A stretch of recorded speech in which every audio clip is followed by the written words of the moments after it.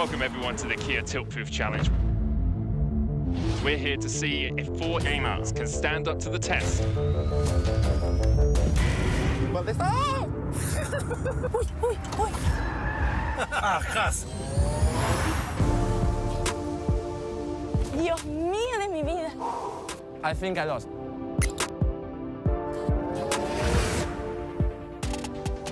I'm so happy that I didn't eat before.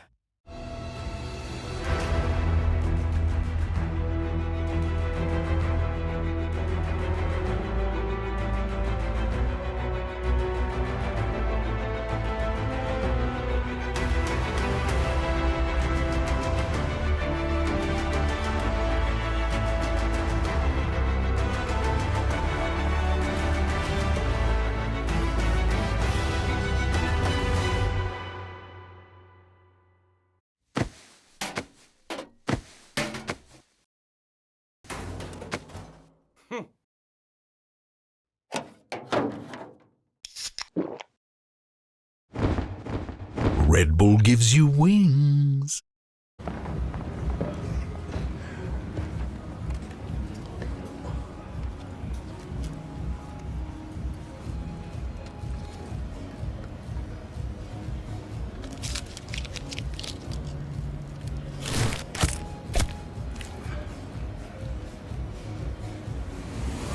Even the biggest champ needs a break. Did anybody see Greg's Kit Kat?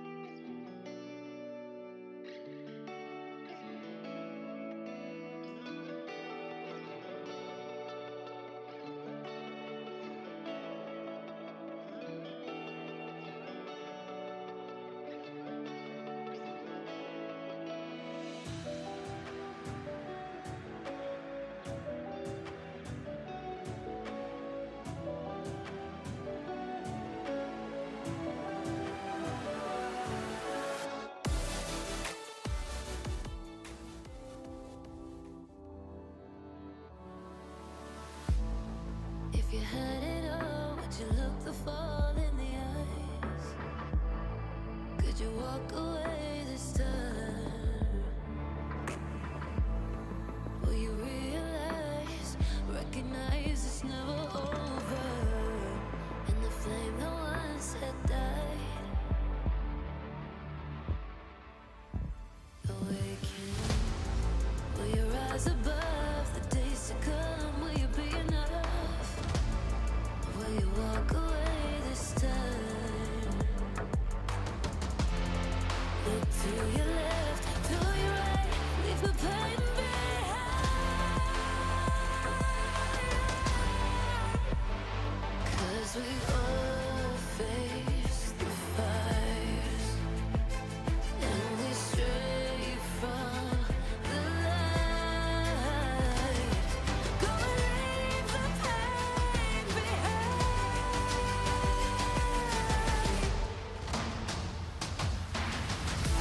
Feel that rush, feel the taste. Can you feel it? Rid the pain. Wash it away and stand again.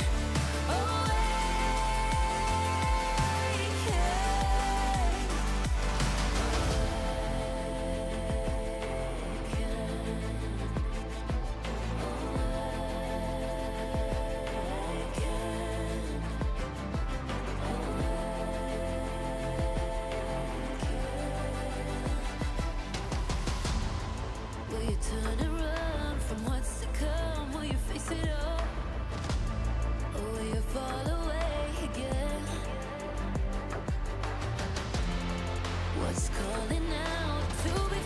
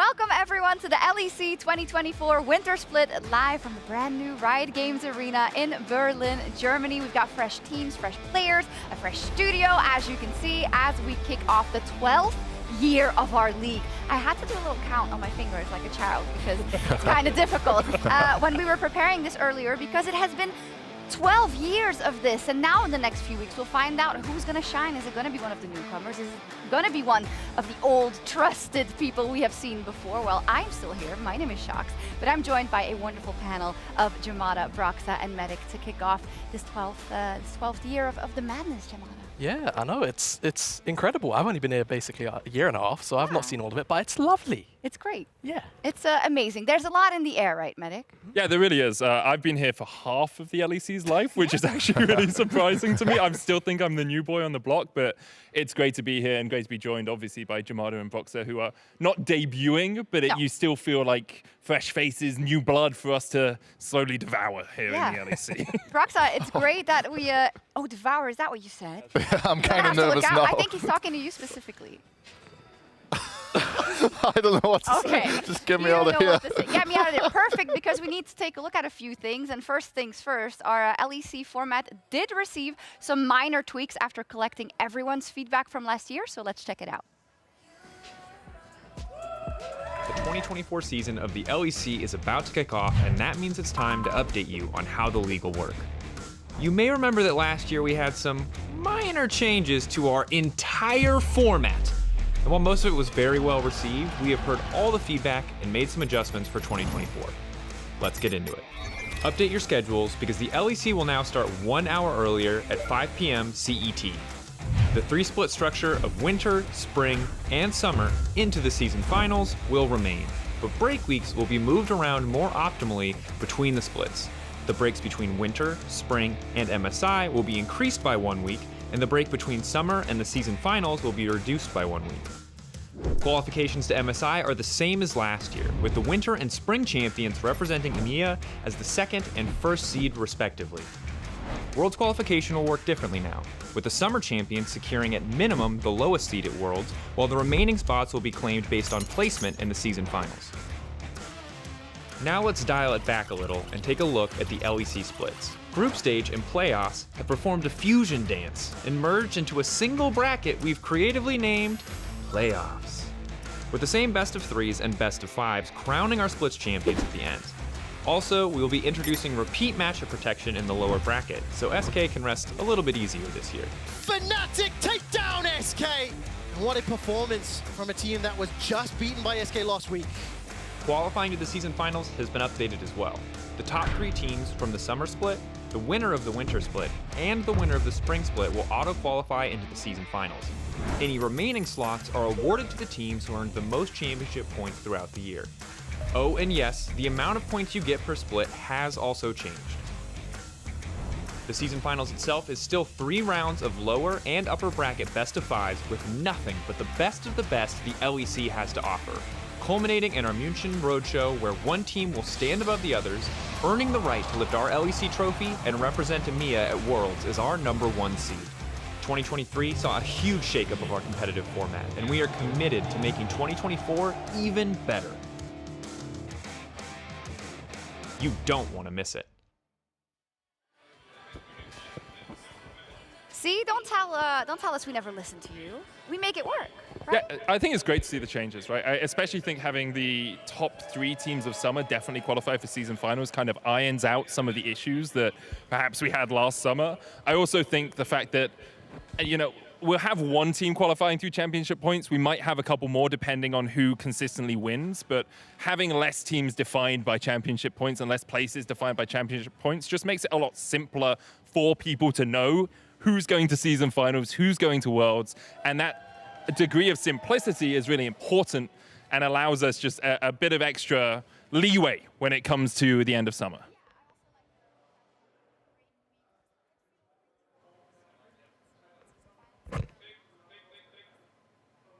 Last year, are generally happy for another year of kind of the same way we organize the splits?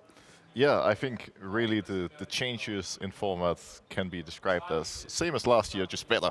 Like it's very similar, but it's improved, and I think we're moving in a great direction. Last year was very different for me as somebody who's also been around the scene for long. It took a bit of getting used to, but by the end of it, I really understood why these changes were made, and it felt like there was so much excitement, so much meaning to each split, which is something that I really appreciate it. Yeah, we need it indeed. And Montpellier was, of course, a great crowning day for that. But, you got to change. You got to keep with it. And the same goes for our players. We do have a lot of rookies once again. So we wanted to take a look at the rookie class of Winter 2024. And Jamada, as per usual, we see that EMEA system, the EMEA Masters, the regional leagues, you see a lot of push and pull from both ways.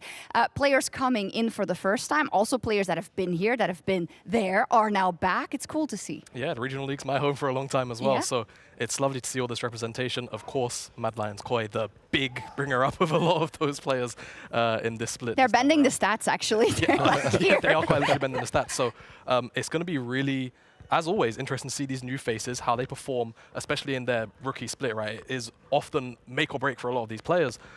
So it's always going to be one of those things where, you look at these rookie players, if they have that fantastic opening split, they could end up kind of just continuing to rise throughout the year. We saw it with Yike last year. Should we get ready? And I think the make or break part is what is really interesting here, because realistically, sure, there's 8 rookies coming in right now, but next year, maybe 3, 4 of them are going to be left, if even that many, because the competition is really ruthless. And we've seen it time and time again, new players coming in, sticking around for a couple of weeks. But if they don't perform under that pressure from the get-go, which is near impossible as a rookie, by the way, then they're out and they might not ever get a chance again. So they got to be in the right mental state to perform from day one. What we were talking about yesterday, Medic also was, I believe it was Finn, that said, yeah, you come in as a mid laner and what? You're supposed to be the next Caps or Perks or whatever. It's so difficult, and it goes for every role. It's so stacked, and sometimes you only get one split.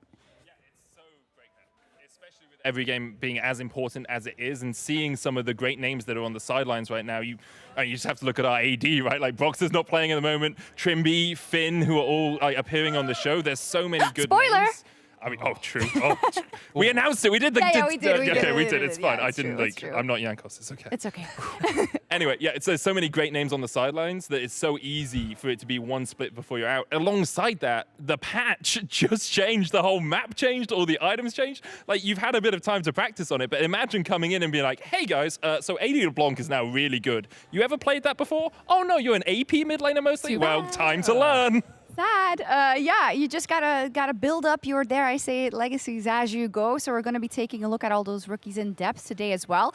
But we wanted to play a little game to talk about some of the player stories that we found most interesting. And we're going to do it via Narrative Watch, because Medic is here. We have a couple of categories, which I think you'll love saying. Do you want to announce the categories? Yeah, of course I do. So these are my favorite 3 words in LEC history. We have Lasting Legacies, Desolate Dynasties, and the Future Kings of the LEC. Explain it a little bit. What are these? What is Lasting Legacy? What is Desolate Dynasty? So Lasting Legacy as a category, the intention was someone that has been in the LEC for a while that is now fully establishing their legacy. We're not looking for people like Caps who've been here for ages, or Hans Sama, someone that everyone knows is great. We're looking for someone that has now risen to the top and can continue. And then we have Desolate Dynasty, which is someone who perhaps is on a bit of a downturn in their career. Someone that this year needs to prove they belong amongst the greats still. And then the last one is Future Kings, mostly rookies I expect to see here, people that we want to see really rise up this year, and we expect to see rising up to the top of the tables. All right, who wants to kick it off and tell me who's going where? Who do you want to talk about? Yamala, who are you dying to talk about? On you. Oh, the pressure is on me. Lasting Legacy, if I recall correctly, I would have put Perks down. Okay, you did it, so not me, so. Oh gosh, I've almost forgotten. Yeah, so for me, Lasting Legacy, Perks, it's also kind of one of those things to me where it's a split where he's had a very long history of success. Last year wasn't great. Now is kind of the time where you want to kind of reinstate yourself with that very, very storied history that he's got behind him. I mean, he's done enough to already have that legacy and that moniker in the LEC for sure. We're going to see how many chapters he can add to that. But I do see Broken Blade there from Broxa and Elyoya from Medic. Elyoya, So I think Elioya has been one of the best junglers in the league for a few years and consistently is there. And this year, I think, is his opportunity to prove that he's like not Jankos level in terms of achievements, but that he can do what perhaps Jankos did last year with Heretics. Jankos took a team that shouldn't have been as good as it was and showed how his leadership and how his control of the game made them, elevated them into something greater than the sum of their parts. Elioya has basically handpicked this team, or has been a key component of how this team has been made. All of those players are people that he knows or has played with before. The coaching staff is in a similar vein. If this year he can elevate that Mad Lions lineup from the bottom of the table, which is where a lot of people think they're likely to be, to something greater than that, I think he cements his legacy in the LEC. Yeah, I think that's a great thing to look at. Broxa, you put Broken Blade, of course, super successful regionally, specifically in the LEC. For me, it's not only about being successful in the past years, because obviously he's found success in both EU and NA, but also someone who's underrated, who could really go the extra mile if we look into the future. And I think many didn't really consider Broken Blade the biggest part of G2's success last year. Even in the offseason, a lot of people were saying maybe they should consider getting a different top laner, because there's always no Western top laners performed at Worlds. But Broken Blade throughout the entire year showed that he has the deepest champion pool, he's the most flexible player, and him being able to lock in Kled, Yone, Karma top, the list goes on, really gave G2 an extra edge. And I'm so happy they decided to stick with what they got, keep growing after difficult Worlds, and really start showing up even more so this year. And interestingly enough, across this lasting legacy, Perks does show up in your other rankings, but it's not in the same category. I think it's in Desolate Dynasty twice for Broxa and for Medic. So that means that for you guys, it's more about redemption and showing that you still got it as opposed to that you had it all along. Yeah, I think it has to be. Like, everyone knows Perks is one of the greats of EU. He was so consistently amazing when he was teamed up with Caps. They were winning title after title after title. But you have to remember, Perks only won one of the 4 titles they won together playing mid lane. The rest of the time he was playing AD carry. The question now is, after a disappointing 2022 and 2023, can Perks start to show he is an international quality mid lane, or at least he can carry a team to internationals? Because he hasn't been to Worlds since 2021. He hasn't been to MSI since, I think, 2019. It's been a long, maybe 2020? Anyway, numbers don't matter. It's been a while. Yeah. It's been a while since Perks was there. He needs to show this year, with his former roster, that he can start to step up and continue his dynasty. Yeah, Upset is You there? agree with me, right, Boxer? Yeah, cool. Yeah, he does. We don't have that much time, so he's going to have to agree with you. Jamada, you got Upset in there? Yeah, so, you know, I was also kind of debating whether or not I'd have Perks in Lasting Legacy because of the history, or actually Desolate Dynasty. I landed on Upset in the end because I feel like last year on the Vitality project, it just didn't really work out. And years previous, Upset had continued to be basically our star AD carry amongst a couple of other names. So now joining KC on another big, I wouldn't quite say super roster project, but another roster with a lot of expectations. This is kind of the pivotal moment you would want to have that kind of redemption arc to start. You're right. It's a great time for him, and maybe it will be for the whole KC roster. So let's take a look at Future Kings and who we have there, if you agreed. Oh, yeah, we have Douglas, Saken, and nobody. I mean, there is someone, but we'll get to it we'll after get these to that guys have later. explained that. Yeah. No, I love seeing Saken there. Broxa, of course. I think so many eyes are on the org in general, and then also on him. I think a lot with the mid expectations is this going to be someone that is going to be a star for years to come in the LEC? Yeah, and the interesting part about Saken is that he's not a rookie because he has played in the LEC before, but last time he played was in 2020 with Vitality, and his win record was 1 win, 11 losses, a complete train wreck, which wasn't even really his fault. He was just in a doomed team. So I'm so happy and grateful that after that he got another shot, and now he's here to hopefully prove that he can compete with the best mid laners in the league. Definitely so. 4 times EU Masters EMEA champion, of course, all eyes on him. And then Douglas is in the category of Future King, which I think will interest a lot of people as to your reasoning. It's a bit of a spicy choice. I could have very easily landed on Saken. I think it's the easy way out. But to me, I always like to keep my eyes on players that I personally covered quite a while ago. And Douglas was a player that came up like 3 or 4 years ago from the Greek region of all places, on Anorthosis, Famagusta. And he really impressed. And then last year in summer, despite Vitality crashing, got brought up for the last 3 games, I think it was, of that summer regular season, and he looked great. So I'm kind of looking forward to see what he can do now with basically a fresh start in the LEC from the beginning of a split. Yeah, it will be nice to see. Medic, you said you had a surprise for us? Well, yeah, well, I was watching a tournament over the off-season, hosted by Solar, who is a German streamer, does casting stuff as well. And I saw a support in that tournament that I actually think is the next future king of the LEC. If we can roll the tape, that would be great. He's just such a good support. And if you listen to the casters as well, they talk about how good he is. It's really sideways, yeah. Okay, nice ult from this Kani. can look good, this can look Shockwave good. only on the Nautilus, this is huge, my this god, is huge. Medic Flowers is getting actually up so 1v9. many. Actually, Medic 1v9. Yeah, Medic is so good. Like, Wow. I'm not even No, joking. this is true. Oh, it's actually How is this guy not challenger? I'm surprised I'm not how is challenger he 2 How is that guy not But challenger? Medic, It's why are you true. playing Nautilus? You're a Rakan one trick. Rakan was banned against me every game. They were so scared. So in this moment you're winning. Did you run it down and lose at the end because you were not playing Rakan? Yes, we did lose that game. Yeah, there we go. However, And that is Got exactly him. why you're here. And you're not on the Rift, unfortunately, in the LEC. You just wait. I'm going to be the first 35-year-old to be on the LEC. Just you wait, Aphil. There is something that we need you for, though, generally, and that is your beautiful golden voice. And maybe put it to use as we are celebrating some new additions to our on-air talent team from this for this split, rather. Can you give our new face a proper introduction? I think I can try that. Introducing a player so good that he named himself and proclaimed himself that he makes every single team better, except for CLG, but we ignore that because that's an A. Having never won a Game 5 in a best of 5, boasting a wide champion pool and an even wider jawline. He's only 17 years old. It's the Flying Finn, although he's from Sweden. It's Finn! Thank you. What an incredible introduction. Oh, that's amazing. Did you like that, walking through the tunnel, hearing your name? Yeah, I felt like I was playing today. Oh, good stuff. Welcome, Finn. Yeah, of course, for people watching, he's not playing today. That's why he's joining us on the talent team. This is super exciting, Finn. Are you excited to cover the league, this split on this side? I'm so excited and nervous. I feel like I'm more nervous than the players are right now, but it's just going to be so fun. Like, with the new patch and all, I think there's so much to talk about. I feel like there's just so much to break down, and I'm excited. Yeah, we've had some good sessions preparing, and I'm really excited about everything you all have to say. But of course, Euphoria is still here as well, and Dracos has a brand new co-host. Let's check it out. It's time to get into the tier list, the main course of this episode. You know, it's the usual. It's S to D tier.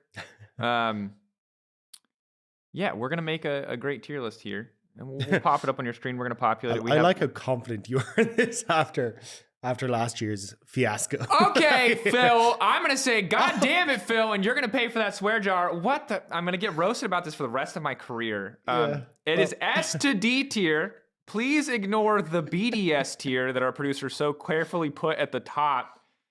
I'm glad it was easily deletable, though, because you could have just made that permanent. So, well played. Yeah, we kind of put BDS tier at the top once upon a time. A little bit.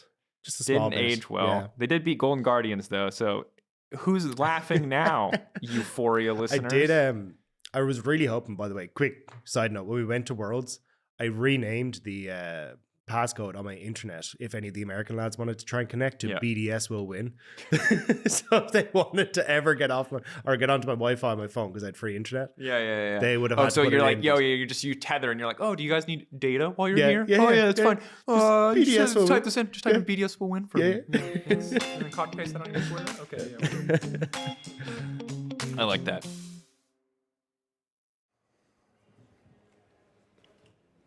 A great duo there for Euphoria this year, Dagda versus Dracos. I hope he gets to hang on to his co-host a little bit longer this time. They did have a final tier list as well, and you can check out the full episode of Euphoria on youtube.com/LEC. Now, we also asked all of our analysts to send in their tier list. So because Finn is the newest face, I think we'll show yours first. So you can tell us about your choices. I haven't seen them, so I wonder how controversial they are. How controversial is yours? I don't think it's that controversial. I think Fnatic and G2 being at the top is expected by most people. What I am hopeful for, though, is Giants X and K-Corp, because I feel like these teams are the most with the most potential to like go reach the top and compete with Fnatic and G2 eventually. We will see what happens in winter. No one knows, but I have a hope that eventually K-Corp and GX will be up there with them. And then it comes to the middle of the pack, and I feel like that's where the Wild West starts. There's just no way to see it clearly. I don't know what you think, Broxa. No way to see clearly, but you still put Mad and Vitality or MDK and Vitality at the bottom. So yeah, I prefer talking about the good people. Okay. I mean, I think Mad and Vitality have a lot to prove.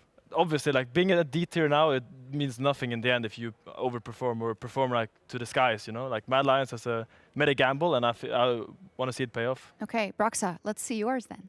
Yeah, one thing that's rather different in mine compared to Finn's is that you may find Carmen Corp a little bit lower. Oof. I think my top 2 and my bottom 2 was pretty locked. I believe G2 is going to finish first, Fnatic second, SK Mad, sorry, but right at the bottom you go. And then there's all the 6 teams in between. And I had a really hard time figuring out where to place each team. I think Heretics has a lot of potential, and I ended up putting them third, because I think they might have a bit of a rough start the first week, but these guys with their lineup and the players who all know each other pretty well from the past and have played with each other across different teams, they're going to synergize well. They're going to have the power of friendship and happiness, veterancy, experience to bring them really far. But again, I think once you move further down again, it's so hard to predict. And everything is just really going to come down to which team gets synergy the fastest, because every year it's complete chaos the first couple of weeks, and we'll see what happens. Yeah, something unexpected always happens. You say it's hard to say, but 2 out of 3 so far have put Matt at the bottom. So, I've got news for you. Yes, Giovanna, tell me about your tier list. You might find Matt at the bottom of my tier list. What's going on, guys? A lot of unproven players in the LEC, I think, right? Yeah, it's mostly that, right? Yeah. It's Elyoya and 4 rookies. Not that no one necessarily believes in the 4 rookies, it's just that the LEC has continued to get more and more competitive, so it is a little bit hard to put your faith immediately behind that lineup, so they do remain down there. I think, for the most part, though, like everyone else, Fnatic, G2, kind of top 2, off the top of my head, because it's not on the screen in front of me. I can also turn behind me, I guess, yeah. Giant X, Heretics, same reasons. Vibes will be immaculate on Heretics. I don't think they're ever going to tilt, and I'm a Giant X believer. I really liked what I saw from Jackie's in some of the in-houses over the off-season. And yeah, I guess I'm probably the only person that doesn't really have as much faith in Carmine Core as the rest of my panel here. I feel like for Winter, I'm not so sure, but I think that's the Carmine Core roster is a roster that I'm expecting to grow into as the year progresses, as opposed to being, you know, out the blocks in Winter. I think for Matt, something that scares me a lot is not only the fact there are 4 rookies, but Elyoya looked bad last year. And if you compare him to someone like Jankos, Jankos was on an objectively worse team, but he looked like the best jungler in the league. And he was able to bring his leadership to make a big difference. And if Elyoya in that team couldn't look like one of the best junglers, I'm not sure how this is going to go. I certainly hope he's improved his leadership, perhaps gotten a little bit of help from the org to really get ready, because there's a lot of pressure on him and he has to play at his absolute best. I like it. A really big mission for him, and we've got our first soundbite thanks to Broxa as well. And after the break, we'll have a closer look at the new season changes. But first, let's check out the latest music video banger by Dracos and Vetti.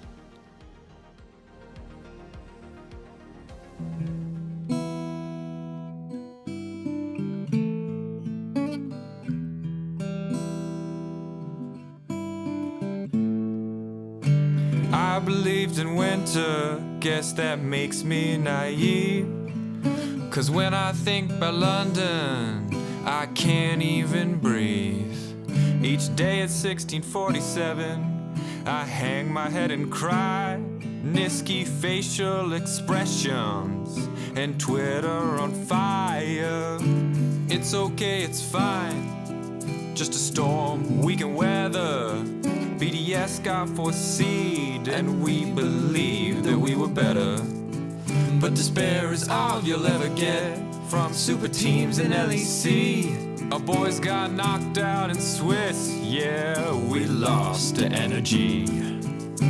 Oh, how are G2 gonna live that down?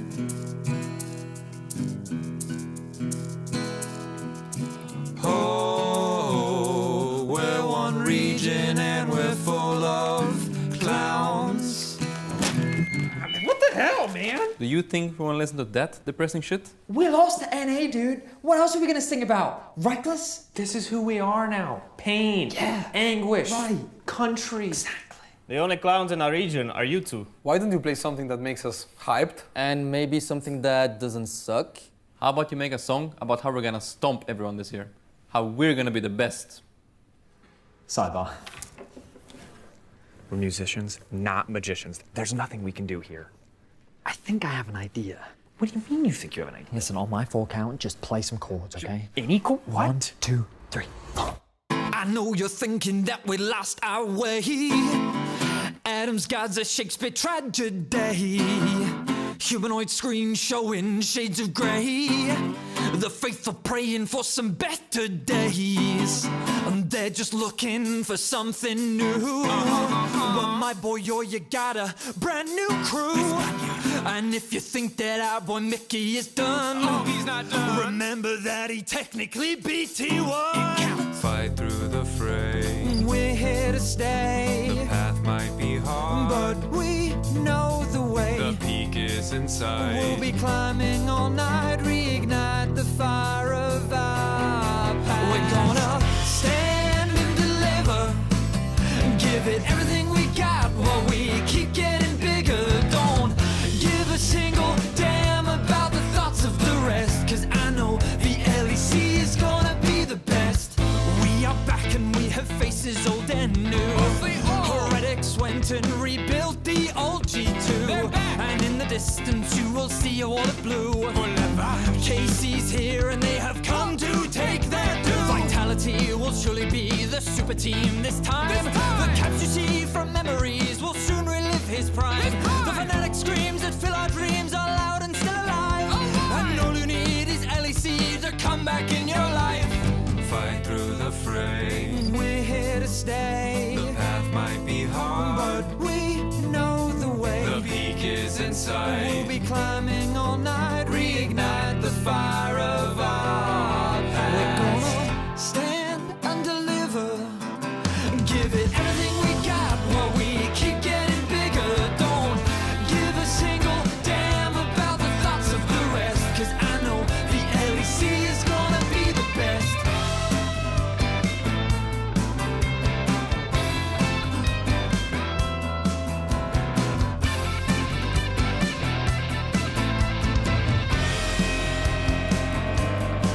We're gonna stand and deliver, give you everything we got while we keep getting bigger. Don't give a single damn about the thoughts of the rest, 'cause I know the LEC is gonna be the best.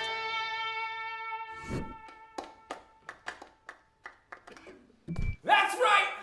Best in the world! We're winning worlds! We're winning MSI! We're winning Battle of the Atlantic whenever they bring that back! There's nothing we can't do! Nothing! Nothing!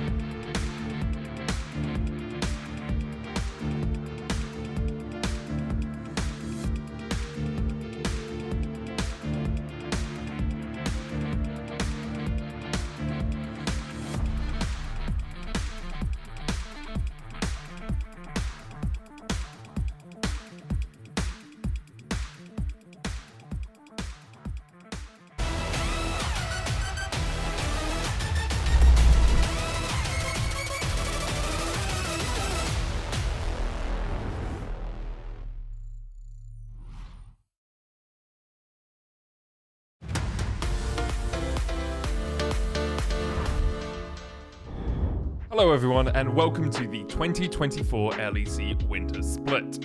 A new season is upon us, and while the LCK's Rule of the Rift event was on 14.1, the LEC will be the first region to play official games on the newest patch. In case you haven't caught all the changes, here's a quick update in the LEC patch rundown. First up, mythic items have been removed, and to fill in the gaps, over 20 new items are offered by the shopkeeper. Stopwatch has also been removed, which should take some playmaking away from non-mages who won't end up building Zhonyas. There's also a brand new set of objectives on the map. 3 void grubs that spawn from minute 5 and respawn once 4 minutes after their first death. For every void grub slain, your team gains a stack, which deals extra damage to towers. If you get to 5 or 6 stacks, you gain extra help from void mites to help you take down structures later in the game. Now you might wonder, well, what about our dear friend Shelly? Fear not, she's still here with a fresh new look.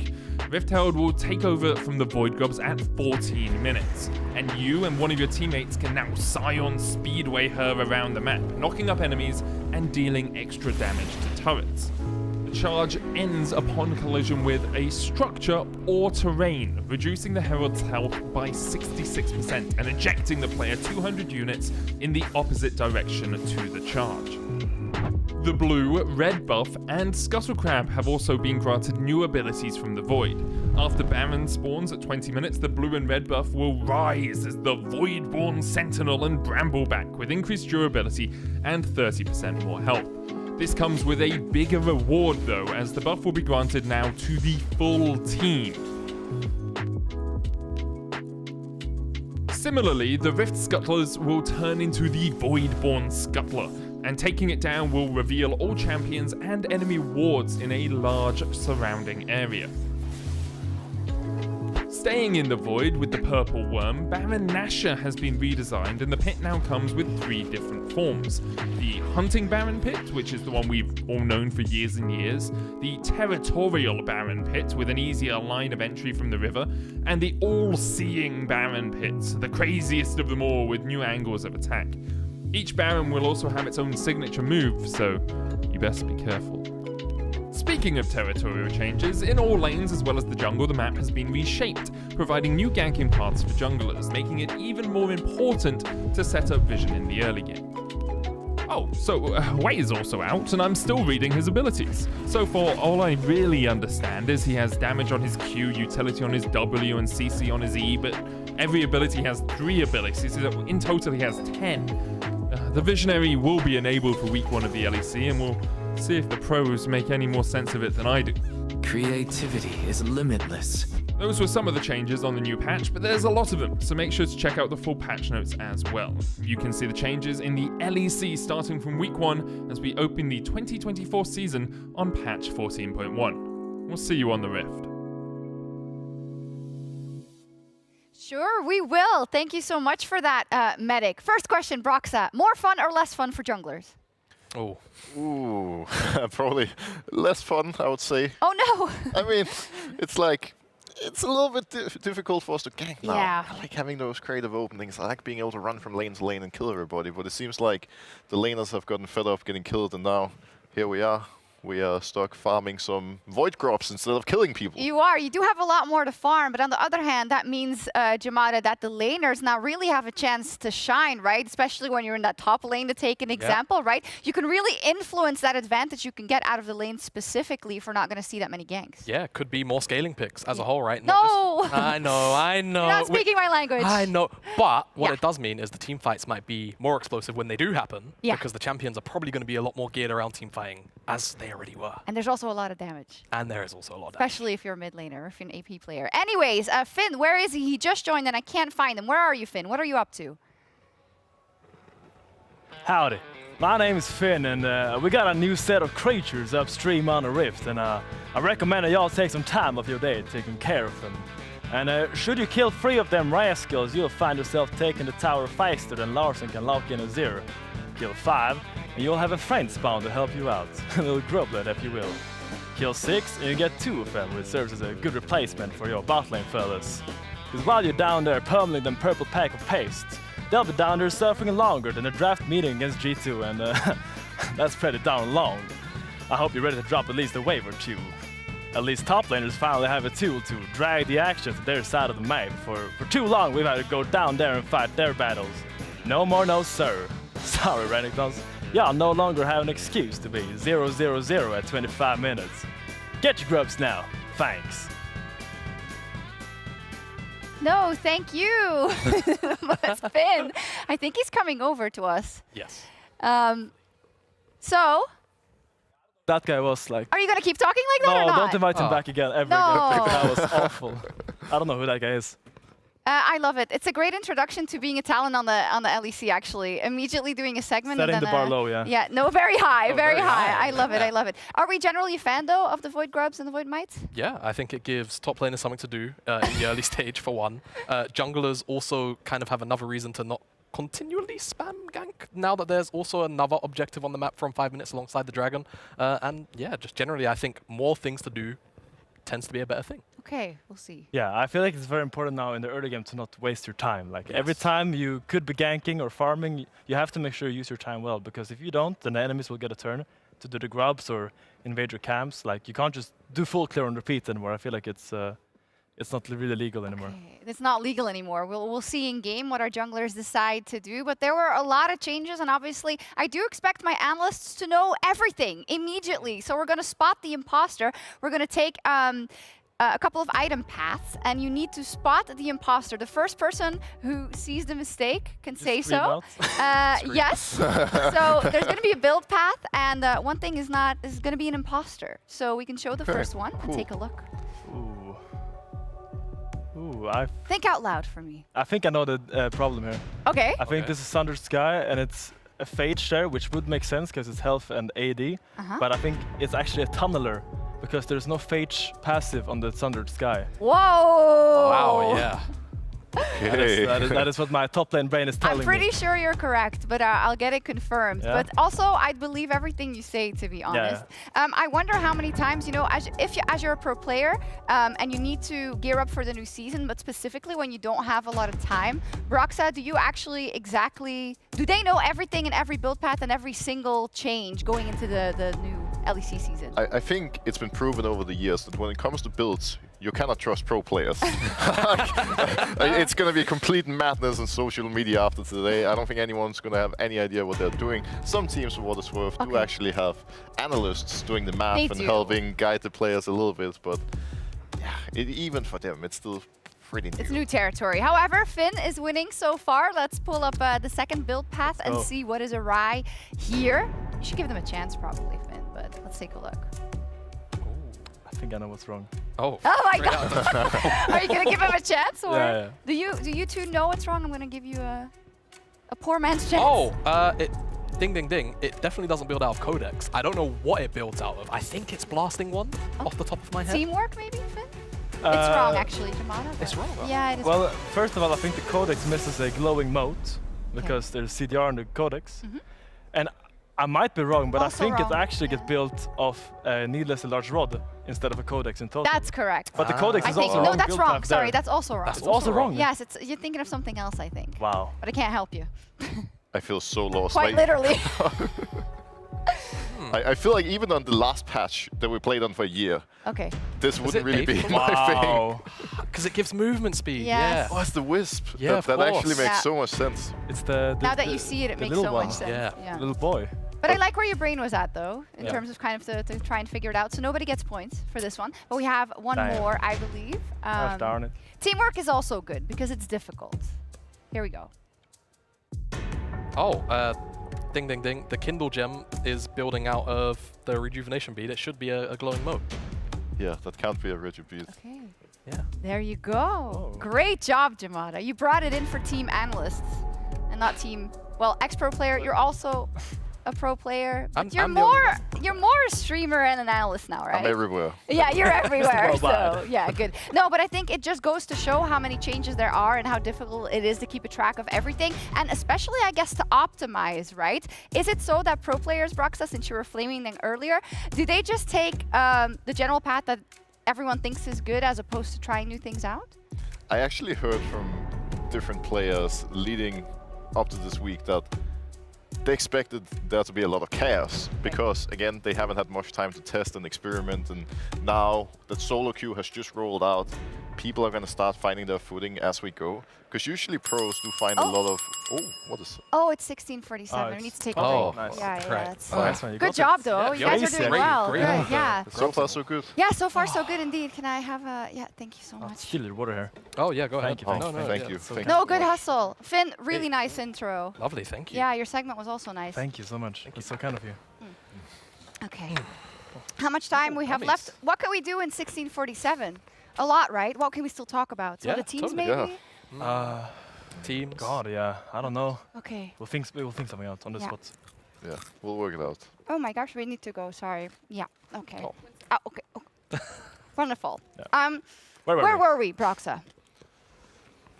Yeah, well, Build paths. build paths, right. So, I think as we go, as solo queue has been played more, the pros are going to start finding their footing, finding the good picks, because now they've just been playing on a little bubble, not in scrims and in houses for a while. Yeah. And yeah, I just expect madness, crazy fighting, lots of kills, and then we'll see. We will. I'm super excited for it. Yeah, what I felt the most is like a pro player will know exactly what his role wants to buy. And then when you interact with any other role in the game, you're like, whoa, what is it doing? What is it doing? Especially support. Like, what are you doing now? Like, what's going why on? does enemy Rakan have a like shield that activates like when you don't hit them, like a crown? It makes no sense. I'm so mad about it, by the way. Like, why does a support get a free Crown of the Shattered King when he's finished? Why not? Item? Because he's like the squishy guy that you should engage on. But if he's tanky when you engage on him, you have no counter. You have to do 2 times. It's typical top It's a lot of laner. hassle. Typical top A lot of laner. hassle. Molding. Let's take a look at today's schedule. We've got 5 games for the coming 3 days, and I'm especially looking at that game 3. We have the debut of KC, and they're going up against Fnatic. Never mind that there's some members who've spent some time on Fnatic that are now on KC, but also the fact, Broxa, that they're finally here. So many years in the making. Yeah, this is the moment countless fans, people around the scene have been waiting for, and they are going hard mode in week 1 because they're playing Fnatic today, they'll be playing G2 as well, and they are really going to be put to the test. I think, I do want to say in advance, even if things go south for them, Fnatic barely made any changes, so I would give them the edge at the very start of the season, but obviously KC, as they start to gel, I would expect them to look really strong. Really strong. We'll see. Indeed, we also have a Spanish derby, which is game 5 today with Mad Lions Koi up versus Heretics Finn. That's also going to be a banger for many reasons. turbo banger. I'm hyped for Mirwin finally getting into the You league. are? I was watching all of his games lately, and I like in the finals, game 1, he just locks in ADR against Cassante. Like, who does that? I just really hope we have a new version of Adam that just comes in and plays his own stuff and doesn't just adapt to the meta like everyone else does. Because so often you see a top laner being in the regional leagues, playing his stuff, doing great, go to LEC, Renekton, Sion, Ornn, Epoop. So I'm really excited to see if he can bring in and keep playing these counter picks and keep putting in the work like he has been doing in the regional leagues. And how do you pronounce it? Mirwin. Mirwin. I We think. I don't know. We're not sure. We're going to have to ask, but we'll see. Can Indeed. we get Mirwin on the desk? No, you can stay on the desk. Don't worry about it. Our teams, though, they have been very busy, not just preparing for the year, but also producing some banger content, especially roster announcements this off-season. And we're going to start off with some of the content we love to watch, BDS.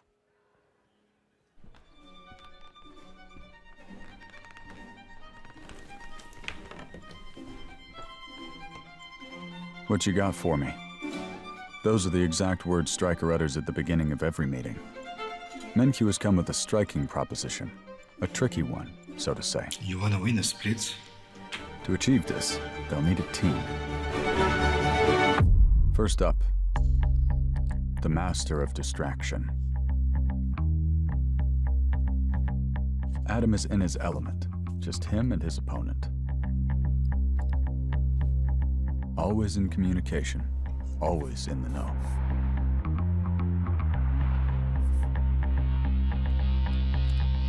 As always, Nuke leads the heist. He knows how to get out of any situation.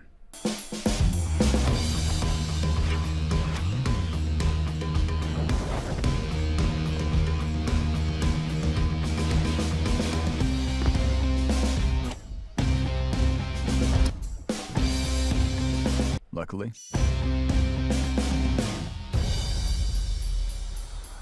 we have the best guy for the job.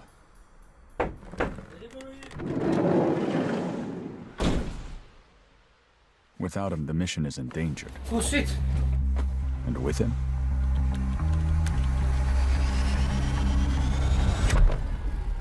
they get the best support.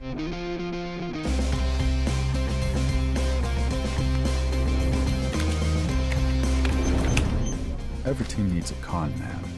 Someone invisible, flexible, and who knows his way around. He's the difference maker.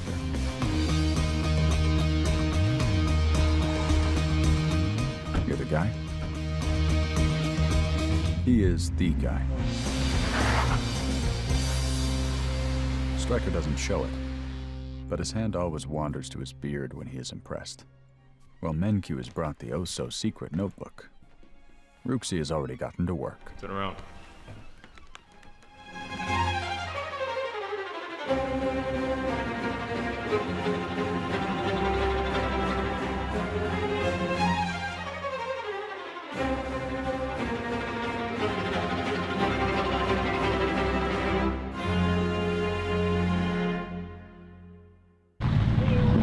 Sick from BDS. They always do something special, and yeah, they did some team intros last year, and looks like they're still doing them. Where'd they get that car? That's what I'm thinking. He's here. I love it. He's finally arrived, and I think we're going to talk about him as well. But generally, BDS is up first, and they're going to be playing G2 in their very first match in 2024. And Jamada, BDS was a team that surprised us on many, many accounts last year. I think results, but also kind of how they captured our hearts. Yeah, just a little bit, right? Whether it be the player intros, like we just saw all of last year, kind of winning over the community to straight up performances. And I think a lot of that just has to do with the personality and a lot of the individual growth that we saw from a couple of individuals. Adam, in particular, I think kind of led that charge as someone who, you know, came in very young a couple of years ago, went away and then came back very, very matured. And again, like you mentioned, really did surprise everyone. Everyone had them at like D tier at the start of the year. Yeah, no, I think what was impressive about BDS last year was their discipline in game. You would always see BDS playing for an early soul point. They would do the dragons, take the steps, set it up properly, be at the Drake 1 minute before, don't let the enemies get there first, and they would do it on repeat, and it would always work. And I feel like a big part behind it was Crowny, like making sure the team was on point, making sure the team was on tempo, and making sure they actually were doing what they were supposed to do. And without him, I wonder how they will operate, if they can keep the fundamentals that they build over the course of the year, or if it will be hard without him. That's the million-dollar question. Broxa, what do you think? Crowny isn't there anymore, Ice is joining the lineup, and what he brought that maybe doesn't meet the eye. Yeah, a lot of people from the outside seem to believe that Crowny was the shot caller, and he probably was, but at the same time, BDS clearly believes that he was part of the problem. That's obvious. He's the only player who's now no longer here, and I'm curious to see what their macro is going to look like, because their macro was pretty solid last year, and if it's now a complete disaster, well, clearly they still need Crowny, and if it's better, then, well, sucks Crowny.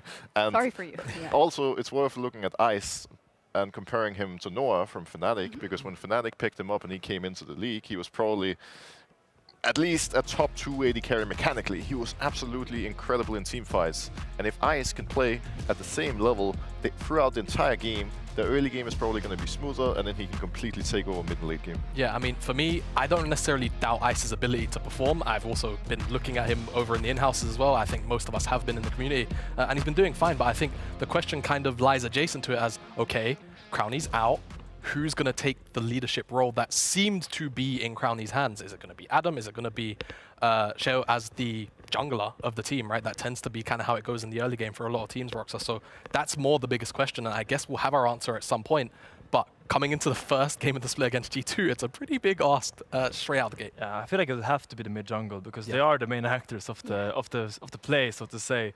Also the support, and that is an unchanged core. They still have the same fundamentals they built, how to play through mid, through jungle, into sides. So it will really have to lean a lot on Nuke and Sheo to smooth eyes into this new atmosphere. Yeah, it's going to be interesting to see specifically because BDS in spring were soaring and they were like everyone surprised, I think, together with SK back then.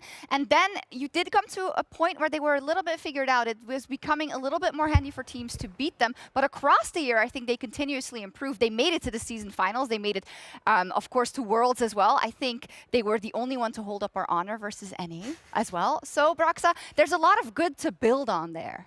I'm mostly curious to see if they continue playing the exact same style. I doubt it's going to change with Adam being in the lineup. I respect the fact that they played the same way and locked in Garen versus JDG at Worlds, because that really shows they fully believe and they're going to stand by it.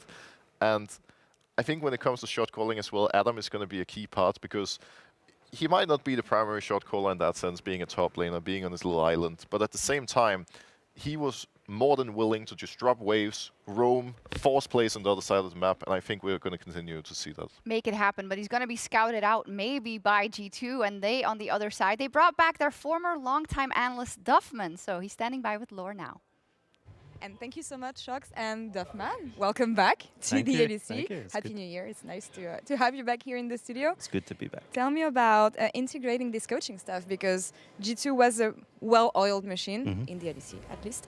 But yeah, how did you implement with the rest of the coaching staff? What is going to be your role, and how happy are you to be back here? Oh, well, I'm really happy to be back. I think one of the things coming out of last year was watching G2 games.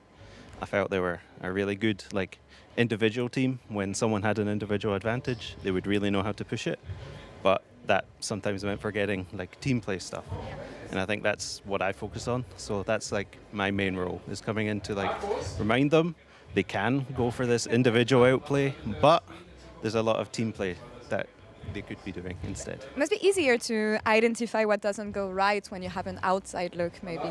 Yeah, I think that's something they were really happy with me coming in, where I can go over old discussions from a different point of view and bring them up again, rather than just them talking about the same thing over and over. Back to where you got the most success, I want to say here with G2, Yeah. I heard from the rest of the team that Mickey actually was the one who requested you. Can you tell me a bit more about this and what it means to you to have this privileged relationship to a player? Yeah, Somebody would request you. yeah, it's a big part of it. After Worlds, me and Mickey went to Japan for a few days. And while we were there, we were just obviously talking about our years, and he was describing problems he was having, in terms of in-game, what he felt they needed to work on, and I'd noticed a lot of stuff. So I showed him what I felt his team could get better at, and he was like, okay, this is good, and he wanted to work with me again. How has it been working so far with the rest of the team as well? It's been really good. Okay. This has been the most fulfilling few months in esports for me so far. I think just coming into, as you said, a well-oiled machine, I'm just finding places I can help without having to force things too much. It just feels really natural. And I do feel like it's quite poetic that you open the season and come back with G2 playing against BDS. Anything you can tell me about this matchup? Yeah, it's a little bit spicy. I do enjoy the fact that they put BDS first, so that gives a little bit of extra motivation. But yeah, it's the first game of the season. It's a bit of a random situation with all the patch stuff, so it's going to be a bit interesting either way. Wishing you the best of luck, Thank you of very course, much. today and the rest of the season. Great to have you back again, Duffman. And Shox, back to you. Thank you so much. So happy to have Duffman back. Of course, part of some of the greatest successes G2 has had in yesteryear. And of course, formerly a part of BDS as well. So let's talk a little bit about G2 and about their year starting in this game. They made a multi-year commitment to this roster. They want to drive it home. They want to keep going and building it, Broxa. So tell me what you saw from them last year and how or what they want to build on that you want to see. I think this is one of the things that has frustrated me the most being in esports, that you always make changes after Worlds. The lineup always gets screwed, there's coaching changes, but this time around, they kept all players, they kept the core of it, and they said, well, we had an amazing year, we were not able to perform at Worlds against the best, so we're going to bring in someone like Duffman to help us get to that level as a team, so we're not only good individually, and I love it. I think coming into the very start of the split, they're going to be the clear favorites because they were amazing regionally. And I'm so excited to see how fast they can grow and where they're going to be at the end of the split. I mean, realistically, the bar is here. Yes. The bar is set very high for G2. They want to win Worlds, and they've made it very, very clear as well. So I think that's what we have to hold them to. and expect this kind of brilliance that we saw almost all of last year, that fluid gameplay that it just works by itself almost, with great individual talent and individual macro as well. Yeah. So I'm really excited to see how they... I think we all are. We know that it works because they're the Scrim World Champions. Oh, yeah. But we just don't know if it's going to work internationally. But the thing is, Jamada, we don't need to think about that for at least like 3 months. Yeah, until MSI rolls around. And I think that's kind of the biggest thing for this G2 roster. A lot of winter, a lot of spring is going to be about trying to sort of reinvent themselves and prepare for that international stage so that they look, like a slightly different version or a more enhanced version, which would perhaps be a little bit more reminiscent of older days where they always had a trick up their sleeve. I feel like perhaps they've lost that a little bit in some of their characteristics, and that could be one avenue that they look to kind of explore. Yeah, we know that they have a really robust system behind it, right, to make it work, and it has worked out really, really well. Someone we're still looking at, of course, is Yike. He was thrown really into the fire from that first week in the LEC Broxa, but I think he amazed many, many people with his development so far. I think Yike is what all of the 8 rookies that just came in want to be, because from the get-go he was impressive, he was confident, he came in as a rookie and got the entire G2 team to play around him in a way that they hadn't ever played around the jungler before. Feels bad for Jankos, but I think ultimately, if that is how good he is in year 1, amazing things are to come in year 2. Yeah, the big question is going to be which teams are going to be able to stand up to them. Now, we had a lot of changes, so we have to believe that someone will, right, in their continued development. But will it be in this first game? Finn, how much chances do you give BDS, knowing, though, that, Adam likes to try things. He has a whole new patch to play around with. It is very wild today. It's wild, if there's going to be an upset, it's today. I'm looking most at the bot lane matchup, because I feel like it's up to Ice, and I think Labrov had a great Worlds, by the way. Labrov, very, very high-level player. I think it's up to the BDS bot lane to try to create a lead down there, because G2's bot lane is their main, it's their main weapon. Like that's where they generate the most wins. It's through their bot lane, just stomping the enemy bot and just translating that to the rest of the map. So I'm excited to see how they match up. Yeah, we'll see indeed, especially with how how things are going to work in bot lane and how much you have to make your own advantages happen. We'll take a look at that, but that's all from us here at the desk. Let's kick off the 2024 season in our brand new studio with BDS versus G2. The first time I played in like a big stadium, that moment kind of just changed my life, because I loved the cheer from when we did like a huge outplay. It was kind of the moment that I decided that, hey, I actually want to go pro. Since then I've been playing LEC.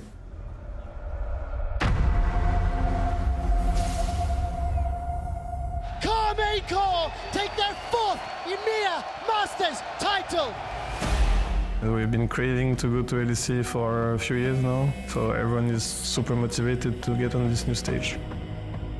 Definitely not been the best years for Europe. We've fallen short very early, last many years. The last vestige of the LEC is white! We usually brought the teams that were in shaky manners to international events, and then we would just crumble under the pressure there.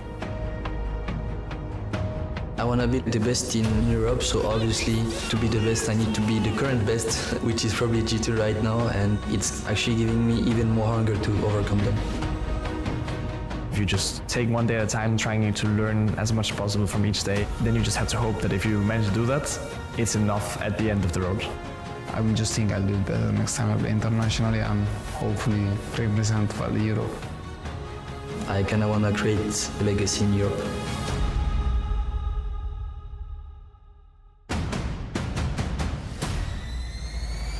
We all sacrifice so much to be here in Berlin playing, living our dream to be a pro player, and the goal is to win LEC obviously, and we are getting closer and closer. Competing against the people who are like you in your field, right? Like I'm competing in video games against the ones who are also the best at video games. So you want to be the best at what you do, whether that's playing video games or playing football. I just kind of like the idea of bringing the team from the 10th place and changing my reputation from the last time I was in my 30. Yeah, just put at the top at the end of summer, and if you don't do that, then it's a failure. If you do, then I'm happy. For me, it's just inherently fun to get better at stuff, to like perfect your craft. Don't really need much motivation besides that. The fact that I can find something that I can do better is the thing that motivates me the most, because I don't feel like I ever reached a point where I could say I play perfect. So if anything, I just put more pressure on myself to just push through preparing for every individual patch, making sure we are as strong as possible each week, become the best possible version of yourself. It requires a lot of precision, it requires a lot of effort, but I believe that we can reach it this year.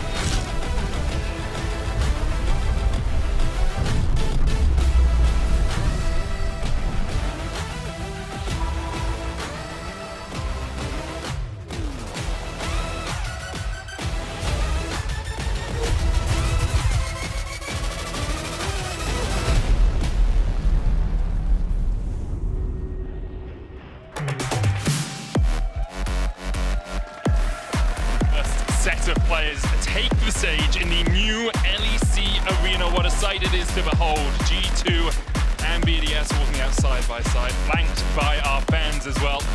Always an amazing experience to get to be here at the start of something new, Veli. It's crazy to see the revamp. We have a full house today. We're going to be getting straight into a brand new patch. And what better way to do it with some fantastic composition here on the brand new LEC stage. Yeah, it's so sick. We've got a bigger screen at the top. We've got space on the bottom to show off cool graphics. I've heard we've got some good ones. And we'll see how everything breaks down. A lot of exciting surprises in store for you. The G2 fans already in loud voice, as are the Carmine Core fans. Unsurprising there, I must say. Great energy that they're bringing here to the arena. You can hear the energy in the arena today. A lot of excitement, a lot of people happy to be back. But without further ado, without any hesitation, we're going to be jumping straight into the draft. BDS going to be showing that respect over towards Hans Sama. The tried and true Draven going to be taken away, along with the Caitlyn from the side of G2. For a brief moment there, Eddie, we were in the past. It said 13.24 at the bottom, and I thought all of my prep was for naught. But we are on patch 14.1, not hotfixed, which means I do expect, as you say, we will see that Aphelios come through. Draven, Belveth, Caitlyn, and Ashe removed to kick us off. The funniest thing about that hotfix is all of the pros are like, we know what's OP now. So we'll see what they brought to us today. The LeBlanc. We've been hearing rumbles about this AD LeBlanc top with all these Energizer items. We're not going to be seeing that today. That respect being shown over towards G2. Ashe now being taken away from the pool. The cheeky hover of the Darius, but the Kalista first pick. We know how powerful she's suddenly become on the new patch. I mean, she's really strong, but with Aphelios open, I'm a little bit surprised that Ice didn't go back to his tried and true, his most played champion across the course of his career. Instead, Kalista gives you that bot lane pressure, and there's the Aphelios locked in for G2 alongside Nico. We expect for Caps, although I have heard a few rumors that Nico's support is starting to rear her head. Well, with G2, I will hold my breath until we see all 5 champions, and even then we're still likely going to be guessing. But yes, we'll see what this Aphelios can do, but a lot of the item changes really benefited the Kalista. She's gained a lot of power right now, but we'll talk more about that when we actually get into game share. We're going to be locking in Nocturne. Will we see that paired up with the Orianna? Or will we see Nuke going towards something a little bit more deadly? And that we will. The Akali locked in. I'm a big fan of Akali on the new patch. Storm Surge is something we're going to be seeing a lot of, and I absolutely love the new item as an avid Akali player. It gives you a lot of threat, but already we can see a lot of early game power and a lot of dive threat coming out from the side of BDS, whereas G2 picking up things that we saw a lot of at the World Championship. Renata coming out for Mickey in the bot side of the map, so a very powerful 2v2 bot side of the map for G2. Renata just gives Aphelios the safety that he needs, the ability to disengage with the handshake, and of course the hostile takeover adds that layer of protection. Nocturne, unsurprising that he's been picked up this early. If you don't know, the experimental Hexplate plus Titanic Hydro combo is making its way through solo queue. It's running rampant, and Nocturne thrives with that extra ultimate haste alongside the movement speed to make sure he latches on with his fear at the end of the ult charge. I wouldn't be surprised to see the Nautilus banned away by G2 here. We know that Nautilus Kalista is a very powerful bot lane 2 versus 2, with the Blitzcrank already taken away. a champion that they have to be cautious of. Of course, Renata can still do very well into the Nautilus, something that last year we saw picked into it very much. But I wonder how the bot lane matchups have shifted with all of the different itemization that supports have now, with a lot more access to gold, early itemization. I've been playing against a few Nautiluses recently that are very difficult to kill. They're really hard to kill. But it's going to be the bar taken away. So we'll see if something like the Nautilus is locked in or if something else. But you imagine a melee engaged support to complement the Kalista to give you that aggressive 2 versus 2, along with something to follow up on the Nocturne dive. Could also look for something like the Pike if you really wanted, alongside the Kalista. Does give you a lot of a backline threat, which the Nautilus, the Nocturne and Akali are already providing. But yeah, as you say, Celestial opposition. If any tank support builds that, it's basically impossible to kill them for a while. They have a crown passive for themselves. G2 now, though, looking towards their top and probably their jungle. The Vi going to be locked in first here for Yike with Belveth banned. Vi still very powerful, gives you a good lockdown. And where will BDS go for support? Pike, it seems, might be the lock for Labrov. Talked about it. Labrov, we heard Finn talk about it on the desk. A really impressive performance at last year's World Championship. While BDS did fall short to D plus Kia in the Swiss stage, they still overall had a positive, I think, to the surprise of many. They beat NA. Yeah, they did what G2 could not do. That they did. And they defeated the North American menace. G2 obviously getting knocked out by, well, not knocked out by NRG, but losing to NRG and not making it through to the quarterfinals. There's the Pike. Now we are just looking towards top for BDS. Will it be gods for Adam? Or will he go to a tank, which has been shown to be very powerful? Renekton.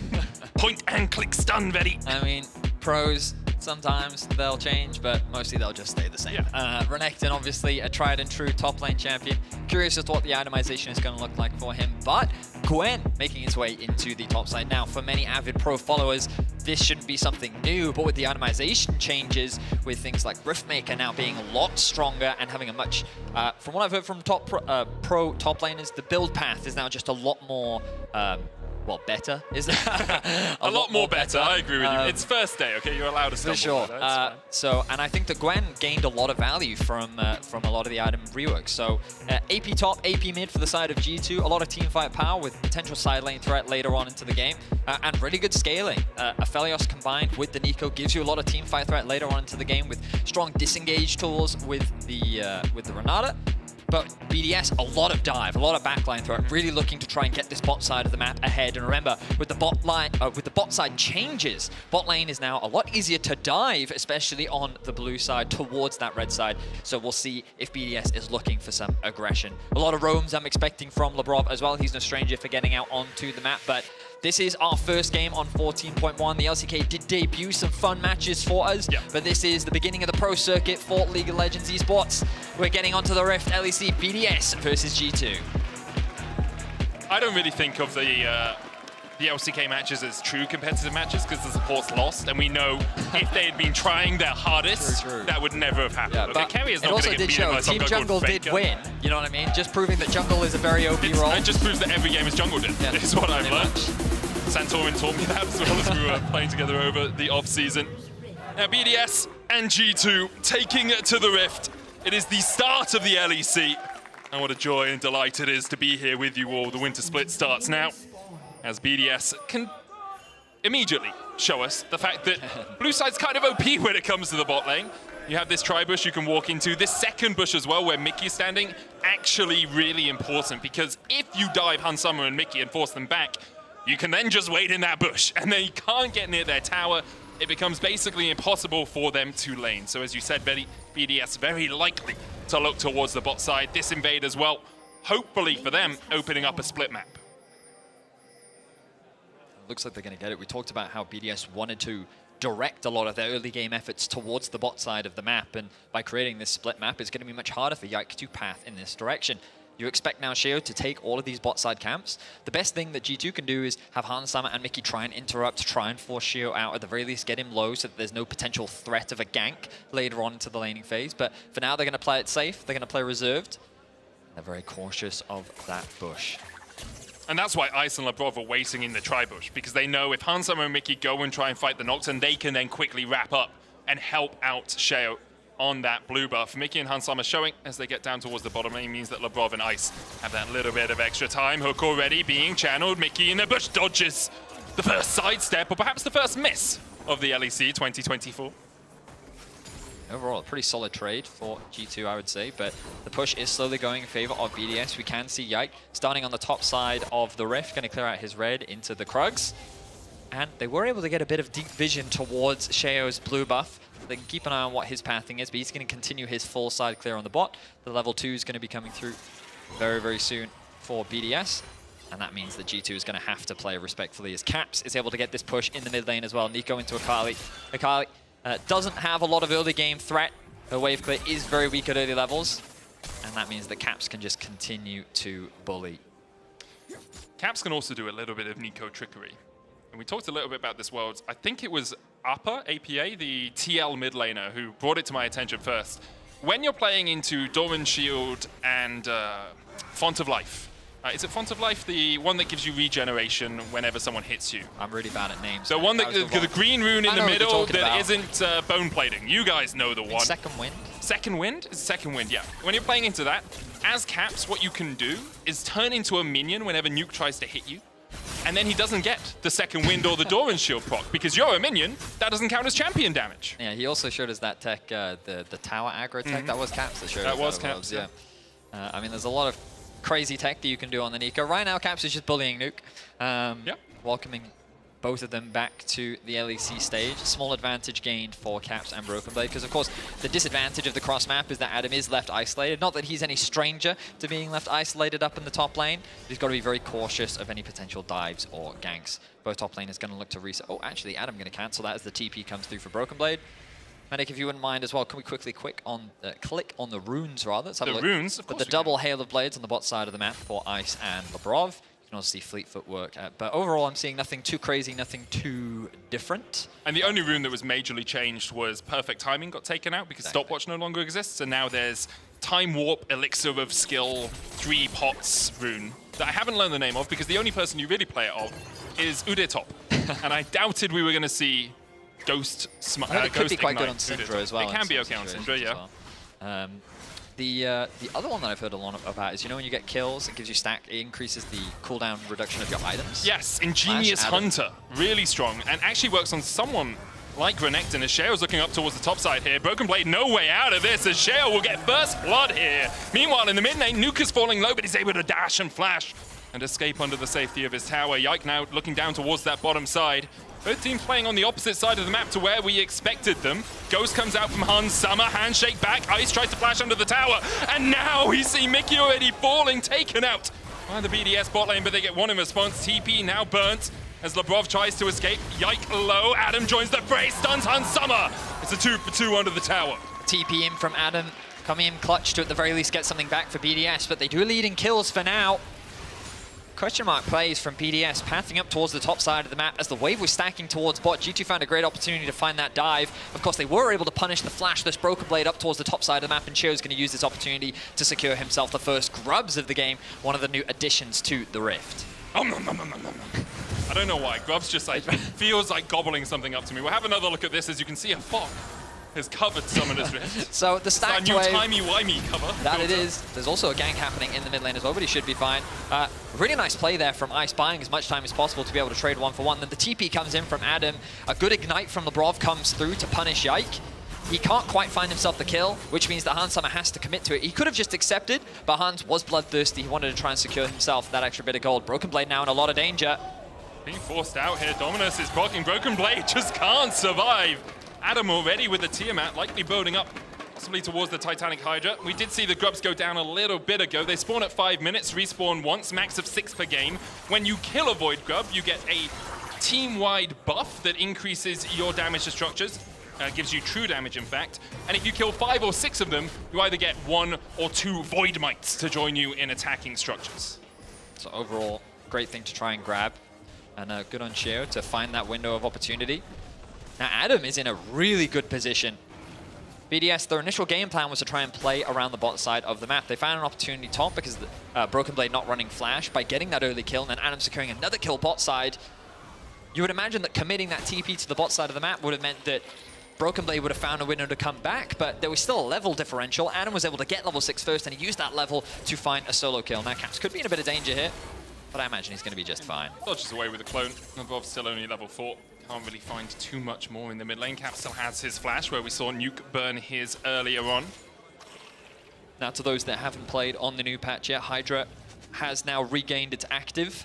Right, so there's I always call it Propane Hydra. Profane Hydra, which has the active. Yeah. Tiamat also has the active. Yeah. Ravenous, they all have the... Yes, you were correct. Yeah. But there's multiple Hydras now. Yes. You know? But I just want to remind the viewers that you now have to press a button. Like the good old days, if you played before, for those really old school fans, the Brutalizer is back as well. Mickey gets hooked. Paranoia is available for Sheo. Doesn't go in yet, perhaps hoping Hans Summer and Mickey will overextend. They decide against it. Smart move. The wave is pushing in though. Hans has good guns for a fight if one was to erupt. There's the Paranoia. They look for Hans Summer. With the Severum and the Crescendum, he's still pulled back. The bailout won't be enough to save him as BDS now 2,000 gold ahead. Great play there from BDS. Once Sheo got the level 6, immediately he looks towards bot lane. They know that there's no summoners on Hans Summer, and they make the kill look easy. Wait for the fear to connect. The hook from LeBrov comes through, and they find themselves a really important kill onto Ice. He now finds himself at 2-1-1, and BDS off to a fantastic start against G2. That's a flyover start. You can see G2 are going to be able to pick up this Drake. Not too much changed in terms of dragons. You can see the pit is slightly different. An elongated wall on the red side makes it slightly harder for them to enter, but the only Drake, the only soul at least, that has changed is the Infernal. As the first dragon goes down. I mean, overall, 8.5 minutes in, BDS looking great. Yeah. You know, like, it's at the start of the season where teams are really trying to figure out their form, their approach to the game, that you'll see a lot of surprising performances, but to come in game one with what is a very aggressive comp, right? You need to try and get ahead early. It's very much about using that early game power to build into a strong mid game and then snowballing from there. And they're doing just that. They're finding advantages top. You can leave Adam on an island now. Broken Blade is going to take a very long time before he can really duel. In the bot lane, 2 versus 2, LeBrov is getting very feisty. Yeah, Ice going forward. They do have the Fates call for Ice here as Mickey levels up. And Ice doesn't fate call LeBrov out of it. Yike now coming down. Ice realizes he's not in the best of spots. Yike could burn the flash, doesn't need it for the cease and desist, and he batters Ice down. Ice dodges away. But Yike's still able to pick up the kill. A misplay from the BDS bot lane, punished by G2. Good to see that Caster Curse is still in full effect, just as I'm praising the way in which... Took us 9.5 minutes to get that one in. BDS, they were off to such a strong start, and then they just... Is it fair to say that they misplayed? I mean, like, one more auto from Ice would have been enough, but I think they thought that the Ignite would be enough to kill Mickey. Then he gets the level up to 6. The good news for BDS, though... Ready. Come on.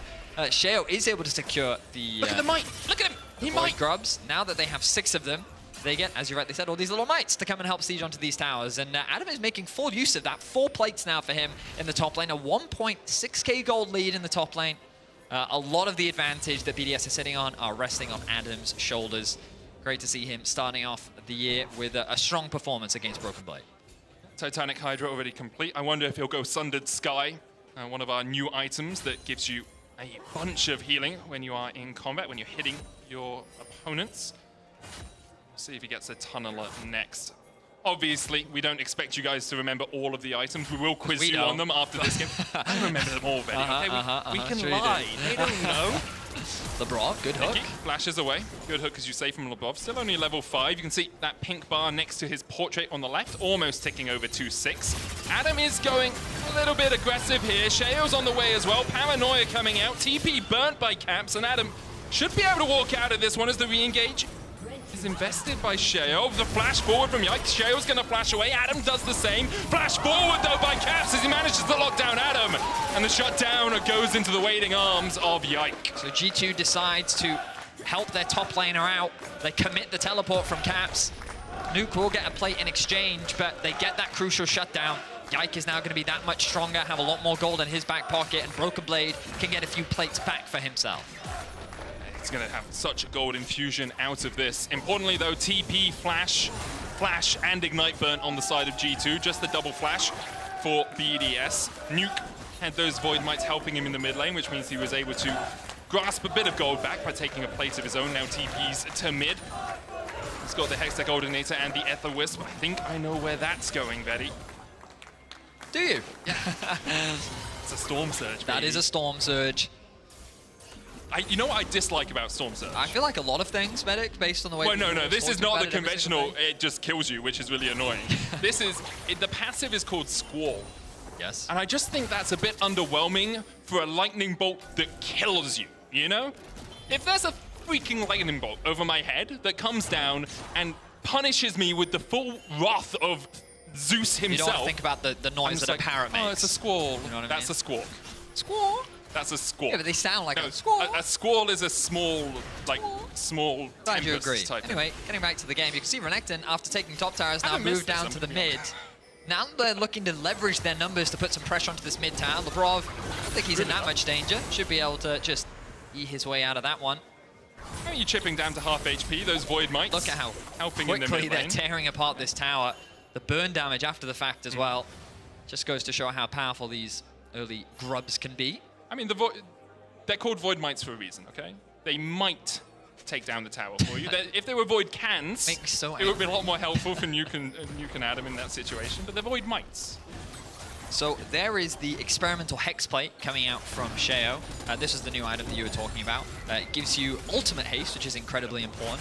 It basically just means the Nocturne can be a lot more active on the map much earlier. Usually it's around level 11 that old Nocturne really had the lower cooldown ultimate, which meant that he could, start ganking a lot more. But now you have access to that earlier lower cooldown that much earlier into the game. So you can see the build path on your screen. It's called the Tunneler. I keep calling it the Driller. I've heard other people call it the Burrower. It's all we know is it reminds us of that guy from The Incredibles. Yeah, at the end. The Underminer. It's gonna get you. I think importantly for Nocturne as well, it's not just the fact that you get the ultimate haste, it's the fact that you get attack speed and bonus movement speed after you cast your own as well. It's very valuable. When you land on someone with your ultimate, they basically can't get away from your fear. Even if they flash, often you can chase It's everything that Nocturne could want, basically. Exactly. Now, G2 on the second dragon of the game. They are going to secure it. BDS, very late to contest, but they're committing the TP. Adam looking for that dominance. There's the Paranoia in as well. They've already managed to pull back Mickey, and he might just be sacrificed here by G2. Mickey falls. BDS get 1 kill in response, but they burnt a lot to do so. But they now have a number of members that can be used to pressure both the bot and mid tower, interrupting these backs as well with really great vision from BDS, having full insight on what G2 is up to, means that they should be able to get this tower uncontested. Broken Blade is going to cross map on the top side, which means that it overall will be a dragon and a tower for G2, but a kill, and hopefully for BDS, they're able to secure this mid tower. I mean, they have Demolish on Adam, they have the Void Mites, they've become their final form. They're Void Cans. And they will be taken. That joke amuses me way more than it should do as Caps looks for the damage here. Handshake back once again, Labrov pulled away. Engage doesn't really find its mark from BDS. And Ice is given some free time with this bot lane tower. Currently 2 towers to 1 in favor of BDS, looking to make it 3. You can see Caps working his way down through that bot side jungle, but should be relatively easy for BDS to take that because G2 have invested their time in making sure they take the Rift Herald. Now, there's 2 possible reasons for this. One, they might be trying to win the game and they want to take towers with it. Secondly, they might just want a rider. True. Okay, they might just want to go zoomy, zoomy, zoomy, Crash Bandicoot racing around the map. They might be trying for a new Rainbow Road speedrun, Betty. They might be the best Max Verstappen you've ever seen. These are the possibilities. I'm thinking the latter because it's G2. Right. But the former is very possible. Well, yes, and now that you've proposed those, we'll take those under consultation. Okay. And we'll evaluate later on into the game. Small fun fact for those, again, who haven't really been as familiar with the patch. Once the second dragon is dead, the blue and red buff will change so that they can be shared with one ally. Pretty much what the old blue and red buff would happen when you completed your jungle item. And then past 20 minutes, once you kill the blue or red, that buff will go to your entire team, but it will no longer transfer upon death. Yep. So a couple changes there, and we'll keep track of those. We'll just notice that the red buff was handed over to Broken Blade. But overall, BDS still in a very strong map position, even though they haven't been able to get themselves many objectives. One of the things that you want to try and leverage with this composition is with the power that you have on the bot side of the map. You want to be fighting around these early dragons, things like the Herald. You want to be using these objectives to actually skirmish and build up those kill leads, build up that gold lead. Now, they do still have a gold lead because they have a pretty significant tower advantage, but the gap that exists between them is kind of the question mark that you have to ask. does BDS feel strong enough compared to G2 at this point in the game? I'd say that they're in a very good position with the Storm Surge being completed. Renekton very close to his second core item, and you can see that the 3 highest gold earners all on the side of BDS. So they're in a great spot right now. They just need to keep this pressure up against G2, and I imagine that will be around the next dragon that spawns in about 2 minutes' time. I think you can't really give over the third Drake, especially when it's a Hex-Tech Drake. Hex so powerful on so many of the members of G2, Gwen and Aphelios especially, you know, people that like to auto-attack, can use it incredibly effectively. It looks like Nuke and Caps are matching up down towards this bottom side. Mickey making his way across as well, but G2 have really good vision. As BDS were looking for something, you have to be able to ward relatively deep against the Nocturne because otherwise the Paranoia can close the gap very quickly. But G2 have done that really well. Labrov is going to try and clear out some of this vision, but he's stepping into darkness, and even on someone like Pyke, it can be a little bit risky when you're playing into a Renata or a Vi who have that hard CC to know that you're going to be able to get out. I will give credit to BDS. They're not letting G2 on their side of the map. They just have full control over the river. If the observers can highlight what G2 see right now, you'll see that right now they have a bit of information around the entrances around isn't the top G2C side. just heretics? So annoying. But the BDS have done a great job of just controlling the river and mitigating how far into their side of the map G2 can go. So they're kind of putting a lot of pressure on G2 and forcing them to play a lot more cautiously, constantly giving BDS this extra push, along with the towers helping them as well. Dragon spawning went at 45 seconds, and I expect to see, Labrov going to go back to base, replenish that stock of wards, and then make his way back out onto the map and start to make some stuff happen towards this dragon. And this was where BDS were good last year as well. Oh, Their early game tended to be relatively solid. Through the early portions of the mid game, they'd get vision control, they'd force the enemies back, but it was usually mid game into late game that they would struggle. The question is, will they be able to manage team fights better than they were able to in 2023? Or will we see G2 just do what G2 have done many times over the last few years, which is fall into a deficit and still manage to win the game through better coordination across their 5 members? I think they'll try to wait for Hans Summer to get his second item, still only sitting on a Storm Raider right now. Infinity Edge often is where you look second on Aphelios if you're not going just for lethality, which you can do on the current patch. We'll see. Right, gonna be started, and G2 gonna leave it uncontested. This is the smart decision for G2. There's no reason for them to fight, what we talked about earlier. BDS want to fight early to mid-game. They're looking for these skirmishes. They're looking for these 5v5s, especially around these 1-2 items. Renekton now with the Sundered Sky completed as well. He's very powerful in the top lane. Broken Blade needs to be careful here. But he knows he has the support from Yike, so he's feeling confident to push. Labrov gonna go for a bit of a trade. Ice is here to assist, but he's gonna play it safe. And all right, so G2... Bit of a vanilla play there from Ice. They're gonna... Is this just what you did in the off-season? You just wrote a book of how can I make... Now the Freak's gone, there's a void. Yeah, you know exactly. I mean? And I do quickly want to look at the runes. I didn't see earlier. Did you see if Adam was running Ingenious? Oh, he's not. He's not running Domination Tree. Okay. Yeah. Because you did mention it, and I hadn't checked. I didn't know if you checked, so...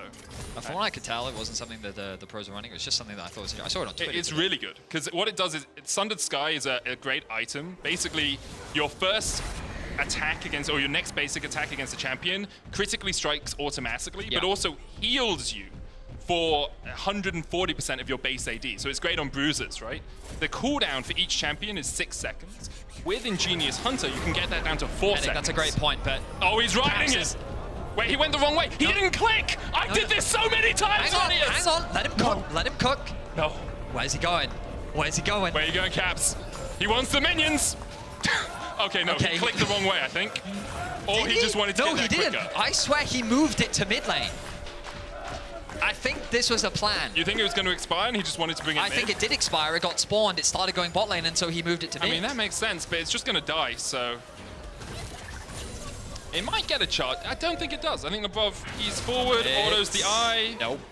And it dies. All right, so Caps just went for a zoomies, I guess. I will say, at least the first 3 times I spawned in a Herald on this patch, I took it the wrong direction, because you have to click the direction you want to go. The arrow comes out, and I was like, I'll just point it where I want to go. And then I'd be running backwards like some sort of coward. I got flamed by Dracos and by Dagda. And Dagda flaming you is a big deal. I have to assume that Caps has done it enough times.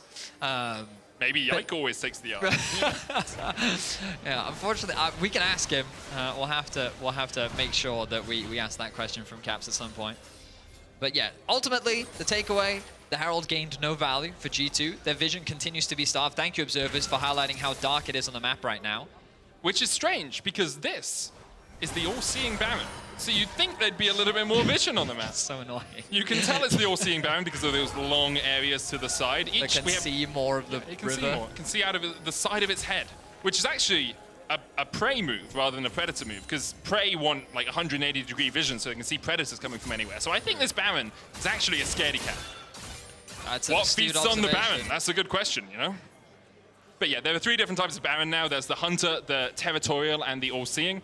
This one's the All-Seeing. You have those elongated passages at the side, which means controlling vision around here is actually a lot harder because you can't just put a control ward in the middle. Look at how many wards he's cleared out. He's got all those zombie wards left. He's almost at 100 vision score, only 22 minutes into the game. And Umbral, still a really strong item. The Blood Song now complete on Labrov as well. Has been for a little bit of time. Really good on champions like Pyke especially. I have heard rumors about it being built on 80 carries. If we go back to double support item meta, I'm gonna cry. Yeah, I think the only reason it hasn't happened is just because of how close we are to the patch. Yeah, people discovered it like 2 days ago. Yeah, and pros are a little hesitant to try it, but I'm pretty sure it's coming.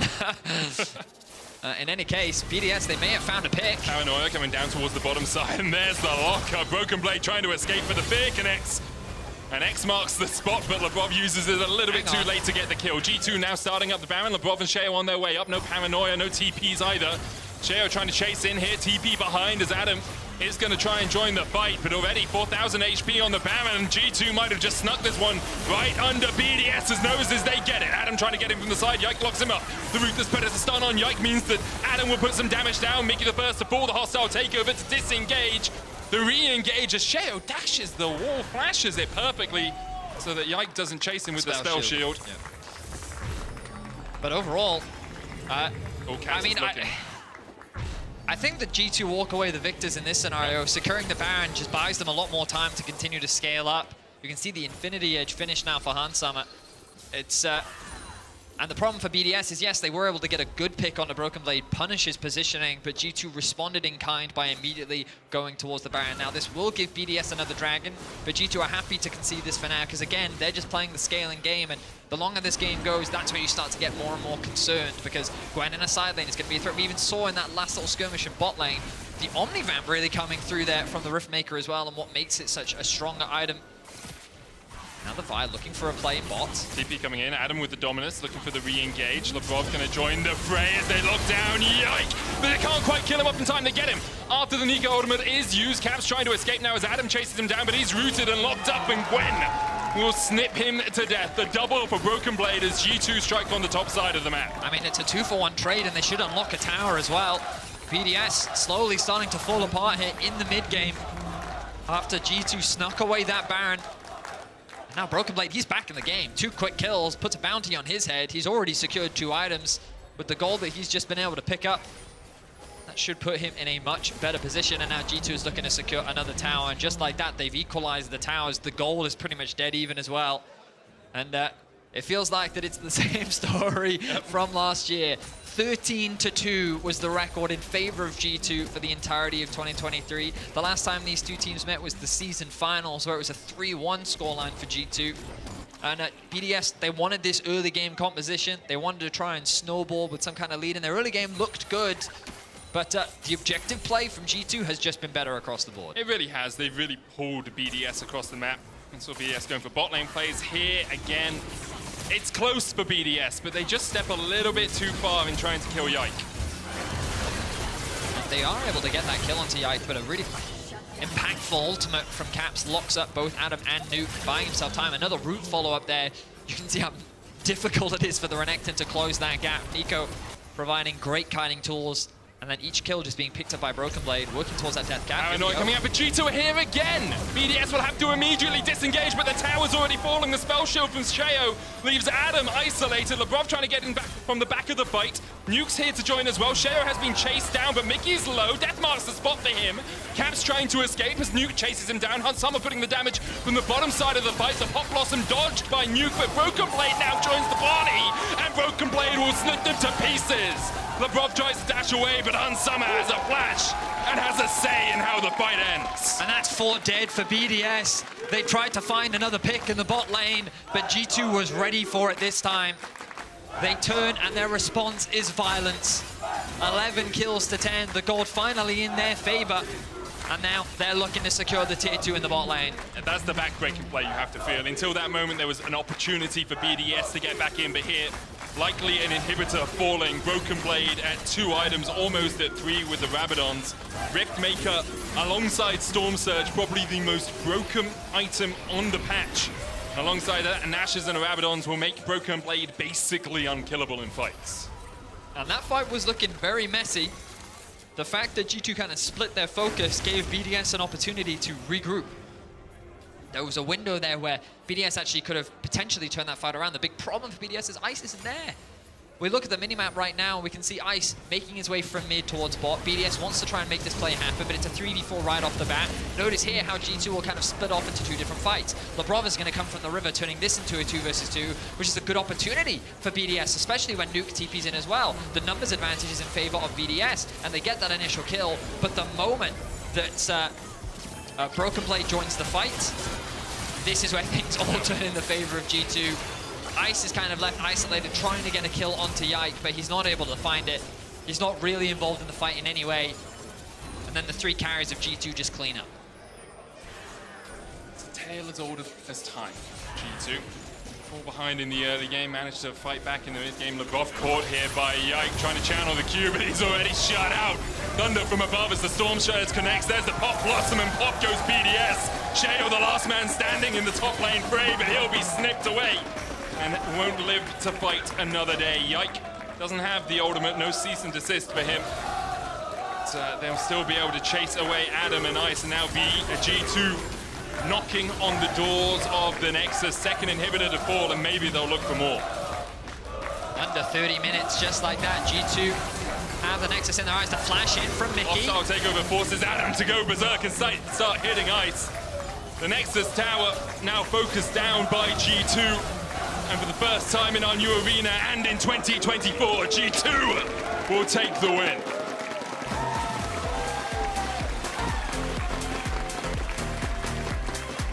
The early game looked very promising for BDS. The top side of the map was going heavily in the favor of Adam, even securing himself a solo kill. They were able to find some good ganks on the bot side of the map, setting up Ice for success. But it was just around these objectives. They lost the first 2 dragons, which meant that they didn't really have any objective to kind of force G2 to come into.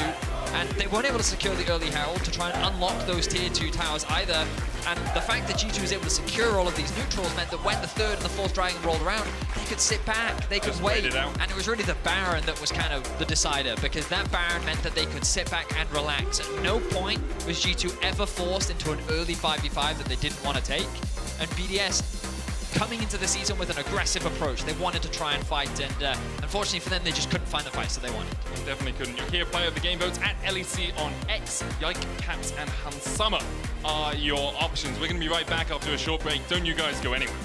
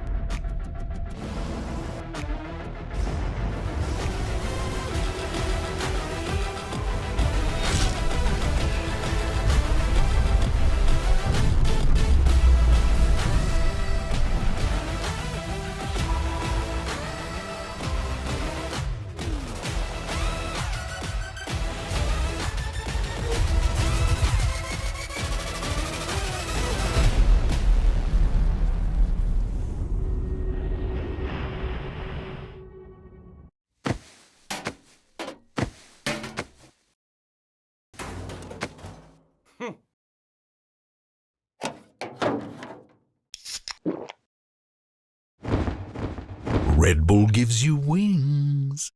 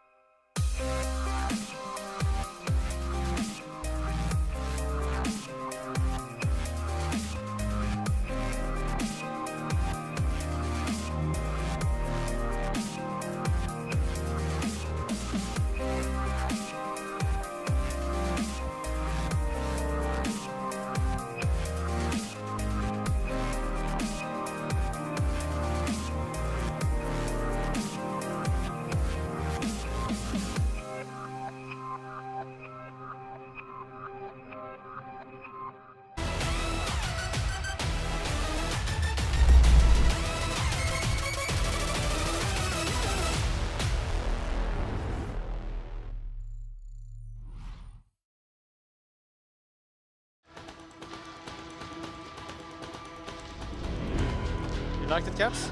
It was beautiful. Me? Beautiful. And actually works on someone like Renekton, as Shale's looking up towards the top side here. Broken Blade, no way out of this, as Shale will get first blood here. Flash away, Adam does the same. Flash forward though by Caps as he manages to lock down Adam. And the shutdown goes into the waiting arms of Yike. Spots Yike could burn, the Flash doesn't need it for the cease and desist, and he batters Ice down. Ice dodges away, but Yike's still able to pick up the kill. Hey, welcome back to the Riot Games Arena for the very first post-game interview of the season, joined here by Broken Blade. Thank you so much for joining me.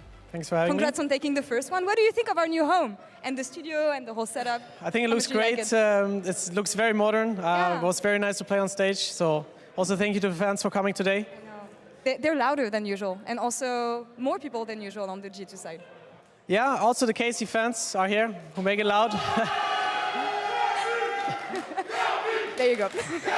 They're gonna get louder as the day goes, of course.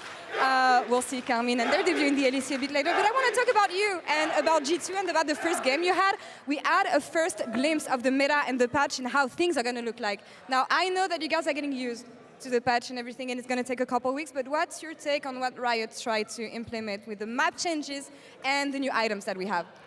Well, it's really hard to tell because we still don't know really because we couldn't work with data, right? The solo queue patch just hit like a couple days ago, so we have a couple days of data.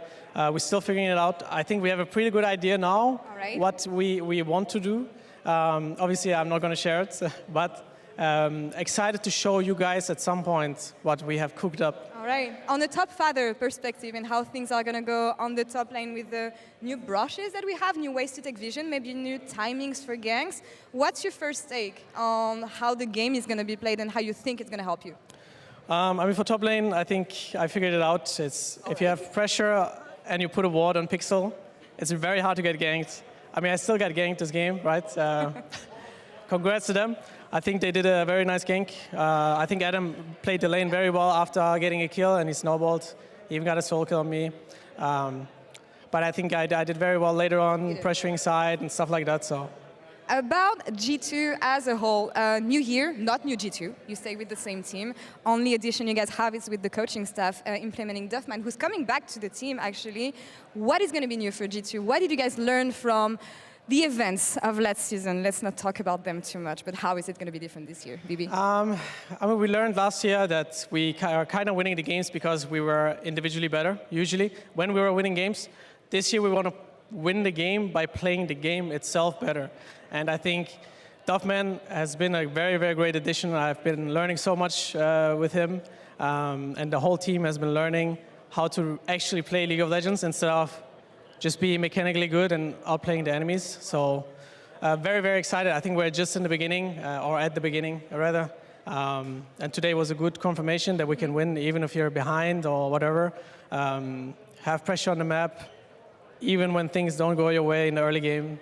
That's our goal for the year. All right, a revamped version of the Scream World Champions for G2. Of course, last question. We have Mickey on the other side of the studio waiting with Shox and the rest of the analysts. Anything to share about your support or any message you want to send him? This camera is yours. Mickey, good luck.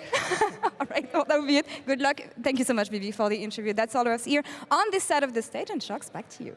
Thank you. Thank you so much, Laure. You look great up there. I'm really excited for all the interviews this year once again, and also the Broken Blade interviews, but also the Mickey interviews. He said good luck, but you won the game already, Mickey, so. Does he mean with us? Like, what does he mean? You have, yeah, I see that.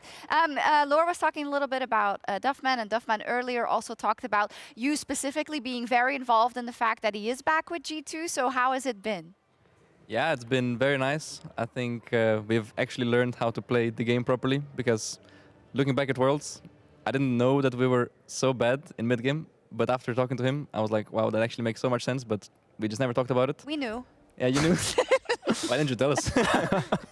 So then, yeah, since the last 2 months, scrims have been way more productive. Like, even if we are stomping scrims, we still feel like we learn a lot more than before. And for this week of prep, or just like this week coming on stage, I felt like, compared to the previous years, I always felt like I was pretty confident that we're probably going to win, but like depends on draft, depends on like everything. But now I feel like we're just like, no matter what, we're just going to win, because I feel like we're so much better than all the other teams in just like macro. So yeah, it feels very nice to have him back. Do you feel like the concepts he brings are complicated concepts, they'll take a lot of time to implement, or are they like very simple fixes to things you're doing poorly? I think they're quite simple, but maybe not for the West. We're a bit behind. When you think about it, it just makes sense, you know. But yeah, I don't know. People just don't do it for some reason. No, okay. Could you name like 1 or 2 things you guys have been focusing on, like more specific? Because for a fan, when you say we've been improving our macro and mid game, it might be hard to understand what exactly that means. Like, how do you do that? Well, I guess in simple terms, I would just say like actually playing around specific waves instead of just like, you know, grouping mid a lot or just like going as 5.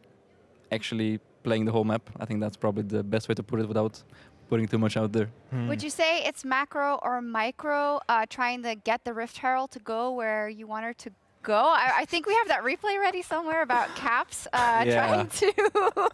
I mean, that one, we were just like, Might be used bot because I was running out. And then we couldn't really go for the bot tier 1 because we probably just die. So then he was just riding around the map. We have the replay production of Caps. Yeah, it's coming indeed. But apparently it's harder than it looks, Mickey. Yeah. I mean, I'm pretty sure he knew what he was doing. Like, I don't think this was like a misclick or anything.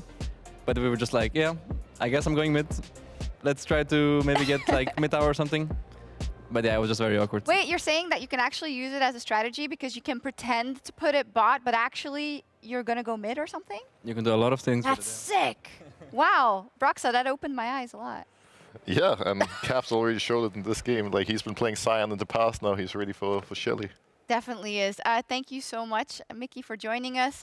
Congratulations on a great start to the season. Thank you. Is SK or Rogue going to win? Next one. I would say SK is going to win. Okay. Good that you said that, because next up we are showcasing One Team's Amazing roster announcement video, and it's SK.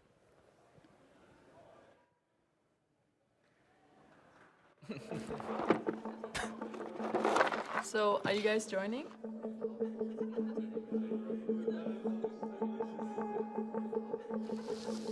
Are you joining? But it's just a board game.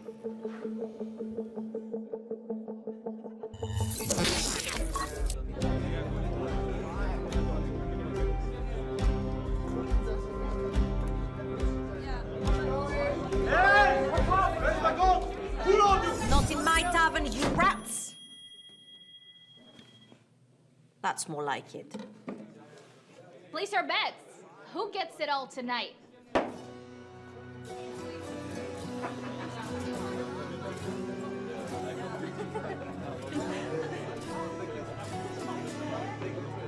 A 2 versus 2 it is. In the land of dragons and giants' forms, there are warriors who brave the storm, picking up their weapons and magic spells. They march into hell. He wandered around, lonesome, after many battles fought.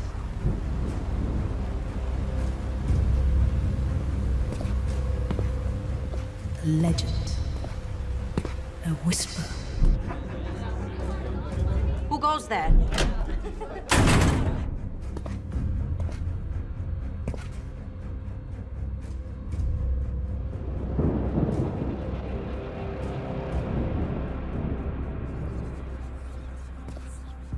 Ah, Niski, I've heard this name before. The legend of Summoner's Rift. Good to see you around these lands, Niski. It's on the house. League of Legends? I've played it before. Try your odds then.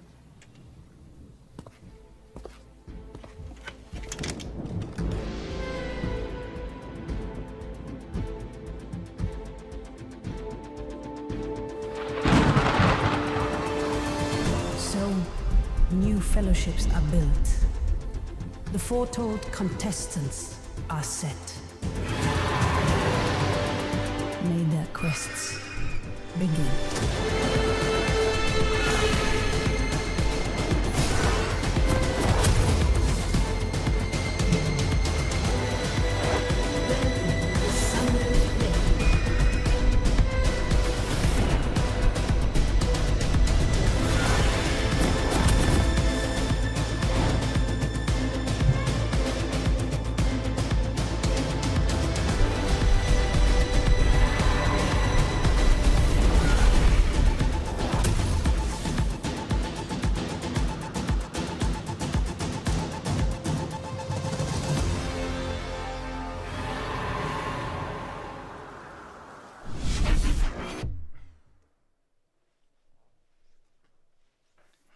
Just a board game, huh?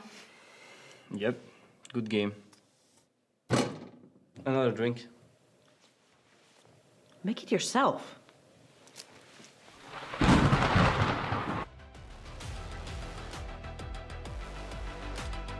Oh, right. Oh, sorry. fancy. Oh, hey, Hello. everyone. Hey, Sorry, we're just admiring the we were stage. just, yeah, we were welcome. Welcome back. It's Medi Medi. Medi Medi time. Yeah, we just concluded game 1. We're getting ready for game 2. It is SK versus Rogue, and we've got some new players on the line, Medic. That we do. SK have brought in Isma from the Movistar Riders, who plays second in EMEA Masters Summer.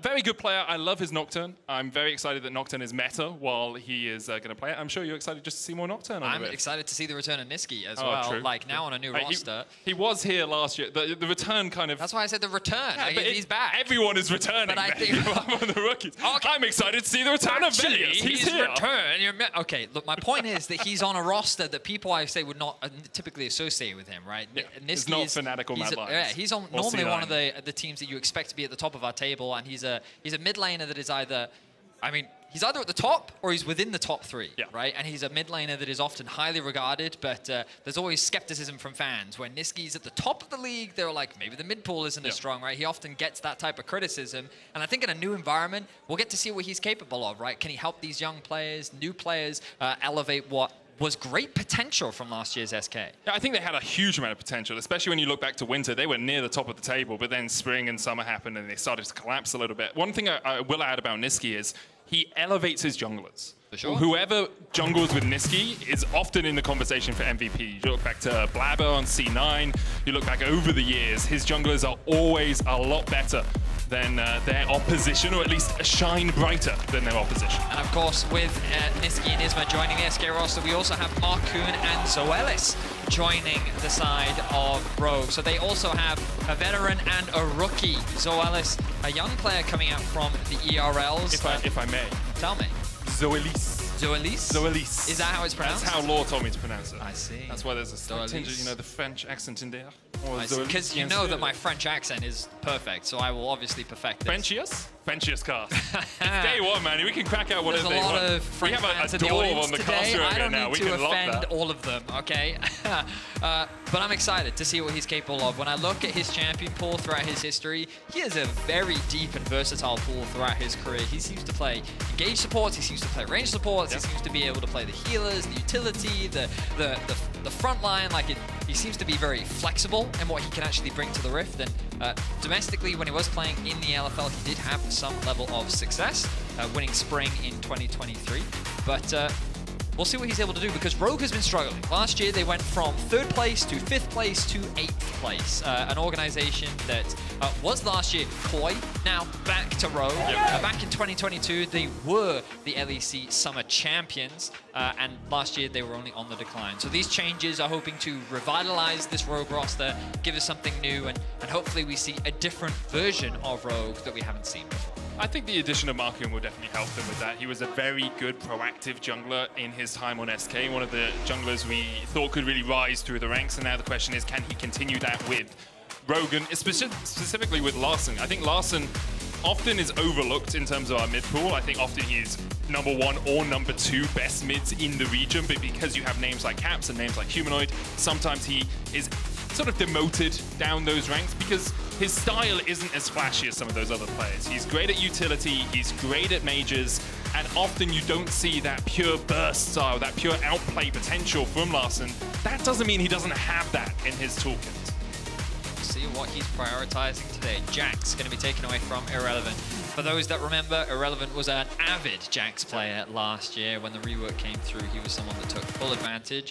Irrelevant, one of the few players outside of the top 3 teams to actually make it into the All-Pro. He had an incredible year overall. Really shining star for SK, so very excited to see him back onto the Rift and what he brings for us. But so far, the band's looking very similar to what we saw in Game 1, but the Nocturne now taken away from Isma. Not too champion surprising. you were hoping to see. Yeah, it's one of his best champions in my opinion. There's the Callisto band as well. LeBlanc, it is AD LeBlanc we'll be seeing. We're on 14.1 without the hotfix, so AD LeBlanc still very powerful with Voltaic Cyclo Sword. You can look that one up for yourselves at home. Rumble banned away. Jax and Rumble widely regarded as the 2 best top laners on this patch. We'll see where SK go with their final ban. It will be the Caitlyn. I wonder if Rogue will look to prioritize something strong for comp. Could be the Aphelios, but with Callisto already banned away, instead they will go towards the Varus. I mean, when we got to watch a bunch of the in-houses that the pros were playing on the new patch last year, Varus Ashe were the 2 AD carries that quickly rose to prominence. Last game, we saw the Kalista first pick. This time, we're seeing the Varus. I wonder if SK will respond with an Aphelios of their own. What they have planned. Niski, this is going to be our first Azir of the year. I just hope Larson picks Corki into it, man. Why would you say 2024 the way we want to go on? Well, I mean, on the hotfix, he is getting a small buff. It seems the animation didn't benefit him as it did others. I think he's at a 46% win rate generally, so wouldn't. Which is why I like him, yeah, personally. I can agree with that. There's Ooh, the Jhin, nice. For execute. Love to see myself a bit of Jhin. Really strong. If you are playing on the hotfix, Hubris got a massive buff. Yep. And so a lot of Jins are building Hubris on 14.1b. Don't expect to see it here from Exekick, but it is still very strong if you do go lethality. Wondering, oh no. He's hovering. No, he's actually memeing. There's no way. Medic was joking earlier, Larson. He was joking. Please. There's no need to lock that in. Please, Larson. No, why would you? Teemo, though. It's not going to lock in. Teemo has one of the highest win rates in top lane of any top laner. He's going to lock in Orianna, as expected. This is Larson we're talking about. So we're going to have a mage off in the mid lane between Niski and Larson, two of our most veteran mid laners here in the LEC. The Aatrox blind coming in for Jigenda. Jigenda was someone that we talked a lot about last year, is showcasing a lot of great promise, like really good laning, often finding advantages by himself or with a few ganks from Malrang last year, but he couldn't really convert that into big carry performances. When Rogue was struggling, it was hard for him to really convert those leads into much more. Perhaps now, with the different version of Rogue, he can get those greater resources. He can be a bigger threat for the team. Yep. Definitely a player that we'll be keeping our eyes on, as Xin Zhao going to be locked in for Isma. Still a very strong jungler, something we've seen Isma on in the past. Very powerful with Sundered Sky as well, because of how often you can proc that passive on different champions in a team fight, how easy it is for you just to jump in and get that automatic crit. Expect we'll see it alongside the Titanic Hydra. Jace banned away. I'll keep looking towards the top lane. Jace, wouldn't be surprised if Rogue just look only at top lane bans in this rotation. Make sure that Aatrox is in a strong position. When you already see SK have locked their mid and their AD carry, there's not really much more of a pool to pinch there. Rel now taken away by SK, trying to mitigate some of the teamfight threat that Rogue have, because they do already have a very strong one-row combo with the Shockwave, with the Chain of Corruption, and obviously with the World Ender from Aatrox. SK could go Kayle Morgana here, because I watched the cinematic, and that's how you take down an Aatrox. True, that's, you know, it's a great point, Medic. Yeah. I don't have a follow-up for that, but thanks for that insight. Renekton. Could have talked about how much you love the song. I do love the song. Do you know what? I also love seeing Renekton bands. Give us something spicy now. Let's see what we can get in the top lane. I mean, I wouldn't be surprised if this is support, actually. Obviously, you want counter support, well, I think but you just can go just go top. here. Yeah. So you guys can't see it, but now Gwen, they can. Now they can, yeah. Gwen has been locked in for SK because they want counterpick for DOS. So Alice, we already talked about how deep his champion pool is on support, and I guess that they're waiting to see what he is cooking, what he's got prepared. Marcoon going for a bit of comfort here. Lee Sin, something that he's had some great performances on throughout his career. I don't love the combination of Lee Sin with Orianna. As a mid-jungle duo, it's not the most threatening. Usually Lee wants to try and work with the early prio. Some mid laners can get things like LeBlanc or Ari. Both have great setup for Lee Sin to work with. Orianna, not the best. Rakan, though, great roaming support, something that we've seen a lot of from Zoelis' career. I'm never going to pronounce his name right. I've just Zoelis. Zoelis? Yeah. The thing is, I might be mispronouncing it, but I'm so sure that's what Law told me.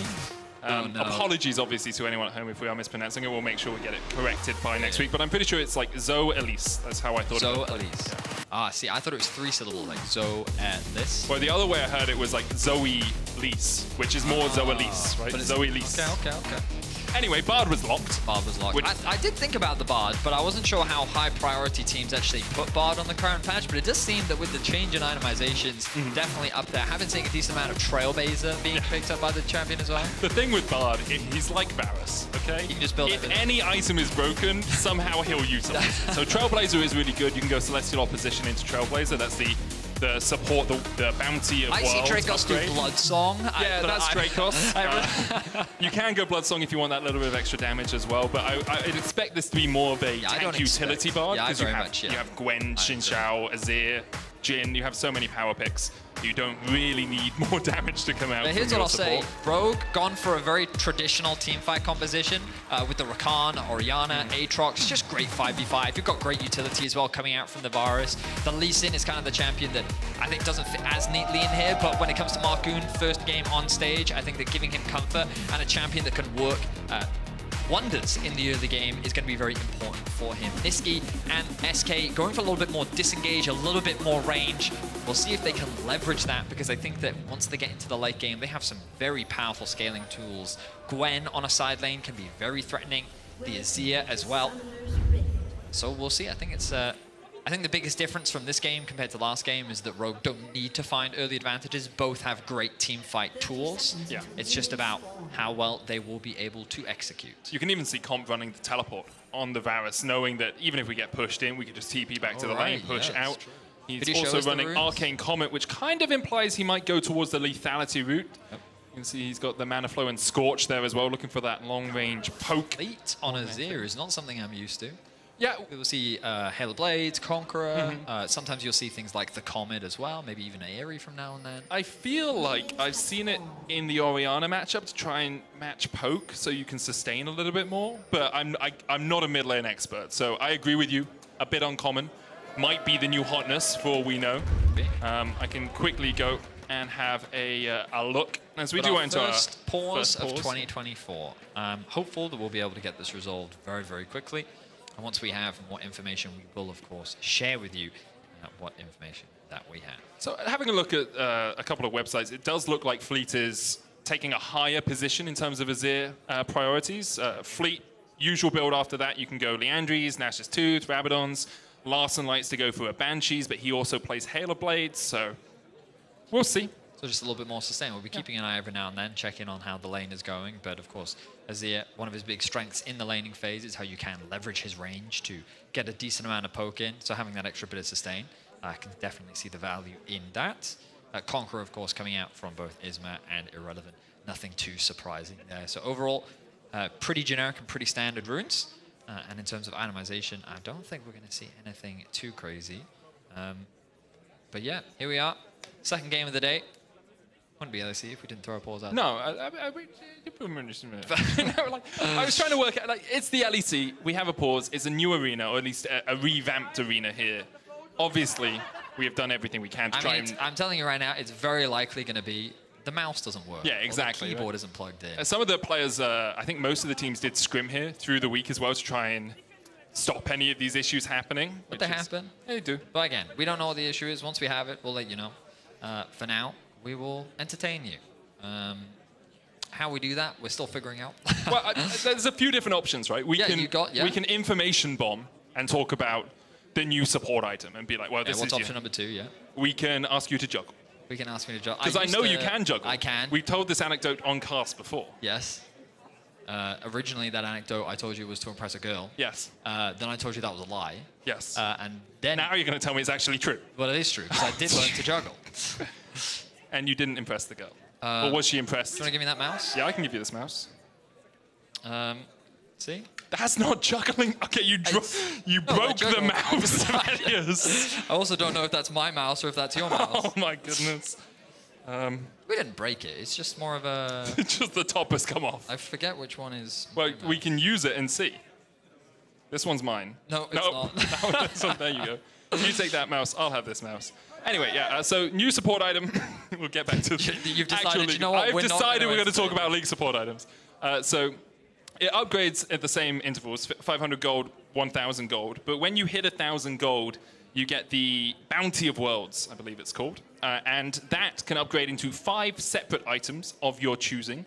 The 5 options you have are Celestial Opposition, which is basically a mini crown. So if you take damage for the next 2 seconds, you get reduced damage coming in. There's Dream Maker, which is much more for enchanters. Thinking like Renatus is relatively good with it. Think Nami, think Lulu.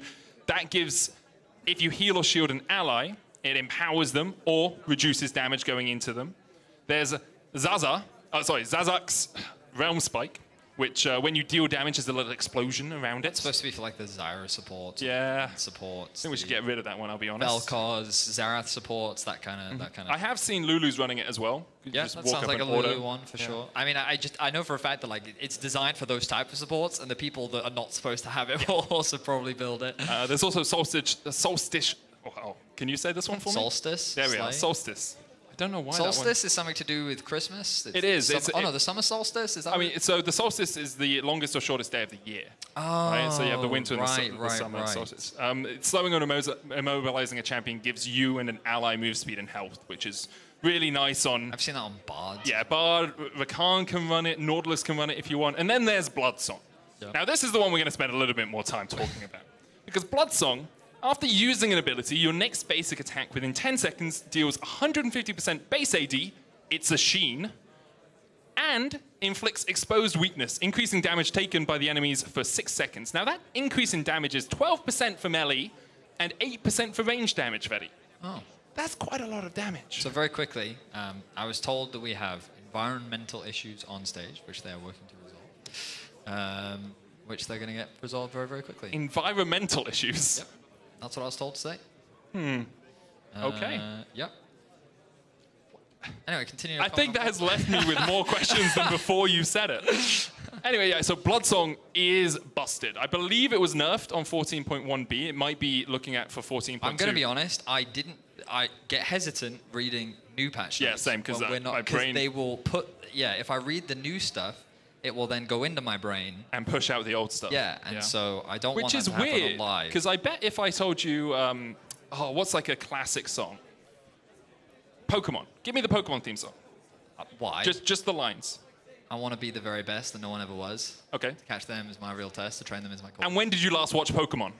About 20 years ago. Exactly. So why does that stick in your brain, but the information because about it was League a core can't? memory and it was an inspiration It was a for my core entire memory. It was, Okay. Yeah. I want to be the very best that no one ever was. To catch them is my real test. To train them is my cause. And you were inspired by this animal wrangling I wanted to be a sort of Pokemon idea. trainer You like wanted to be my a whole shepherd. young life. When I got Pokemon Blue, it revolutionized the way I saw the world. Understandable. I watched Kadril do his Pokemon speedrun thing, and it made me want to play Pokemon. You're going to play again. Nuzlocke. If you do, can you on. please learn the rules? Unlike Kadril, just decided the rules as he went along. Now, I do see the unpause. Yep, I see it too. Looks like we are going to get onto Summoner's Rift. We're back. A so you small don't have to Pokemon listen story. To me reminisce. Oh, apparently not. My mum wasn't a massive fan, Okay. right? She thought, demonic, whatever, right? Yeah. I had to play Pokemon under my sheets at night with my Game Boy. Yeah. And then when my dad came in, I'd have the book I was currently reading and just switch it out really quickly. Obviously, they knew I was playing Pokemon, as all parents do when children do stuff like that. But it's a nice little anecdote to tell as we wait to get back on into the game. And here we are. I'll take down the runes. And we'll see DOS trading with Zoelis. So welcome back. It's first time on the LEC stage, Zoelis as well, Niski and Marcoon, the newest additions to their respective teams. And we'll see what has changed for both SK and Rogue. Reminder that the winter split is relatively short, regular season only 3 weeks long. So these first few games are very important, and these are the most volatile. All these teams have brand new rosters, there's new things that they need to identify, the patch is brand new as well.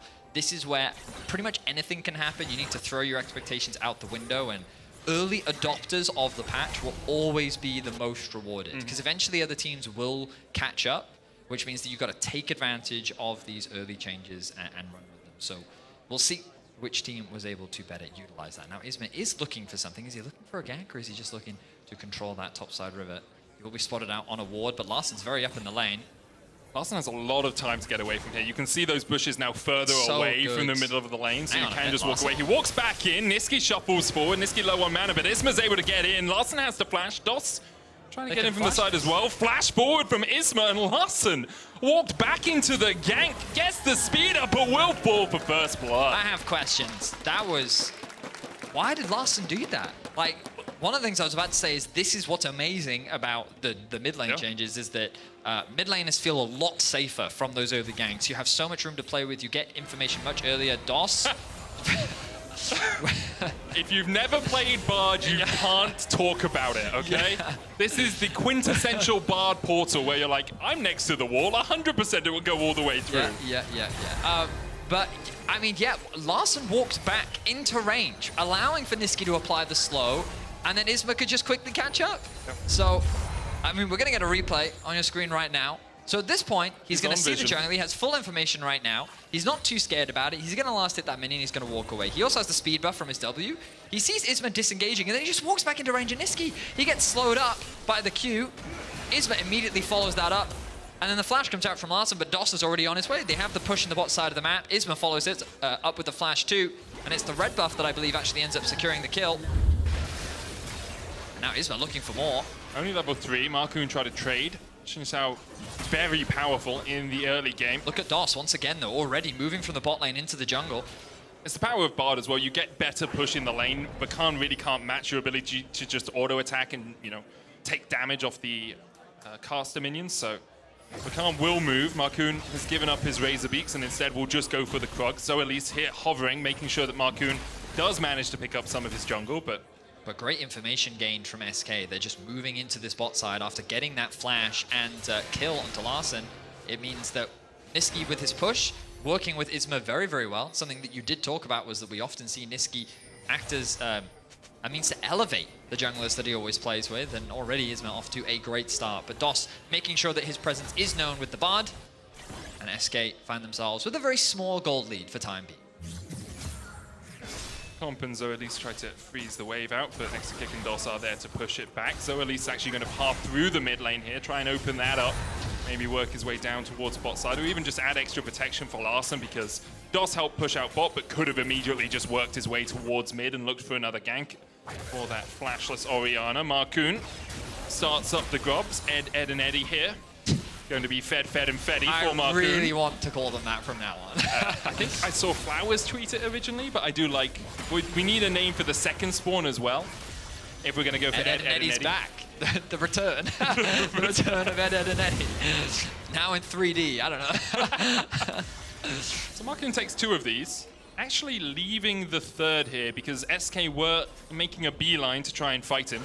2 is the minimum you really need from a camp to be able to still get the Void Mites later on. 5 is enough to get 1 Void Mite spawning. 6 is what you want for both the Void Mites to spawn and help you push in the wave. And obviously each one gives you that true damage when you attack a tower. So a little bit of extra damage for you. Dragon is up right now, but looking at the state of the map, with Nisqy having push in mid and DOS already looking for roams, it seems that SK's game plan right now is to just keep the pressure on Larssen. Doing it well. Nisqy gets the pull back, Larssen locked up, and Nisqy will take the kill. SK 2-0 to the good. They make that look very clean. Well played from SK. Punishing Larssen for his lack of flash.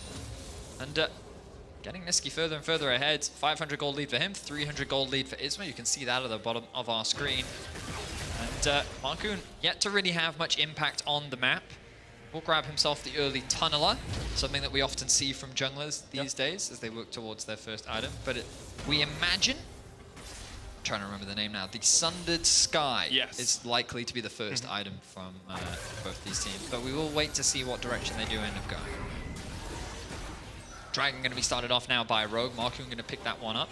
Level 6 already, and it looks like that after SK have chosen to reset, they're not going to look to contest this one. Smart choice from them. I think that it would be a little too late to try and contest, but the ping's coming down, trying to cross map with the blue buff spawning on Markoon's top side. SK saying, you know what, we can actually get this. Maybe we can even threaten a dive on top of Zervis. We can quickly look at that top wave.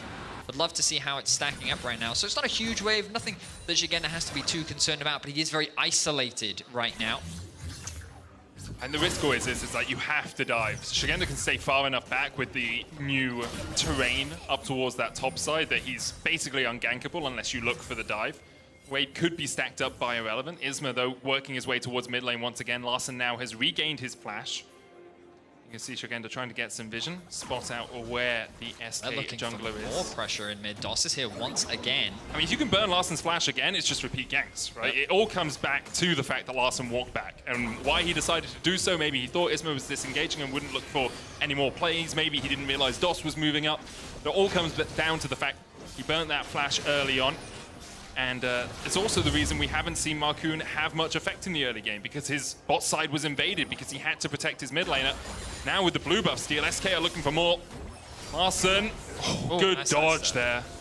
Nice sidestep from Larssen, able to get away to safety. Oh, is Curtain it? call, hits him once, dodges the second, looking for the third, still connects, the flash forward, the flash away.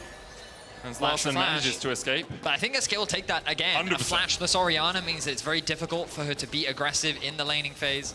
And it just sets them up for another Shurima shuffle into gank play. So Larssen is the victim of SK's early game pressure, and SK is making it work. I mean, it's just so difficult for him because DOS is about to hit level 6, a Tempered Fate into the mid lane. That's him dead.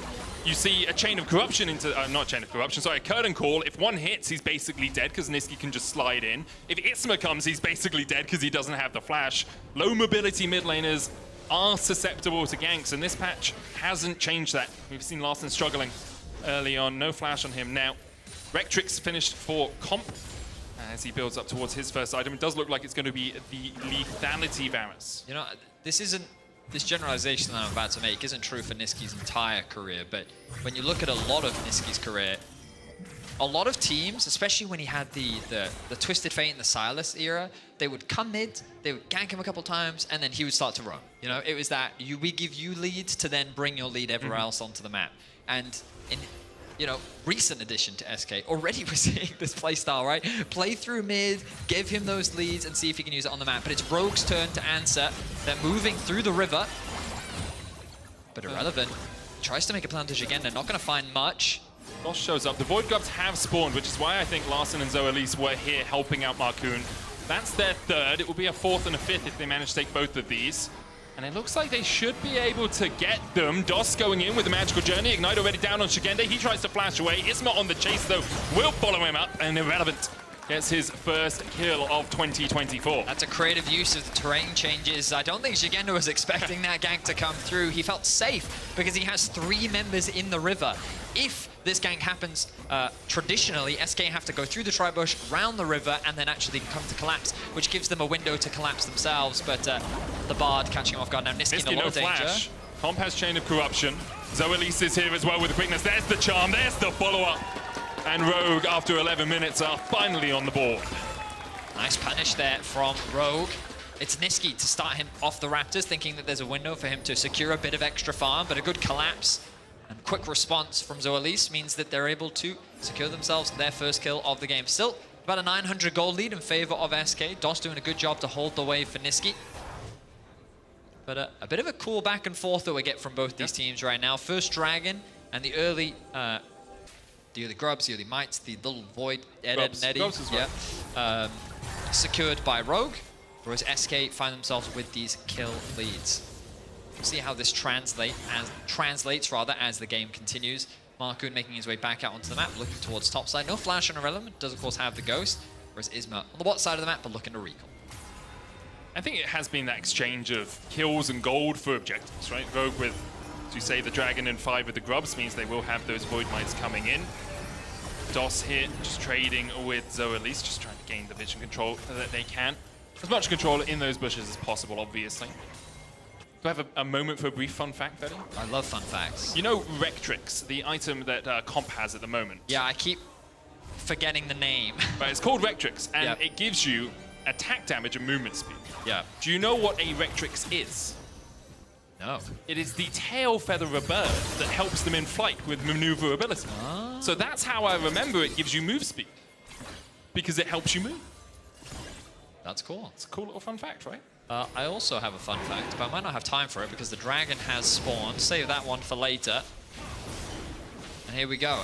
Rogue want to try and contest this. They don't know DOS is there. There's the Tempered Fate. Hits 2. Zoelise has the quickness. Oh, he's too early. He comes out. Bad timing on the knock-up. Extra kick flashes and cleanses the way. The curtains open. And perhaps it's going to be a rainy day for Rogue as SK start to dive in. Irrelevant. Unable to get much out of his TP. Shigenda has one of his own. Zoelise able to dash away. And in the end, all of Rogue survive. Shigenda will have some time with that top lane tower. Markoon, call of the Q, not quite loud enough in his head. The voice is silenced by the fact 3 members of SK were gathered there. So, not a lot of lockdown on the side of SK means that it's difficult for them to find themselves a pick. Rogue was able to just disengage. You have the dash from Markoon, you have the mobility from Zoelise, you have the ultimate from Comp as well, and the speed boost from Larssen. meant that it was actually very difficult for them to trade anything back. DOS also mistiming his Q after the Tempered Fate means that CC doesn't connect and SK can't really follow up. So the Dragon is still up, and no one really gains or loses anything aside from a bunch of summoner spells that were burned from either side. Yeah, flashes for Comp and Zoelis and Marcoon, as you say. Isma does have his flash. DOS and Exekick burnt theirs, as did Niski in the last fight. So we'll see if that amounts to much. Rift Herald is back on the map at the 14-minute mark. That's when she spawns in.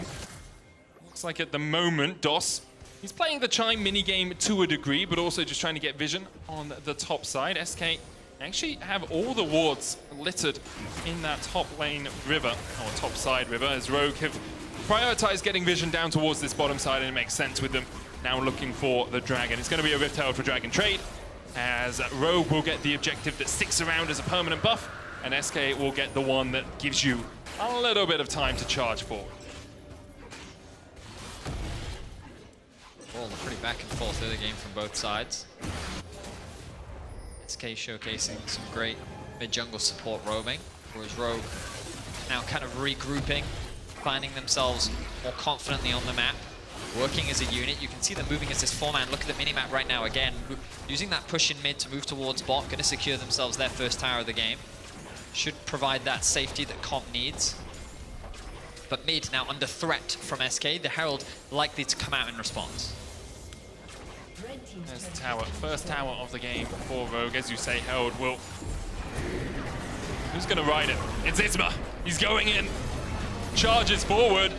The Tempered Fate hitting onto Larson. He still has the flash, and Shigenda has a flank position here. Remember, Exekick has no flash from the Dragon play, and Zoelis will lock him down and say good day. Rogue get their second kill on the board.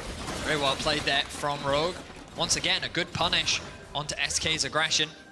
The Herald was dropped, Rogue saw it coming. The collapse from Shigenda into mid, caught Exekick in an animation lock.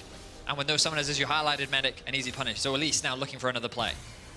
Niski should just be able to dash this wall if he so desires. So at least just making sure, I think, they get the push out in mid. Larson does still have the TP, but it looks like Larson and Comp will just make sure this wave is in. Maybe look for a bit of damage. Remember, the Void Grubs alongside the Mites will let you chip away at this tower very quickly, and with it being past 14 minutes as well, you don't have to worry about those pesky bulwark stats. Tower will not quite fall, but it's down to about a 10th of its HP, and should be good to go on the next push through mid by Rogue. We are seeing first items start to crop up. There's an opportunity. An opportunity for Comp in the bottom lane. Where? Oh, he's got an opportunity to make a play, Vedius. Oh, does he? Because he's bought an item, and that item's name, Opportunity. Opportunity. I hate sometimes, that name. Yeah. Sometimes the naming is like, oh, do we really need to call this Kanik Rukern? You know, did it really have to be called Opportunity? If your in-game name is something like Trying, I'm a little frustrated. You know, Faker got lucky, man. He's lucky he's good. Because if he was bad, it's like irrelevant. You know. I like the joke once, and then after that, even I get bored of it. Yeah, I mean, Opportunity plus the Ghost Blade gives you a lot of lethality, also gives you a lot of haste, which basically means a lot of death from range. But Rogue have kind of, they suffered a bit of an early deficit, but they find themselves in a really good position right now as they enter this mid-game. Itemization is looking good. They have a decent amount of control over the map. The towers are pretty even. They would love to unlock this mid-tower. As Shigenda now in a lot of danger. Isma has found his way to top lane. Shigenda tries to flash away. World End up popped as DOS joins the fray. Shigenda with a magic damage shield, but it's not going to be enough. The Ignite ticking, and Isma securing the kill for SK in the top lane. They're going to push forward. This will be a tier 1 falling, their second tower of this game. Really good punish from SK.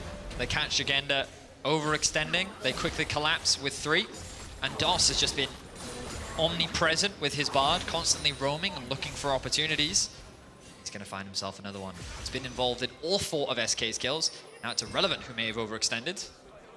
Doesn't have flash, but should be able to get away from Marcoon here as well. With the wave arriving, Marcoon just chucks out a tentative Sonic Wave, but that's a 600 gold lead now for Irrelevant in the top lane. Comp, though, still sitting pretty at the top of the charts. You can see he's about 800 gold ahead of Exekick and the lead in terms of total gold. Question is whether that gold on the Varus will translate better than the gold lead for the Xin Xiao and for the Gwen, or whether the ability just to run at your opponents, which Jin Zhao and Gwen will stop comp from being too effective as the game goes on. This isn't the Radiant Virtue full tank Varus build that we were seeing. He can't just stand and fire if a bruiser's in his face. Instead, he's looking to play from range, use that opportunity, which does more damage if you've been outside of combat. Well, you gain lethality if you're out of combat, so it does more damage. Still, I have to wait to see how effective it is. Trailblazer is complete on Zoelise. Talked about it as a possibility on the Bard. Instead, he's gone Bloodsong Locket. This is something we're seeing a little bit of. He can also, in this game, look towards a Frozen Heart. That extra armor and magic resist, a very cheap item. Sorry, just armor. Very cheap item now. Makes you very tanky in terms of support. Really good vision control here from Rogue, forcing SK to face check. They don't really have the best face checking champions. They're trying to use the range from Niski. Ooh, good temper fade. Hits. Quickness for Zoelise is up. Flash away from comp as the curtains open and swiftly close as 4 shots come out. Shigenda trading with Irrelevant, who's trying to keep him on the sidelines. Zoelise still has the quickness, has the flash, could work his way around here. As you say, not much vision for SK. Zoelise has a lot of nooks and crannies to play with. He tries to hide out of vision. Instead, he's just frontlining. Cosmic coming back up on him. Isma flashing forward, looking for the damage, but there's the quickness, there's the charm. Niski with a good shuffle back means that Larsen's in the middle of the enemy team, and he'll be the first to fall. Alongside him, we've seen Niski go down, but Zoelise and Rogue are on the run. Marcoon sniped by Exakick. The binding coming out as well as Zoelise lands a double knockup, but for it, he will pay with his life. A clean fight from SK in the end. Ends up being 4 dead on the side of Rogue, and this will unlock the dragon for SK. Niski took a huge amount of damage at the start of that fight, and he decided to sacrifice his life, or trade it, I should say, in order to get Larsen. Just keep your eyes on Niski here, taking a lot of poke from comp in the backline. Baron makes a quick hello. Dos also being slowly chipped away at. But it's Isma that knows he needs to force the engage. Really nice knock-up onto Larsen. Zoelise attacks the backline, and then Niski dives in, hoping to get multiple members. Really nice sidestep and flash from Marcoon as they get that kill, but it's the mid laner trading his life for the other mid lane, and it's at this point that Exakick is just free to dish out the damage. Comp can't leverage that poke. He gets chased down. Another nice binding from Dos, and Shigenda really can't get involved in the fight. So a really nice 5v5 from SK. They find a huge advantage, and look at how they've now ballooned the goal lead. Dos hitting a few really clutch bindings in that fight. The Temper Fate started off, but then also bound Marcoon as they were looking for the re-engage after Niski had shuffled in. Really good Bard play from the SK support. And now they've stopped the flow of dragons to Rogue. It's 2-1. SK get their first Mountain Drake on the board. They have a 2,500 gold lead. Baron has spawned. I don't get to quiz you on which pit we see yet, but SK are getting vision up towards this top side. Shigenda, no flash, no TP. No wards actually placed by SK, but they cleaned out any vision that may have been placed there by Rogue. Irrelevant gets some time with the bottom lane, and it feels like 2 items is really where Gwen comes online at the moment. Riftmaker and the Nashus too. Very similar to when we last saw her. The difference between Game 1 and Game 2 is Broken Blade fell behind early. Irrelevant did not, and we didn't talk about him much in that last team fight, but his damage is very real. Yep. He's been involved in 6 of the team's 8 kills, and now he's a menace in the side lane. No one can really deal with him, which means that SK will always have this potential threat. With the TP now being up, they have a lot of options of how they can choose to play the map. He's just stealing away the red buff right now from Rogue, and that's a full red buff for his team. Everyone is going to get the red buff. That was 20 minutes, you just see it fly out, and Rogue now have to back off. Of course, just having a red buff or a blue buff isn't game-changing, but it's those marginal inches that can really affect how a team fight goes. Now look at how Isma and SK, I should say, are controlling this river. They haven't completely cleared out the vision behind the Baron, but they're really putting pressure on Rogue and giving the space for Irrelevant to create pressure on the bot side of the map. They realize that, okay, we need to look to reset soon, we need to replenish our vision, we need to spend some of the gold that we've picked up. But they were doing a really good job there of just keeping this pressure onto Rogue and saying, listen, if you leave us for a second, we're going to start this Baron. We have, well, Jhin isn't the fastest Baron taker, but when you do pair it up with, an Azir and the potential TP from the Gwen, it's something that's very threatening, especially when Shigenda doesn't have that TP to match as well. But now they've gone back to base, they've spent some of their gold, and now look at these second items beginning to come through. The Void Staff now finished for Niski. I'm going to see if I remember this. The Voltaic Cyclo Sword completed for Exakick, along with the Shojin now finished for Isma as well. So these 2 item spikes are going to give a lot of confidence to SK, but be mindful that all of these have also come through for Rogue. So both teams, the next big team fight is going to determine a lot. It's going to balloon one team in favor of the other. It's going to either potentially help close that goal gap for Rogue, or it's going to snowball things in favor of SK. I think it's very dependent on whether the poke comes down before the fight begins. If the fight has erupted before Comp has managed to get too much poke down alongside Larssen, I think the fight should go in SK's favor. Irrelevant, especially in these longer engages, with the 10% Omnivamp you get from Riftmaker when it's fully stacked, is so difficult to kill. He's got himself a Seeker's Arm Guard now as well, which is the new stopwatch, builds into Zhonya's Hourglass, gives you a one-time Zhonya's effect. Zoelis here now stepping towards the Baron pit. It's territorial. It grabs Isma back and pulls him out. Irrelevant now joining the fray. TP in by Shigenda. Long-range vision yet for Rogue. Markoon will step in. 6,000 on the Baron. Zoelis stepping forward as well. They can't quite find an avenue in here, Rogue, as SK continue to chip away at the Baron. Lower and lower it goes. Zoelis rooted up with a captive audience, and Doss takes the kill. Temper just wide of Larssen, but Irrelevance in the midst of 4 here. Tries to snip his way through, can't quite do it, but the Baron will be forfeit. Rogue got a kill, but SK got 1 and a Baron to boot. Ends up being for one as you highlighted, Medic, but SK much happier with that trade. The Dragon spawns in 35 seconds, so resets are going to come through. While Zoelis will respawn much quicker, the TP is available for Irrelevant, and he should be present for this Dragon spawn. We look back at this play, SK just forced the objective, forcing Rogue into this fight. The poke isn't connecting from Comp. And then they find a really good punish. Irrelevant on the sideline, just acting as this threat. Rogue for a second become disconnected, and in that window, SK choose to engage. Really good teamfight choice from SK overall. The fact that the second Rogue begin to disengage is when SK find that opportunity, and they're able to convert it into a Baron. Now the TP comes through from Irrelevant. The next Dragon is likely going to be uncontested, and SK can begin their siege onto Rogue's base. Yeah, not really much you can do here as Rogue. You need another item on Comp, perhaps another item on Larssen, who's only sitting on 2 right now, Archangels and the Banshees. It's going to be interesting to see how they manage to navigate the next fights, because SK seem to have their number. Wait for someone to overstep, open the curtains, lock that one person down. Irrelevant runs into the back line and just sweeps everyone else away.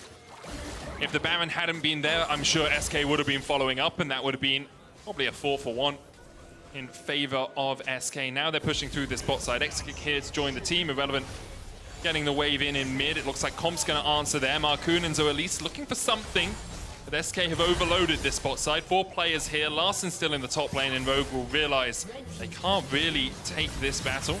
Larssen TPs to the tower, just trying to defend it. Isma is pulled back, but with Spear and Titanic, pretty tanky right now. Spear changed slightly. When you hit a spell, you grant stacks, and then you do increase damage for each stack with your spells. But still does give you that non-ultimate ability haste. Doss locked up for a second, pulled back with the Infernal Chains. Rooted, puts a magical journey down, and should be able to go through it. Just gets through before Markoon lands that Sonic Wave. Tower in the bot lane will now fall as Niski chips away at it, and SK in a very strong position here, Betty. 6,000 gold in the lead. 30 seconds left on the Baron, so they're going to choose to disengage. Spend some of their hard-earned gold. But an impressive performance overall from SK, and huge credit to Isma. Already looking like a veteran with this level of performance. Game 1 immediately starts working with both Niski and Doss to find a lot of great plays in the mid lane. He's been involved in 8 of the team's 9 overall kills. And he's just had a massive impact overall. He needed to be the initiation, and rather than hesitating, he just went right in around that bot lane Dragon fight. That's the level of confidence that you like to see from these young rookies. Of course, we did mention that he was formerly a part of Movistar Riders. Second place in EMEA Masters last year's summer. And a promising young rookie. Yeah, and actually taking the place of Markoon. He was, who was also a promising young rookie. Well, a while ago. Yeah, when he was a rookie. I mean, yes, technically. But yeah, it seems that SK definitely happy with how this acquisition has gone so far. Still very early on in the splits, but SK, we talked about them, a team that has always demonstrated great potential last year. Never quite able to live up to it, though. Isma finds another pick. Zoli's relatively tanky because of that Celestial opposition. Extra 2 seconds of tankiness there. He still loses half his health, though. as it fell off.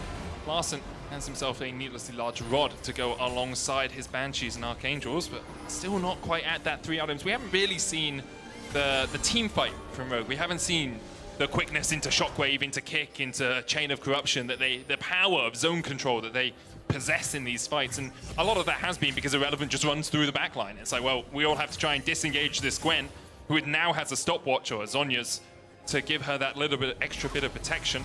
And even if we do that, we then have to worry about Isma. And even if we do that, we then have to worry about Temper Fate and Curtain Call and a shuffle perhaps from Nisqy. There's so much disruption on the side of SK that Rogue's ability to play a more measured, a slower team fight is very difficult. We might see a fight begin here. Zoelise goes into Isma. Curtain's open once again. Shigenda's forced back. They block the 3rd and 4th shot, but might just be the tower for SK. Marcoon going in once again for the engage. Sonic Wave connected, and his heart was telling him yes. In the end, much ado about nothing in the top lane. Rogue able to defend their tier 2, but SK still looking for more as they steal away the jungle camps, and gold becomes a very precarious resource for Rogue. Where are you finding it? You've got 3 waves pushing in, sure, but you're not taking towers and you're not getting much of your own jungle. I mean, SK are just controlling the top side with the expectation of the Baron being the next major objective, right? Like, it's slow and measured, calculated. Oh, Nisqy's back going to be interrupted, but he's just going to be annoyed about that, more so than it's actually going to do any real damage. This may mess up his timers, because ideally he wants to get the death cap just before the Baron spawns. Zoelis is now going to find a window where they can get that vision back. You can see all these wards now are being dropped, but the problem is he has to expend these wards to just get information. Then when SK come back out onto the map, they'll be replenished, ready to go. Immediate W away there as you saw Irrelevant coming around the corner. Zhonya's completed as well for Irrelevant. And here we go. This freaked me out the first time I saw it. Because it comes all the way from bot river. So I was running along, there was a Vex in the game, and I saw this big V-shaped monster coming at me. I was like, is Vex holding me? Absolutely scared the living lights out of me, Betty. You scare easily. Yeah, I don't watch horror movies. I don't. Wait, SK, oh, okay, they're going to go for the Dragon as a priority instead. There's a window here for Rogue to try and cross-map with the Baron, but it is a tight one, that's for sure, and it is a big gamble. They don't have the fastest Baron take themselves, so they're not going to do it. Instead, they're going to use this window to try and maintain some of the vision control that they have been able to get for themselves. Potentially look for a pick. SK going to take the safe route around. Here we go, DOS finds a stun. Marcoon and Zoelis are going to be the scouts here. You put them out first because they have the ability to escape. Zoelis can jump across the wall. Marcoon has the safeguard. It also has the disengage with the kick, and they'll step forward. Comp can look for poke, but can't get close enough to really put any down. Vision cleared out. Zoelis going to ward in this bush as well. Irrelevant and Shigenda still down in the bottom lane. Both TPs available for them. And Zoelis find the engage. You have to feel Larssen now stepping up, feels he's strong. Rabadon's complete on him. 3 items Oriana. We've seen Shockwaves turn a game like this before. Isma dives in. The TP behind as Irrelevant joins. Shigenda going in. Zoelis trying to get on towards that front line. Nisqy there as extra kick kills off Marcoon. Shigenda on the back line now as Irrelevant tries to just chip him away. Irrelevant low, but it's SK's day.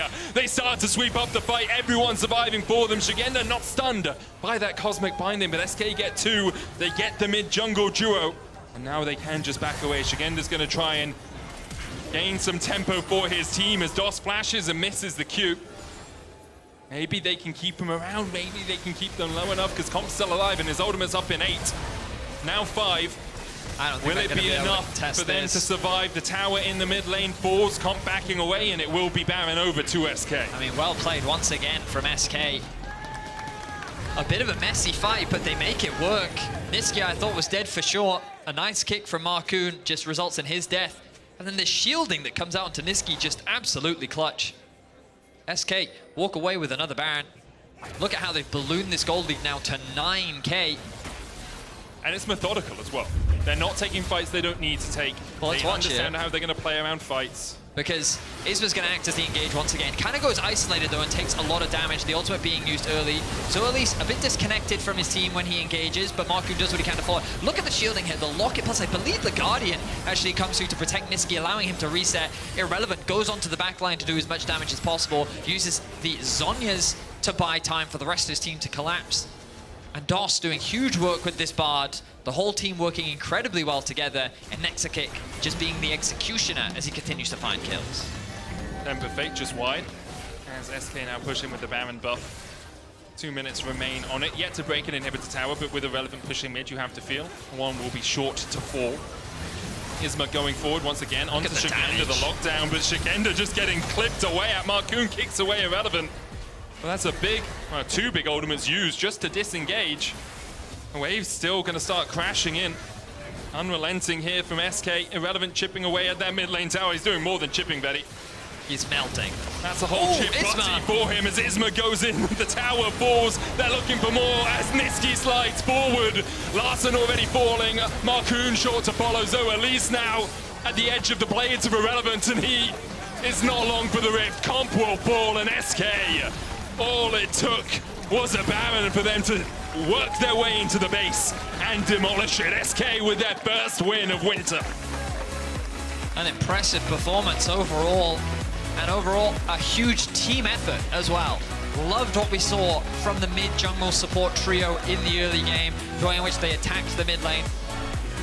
Rogue around the mid game though started to come back. They did a good job of finding those windows, but it was SK with the better team fights that closed it out in the end. Your key player of the game votes at LEC on X are Irrelevant, Isma, and DOS.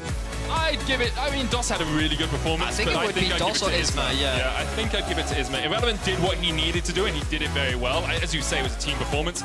Difficult to judge exactly who deserves it, but DOS and Isma definitely up in terms of contention. We're going to be right back after a short break. Don't you go anywhere.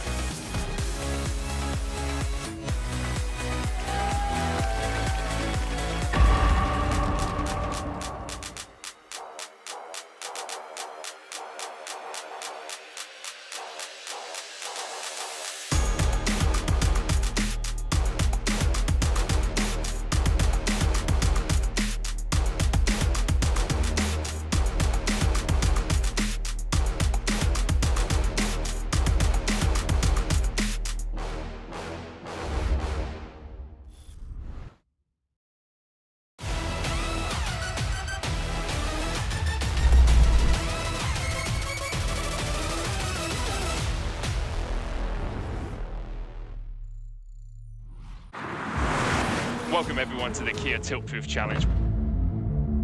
We're here to see if 4 gamers can stand up to the test.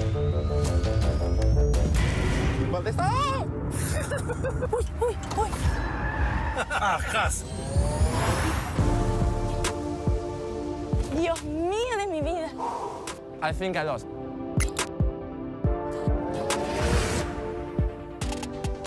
I'm so happy that I didn't eat before. Red Bull gives you wings.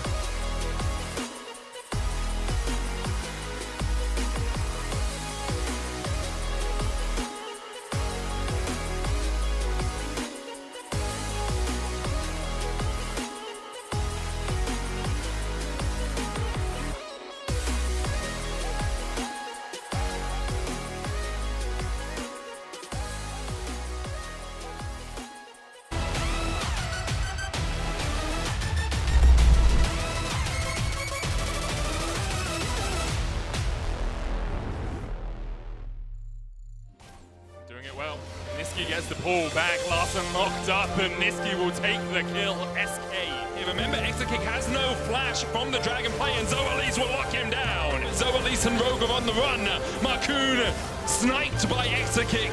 The binding coming out as well as Zoalise lands a double knockup at the edge of the blades of Irrelevant, and he is not long for the rift. Comp will fall, and SK, all it took was a Baron for them to work their way into the base. And welcome back to the Riot Games Arena ahead of the third game of the season. But before we jump to this, I'm here with Niski. Niski, under new corners of SK Gaming. Congrats on taking game one. And congrats on joining your new team. Give me the first taste of what you thought of this first game. I know it's gonna be hard because... Oh!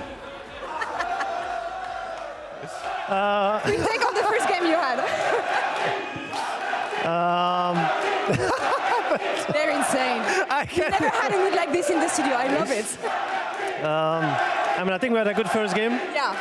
I think we had a bit of nerves in the first skirmishes. But once 10 minutes hit, I think we were completely fine, yeah. I know that in the SK Gaming video that they released a couple days back, you were mentioning the fact that you're happy to take in this leader position, taking care of more rookie players. I feel like you've been doing this already at Mad Lions a bit, not too much, but taking care of younger players. But what makes you think you're going to be a good leader? Because that's what you were saying in the video. Yeah. What's going to be leader in this? I mean, I think I'm pretty disciplined just in general. I think I'm a pretty well-being like human. Like I can communicate, I can give feedback well. I think I've been at the top for so long. And this is also why SK took me as well, because I wanted to form rookies, because I believe I'm good enough that I can like teach them the game and like tell them what I think, my vision of the game. And for example, today, I think it's the first time that I talked so much during a game, and everyone was listening, and it just felt so good, yeah. Perfect. There's one specific rookie I have in mind, of course, in the likes of Isma, your jungler. He got the Kia Player of the Game today. Great game as a rookie on his first steps in the LEC. But tell me more about him and how specifically you're helping him getting used to this new stage and also building synergy with him.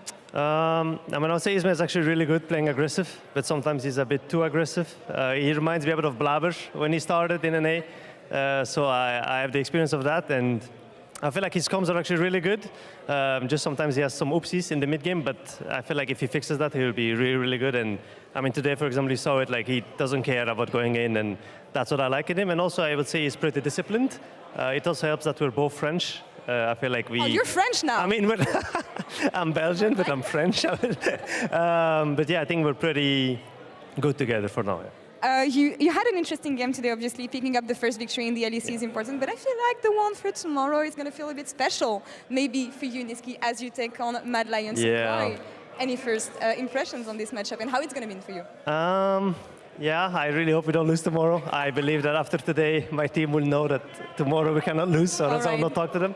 Also, I want to beat Elioya, like really, really bad. So yeah, tomorrow we'll smash Mad no matter what. Very quick words on the next match we have. As you saw behind us, Carmine Corp is getting ready to make their debut in the LEC.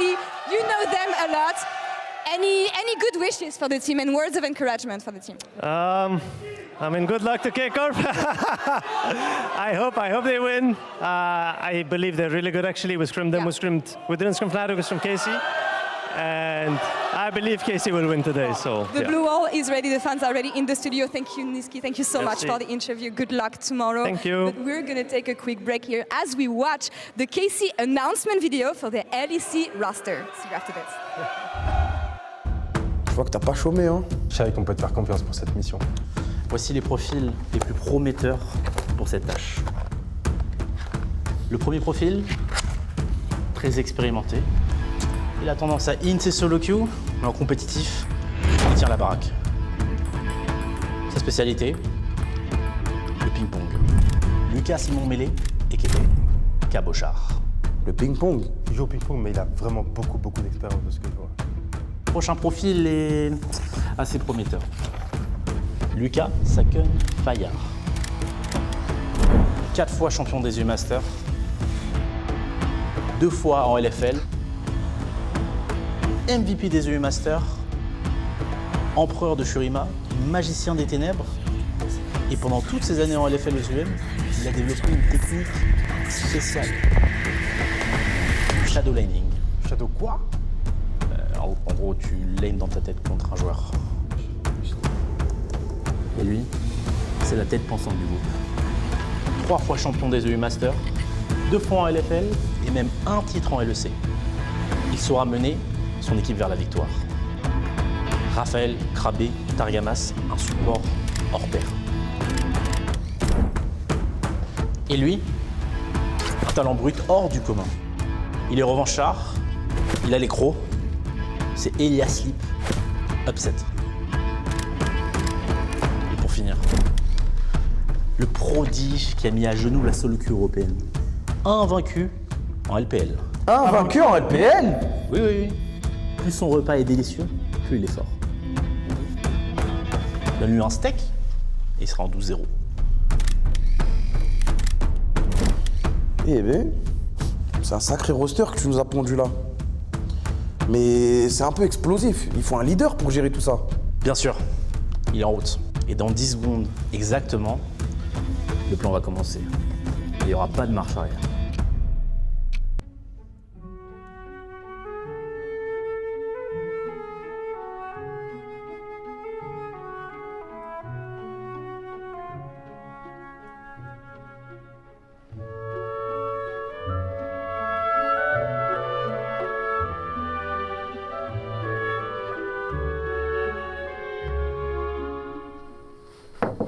Hello, gentlemen. I hope your stay was pleasant. I'll make sure that the transfer goes smooth.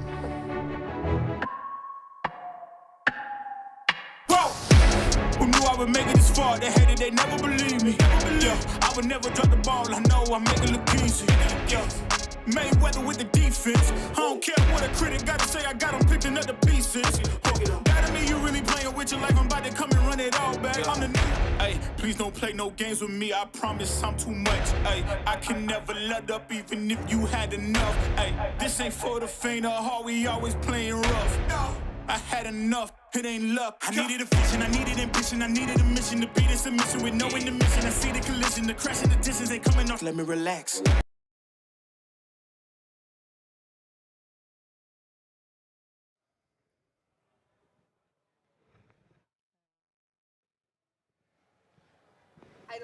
Well, finally, they are here. Finally, it's happening. I feel like it's been in the making for so many years, but we're finally going to get to see KC on the LEC stage. You were just doing the interview, Laura. You came over, and they were so loud already. They're ready, I think. They have been loud all day, and honestly, we as French fans, of course, have been waiting for this for years.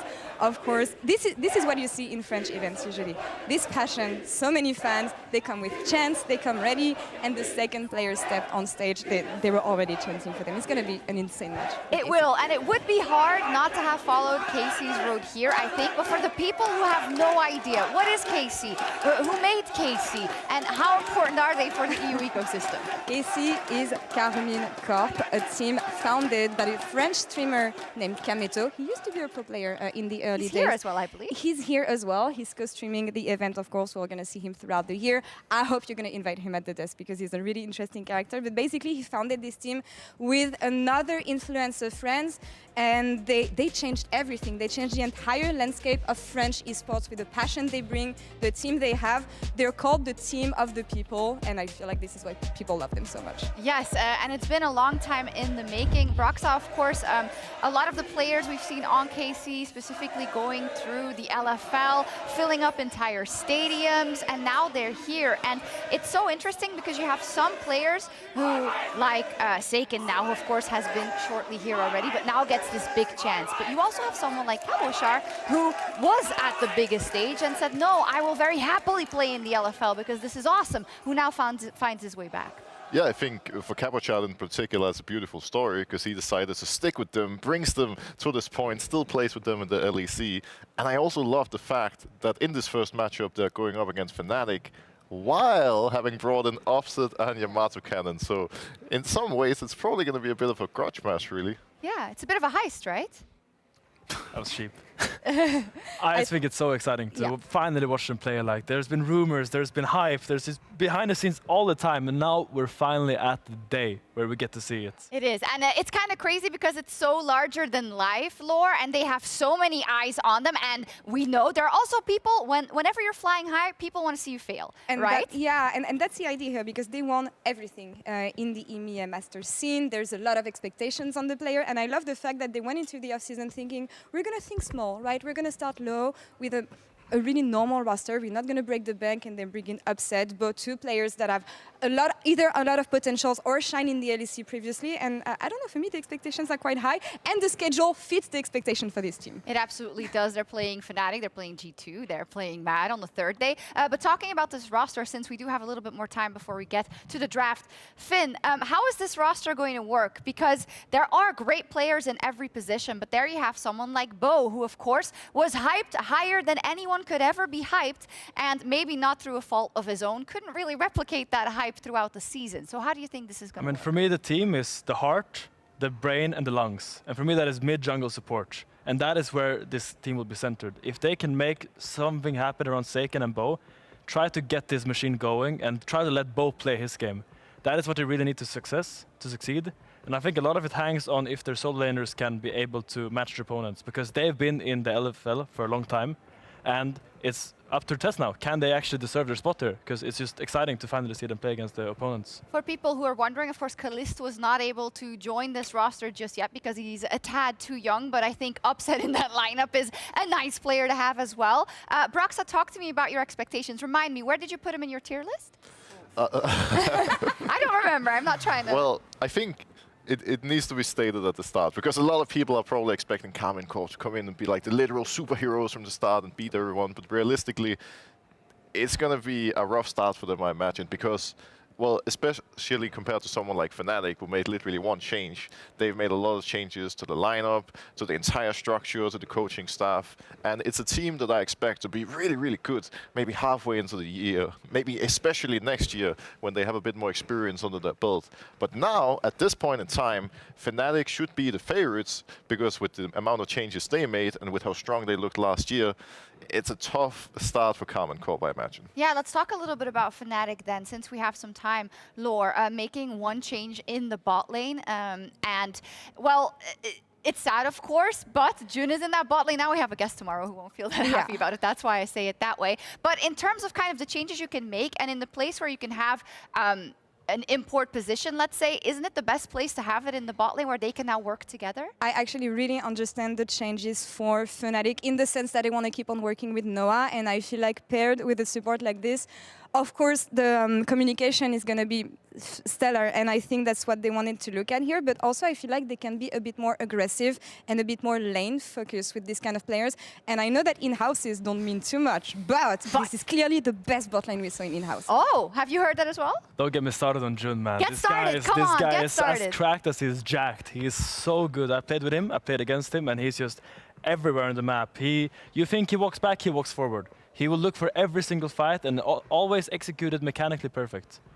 Will he int a bit few times? Sure. But Fnatic supports are kind of known for that. Yeah, known for that. It's fine. He will fit right in. I think Finn hit it on the mark earlier, though, saying that the mid-jungle support synergy is going to be really important, and this is where I would be a little bit worried. Like, from personal experience, one of the many reasons we made it to the World Final in 2018 on Fnatic was that the synergy between me, Caps, and Huli was on point. We understood each other at all times. But with a Korean guy coming in, a rookie, there's going to be a lot of change in how everything functions within the team, and how quickly he can adapt from a communication point of view is going to be key.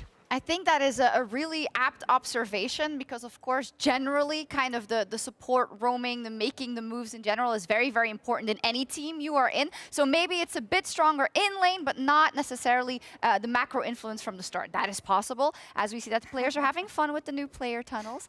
That's nice. For the rest though, you know, Fnatic is a team that also last year I think really performed when it mattered, you know, made the runs. Of course, he didn't get too deep into the World Championship, but against all odds, really made it in Montpellier as well. Lore, so they should be getting off at a pretty good foot coming into this year.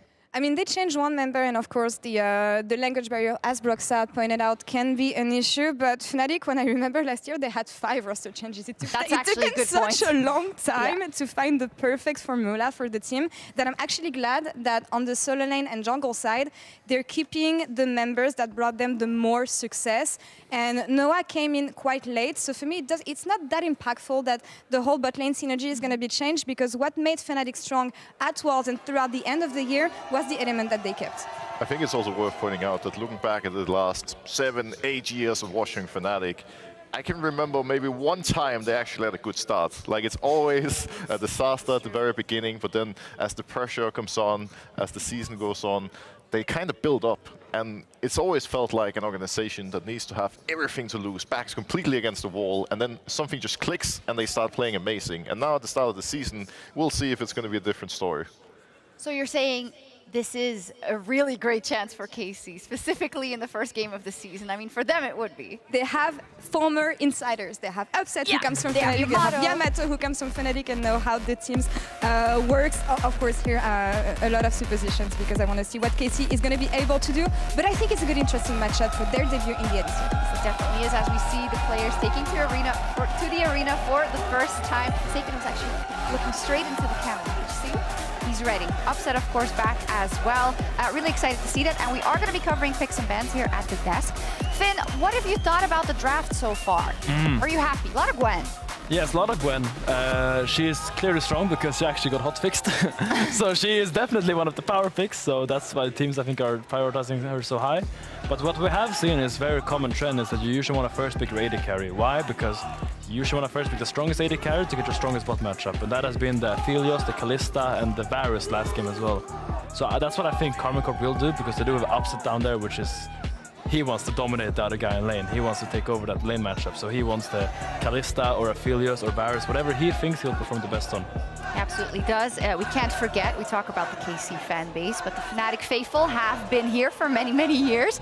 And they will probably try and be a bit extra loud today, seeing also Yamato and Upset, of course, on the other side. I can't actually hear them, I can just see them. But I can think that they're very, very loud. So, here we go, Broxa. So, a pattern we've seen so far is Rumble, LeBlanc, and Caitlyn being pretty much permabanned. Outside of that, there's a lot of question marks, and it's going to be team-dependent what we're going to see. Finn already touched on the AD carry priority, so the likes of Varus being banned is no surprise. Maybe a Kalista is going to follow.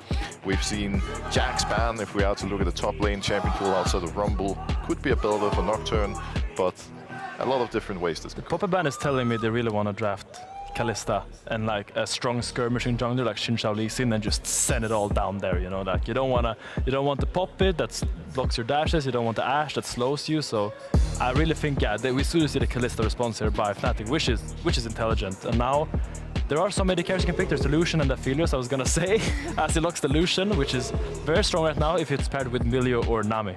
But currently both LeBlanc and Caitlyn are open. So this is something Fnatic could potentially go for. What do you think, Finn, based off of the games you played in this patch? Would it make sense to lock both of them here? Yes, I mean, Humanoid was the one that revolutionized the LeBlanc last year, when there was like a patch that suddenly Humanoid just came in with the LeBlanc and played it every game and just stomped everyone. So he's the guy I don't want to give LeBlanc, which is why it's funny that it's open. And as we do see the Milio coming in, probably to deny the Lucian-Milio combo. Don't really see what they're picking here in the jungle. I will use guess that it's a Caitlyn or an AD carry pick. Aphelios or Caitlyn, yeah, they will have Aphelios, yeah. And as we see, we respond with the Nami to balance out the bottom matchup, and probably a jungle, I would guess here. You think it's more important to take jungle than the LeBlanc? I mean, they don't seem to care about the LeBlanc. Yeah, I guess LeBlanc is just going through. They just take their series into it. They feel comfortable playing this, and I like it. It shows confidence. It's one of the beauties of early season as well, because everybody has probably been in different scrim bubbles, finding different priorities, and we saw the first teams putting huge priority on the likes of Caitlyn and LeBlanc. These teams literally act like they don't even exist. Will we get away? No way. We get an Akali. No way. No. So that's the version of Akali that's problematic on the patch because of certain items, right? It's very problematic. Because of we have Storm Surge, which basically, if you do 30% of someone's life, which Akali is very good at doing, you also get an enhanced nuke after that, which will execute them. So basically that Akali combo that you love and hate, you're probably just gonna hate it after this patch. Even more, probably. Yeah. What do you think about top lane right now? Because the only top laner taking away at the moment has been Rumble. What do you think they're going to look into? Could it be a 4-pick top Usually for as top Fnatic? player you want to pick a tank. But to do that on this patch, I would say you need a Gwen ban. So I would like to see a Gwen ban here from Karmine Corp to set up for Cowboy Card's blind pick, because I'm pretty sure they're going to give the last pick towards Oscar Winnin. And giving him that nasty Gwen angle, I think it's not worth it. So if you are Karmine Corp having to blind top, if you were in his shoes, which specific champions would you be looking for here? Usually you want to draft, if you don't ban a Gwen as I recommended, you want to draft a strong bruiser that can handle most matchups. Those are usually historically like Jax, Aatrox, Renekton, which are like strong bruisers. They can always be strong in team fights or skirmishes, and they don't have any hard losing matchups. So I assume we will see a Renekton or Jax from him. Well, we'll see what Fnatic decides to go for in the jungle here. Assuming that is what they even log in, but there are a lot of junglers banned away, of course. For now, what exactly has been locked in remains a surprise mystery. Yes. And I want to guess Xin Zhao. That's what I think. I think that this jungler right now with the new items is just using them so well. It will be there. It is. It would be silly not to take it. I think especially into the likes of Lucian, Nami, and Azir, it's just such a powerful pick, and it's going to be really difficult for their team comp to deal with him. Now, we can see Karmine Corp locking in the Jax. How would you destroy this Jax when you won? What I can know Oscar play? that Oscar has played GP in the past. Although it's not the best GP game, it would be interesting to see him bring it out. I could also see him going for a more classical counter of the Jax, which would be like a Kennen or a Gragas. Okay, the Gragas is being taken away now, so that's not an option anymore. But obviously, Oscar Winning got praise from Binnet during the World Championship for playing a magnificent Poppy into Jax, which is clearly banned there, so he can't go for that. And maybe that was some good foresight from Karmine Corp. Something I'm looking forward to seeing in this game is whether Bo can actually have a huge impact on the Gragas, because on this patch he's one of the lowest win rate. Wait. Well, they might be baiting us, but this could potentially be a Jax jungle. I was about to say Gragas is one of the lowest win rate junglers right now on this patch. Jax actually super high up the charts, but also with a pretty low pick rate at the moment. Also worth noting, 2018, Jax was considered a counter to Xin Zhao. We literally locked it in the world final, because back then, as Jax, level 2, you could beat Xin Zhao like level 2 onwards every point of the game. You would just hunt him down, you would destroy him, and now with the Void Grubs, there's potentially going to be more fights where this matchup can be very beneficial for KC. Maybe Bo watch some Broxa votes. Maybe. Pulling out the 2018 ref. I mean, that's just great. Hey, what did you think about the end now, the top lane matchup? I think it's going to be Gragas K'Sante. Yeah, it's a very slow match. Not much will happen. K'Sante will try to push the wave with his Q, and Gragas will try to push the wave with his Q. And they don't really interact with each other. It's very boring. Yeah, it is. But I mean, we've been told that not that much would be happening in top lane, and I've seen a lot. So yeah, maybe you never know. You never know. Who won the draft? I really liked K-Corp's draft. I think it was so clever to flex the Jax into the Xin Zhao. As they showed, and I like the bot matchup a lot. I think the moment they locked in Jax jungle, they won me over. Like, this is just bringing so many beautiful flashbacks. Also, I want the I'm on the hype train. Okay. You're easy to seduce then with picks. There we go. The first official match of Karmine Corp in the LEC versus Fnatic. Casters, take it away. Thank you very much, Shox. I'm Dracos, joined here by Dagda and a whole house full of KC and Fnatic fans. They're buried. Who, whether you like it or not, you will hear this entire game because, my God, I have never heard such a cheering arms race in this studio in my 7 years of working on this broadcast. It's incredible to see. Love the passion of the KC fans and the passion that it has also brought out of the Fnatic fans. Rallied to new heights in terms of decibels. Yeah, there is definitely a competition going on between these two, where it's just like slowly but surely you can hear them both getting louder and louder as they try to outdo each other. But we'll have to see who's going to outdo each other on the Rift here, because honestly, one, I'm just hyped to be back. It is sick to be coming in, to be back in the studio, to hear all the crowd, but also like we're starting to see just how much of a mix-up you can get when it comes into draft when you look at this game. Certainly are. And of course, you heard from our colleagues earlier today, so much to talk about on the new season, but right now, Akali, despite the item changes, still gets the crap kicked out of her by Jax at level 1, so no item to solve that particular problem. Yeah, which is definitely going to suck, especially when you're trying to go up against Aiken here, who's very, very good in the Azir, coming in from EMEA Masters. This guy, 4-time EMEA Master champion, was very well known for being strong on this pick, and now Humanoid's going to have to try and contend with that, as already the Soldier's going to be popped up, trying to see if he can take a bit of that health bar off of Humanoid as this goes forward. Dorn Shield are going to be doing overtime here in the mid lane matchup, especially with Humanoid off to such the outstanding health deficit. Maybe you have to force that pot early. Cabo whiffing on the first body slams. We kind of just check in across the board. You've heard it everywhere, especially with the map changes. Bot lane, bot lane, bot lane, bot lane, bot lane, bot lane. It's the focus we expect for junglers. So a lot of range support action here on the bottom side. Upset and Targamas you kind of expect to be more powerful early on, but we've tried this combo personally, Rob, and we're not great. And we kill everybody with it. So I'm just going to tell you right now, Milio Aphelios, very strong, very strong. Yeah, this is definitely more of the meta that I expected to be coming into on the bot lane. I think Ardent Sensor for Milio Rush is incredibly strong and can set up really well for the likes of the Aphelios, especially with the long range. You can do a ton of work. And then the opposite side, Lucian Nami's back. I think we haven't seen it so much earlier today. Maybe team's a little bit burnt from last year where it didn't go so hot. But I definitely think with the changes coming in, with how strong Enchanter supports are, being able to buff up Lucian so incredibly well is absolutely massive.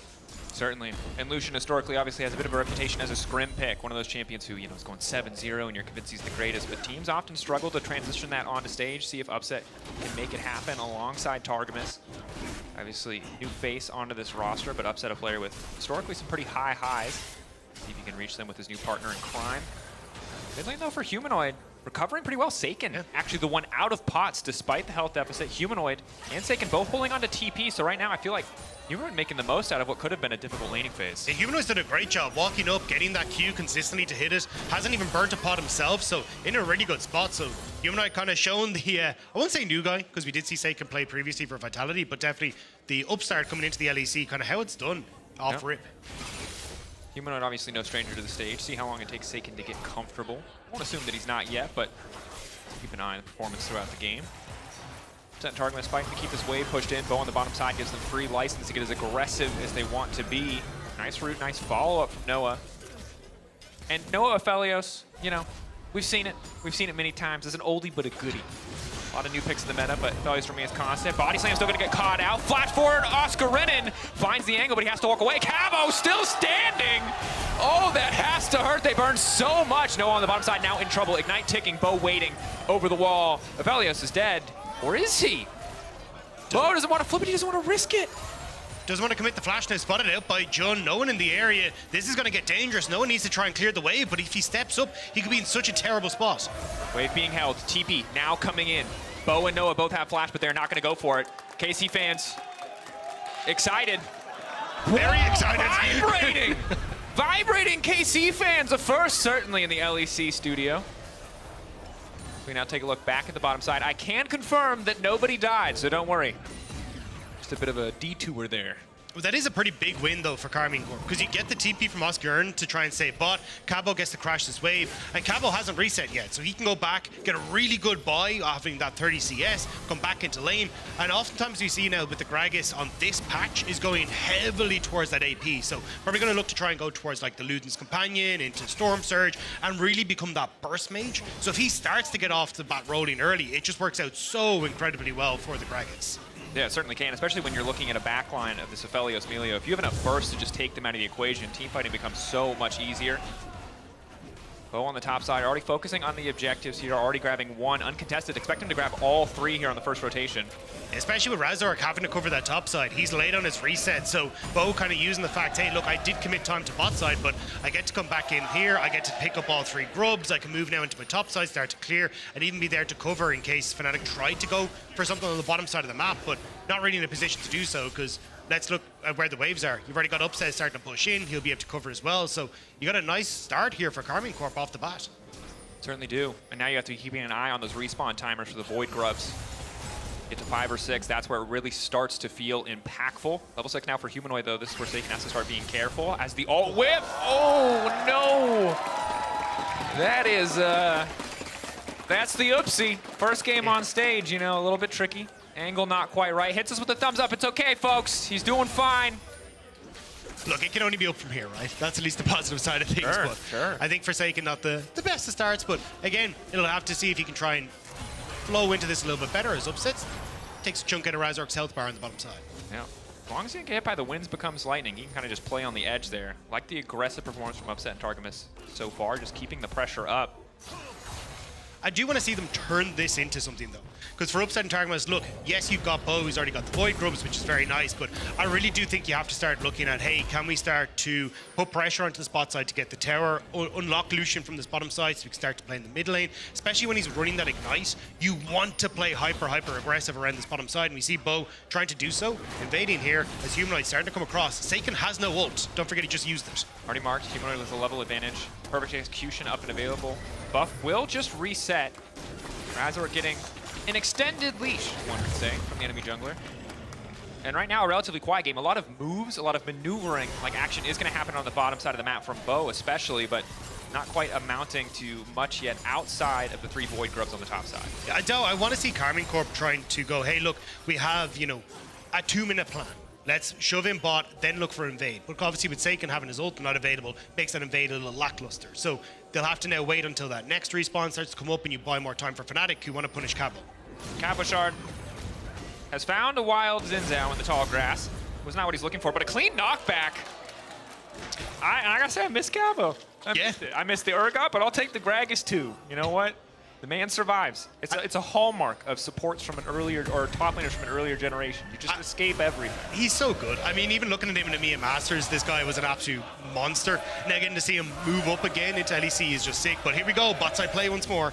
Bo can get very tanky very quickly. Noah, good guns for a fight and a lot of additional sustain. Bo taking a bit of damage. Heal now coming in for Noah. They're trying to burst him down. Flash out from Bo. No immediate follow-up.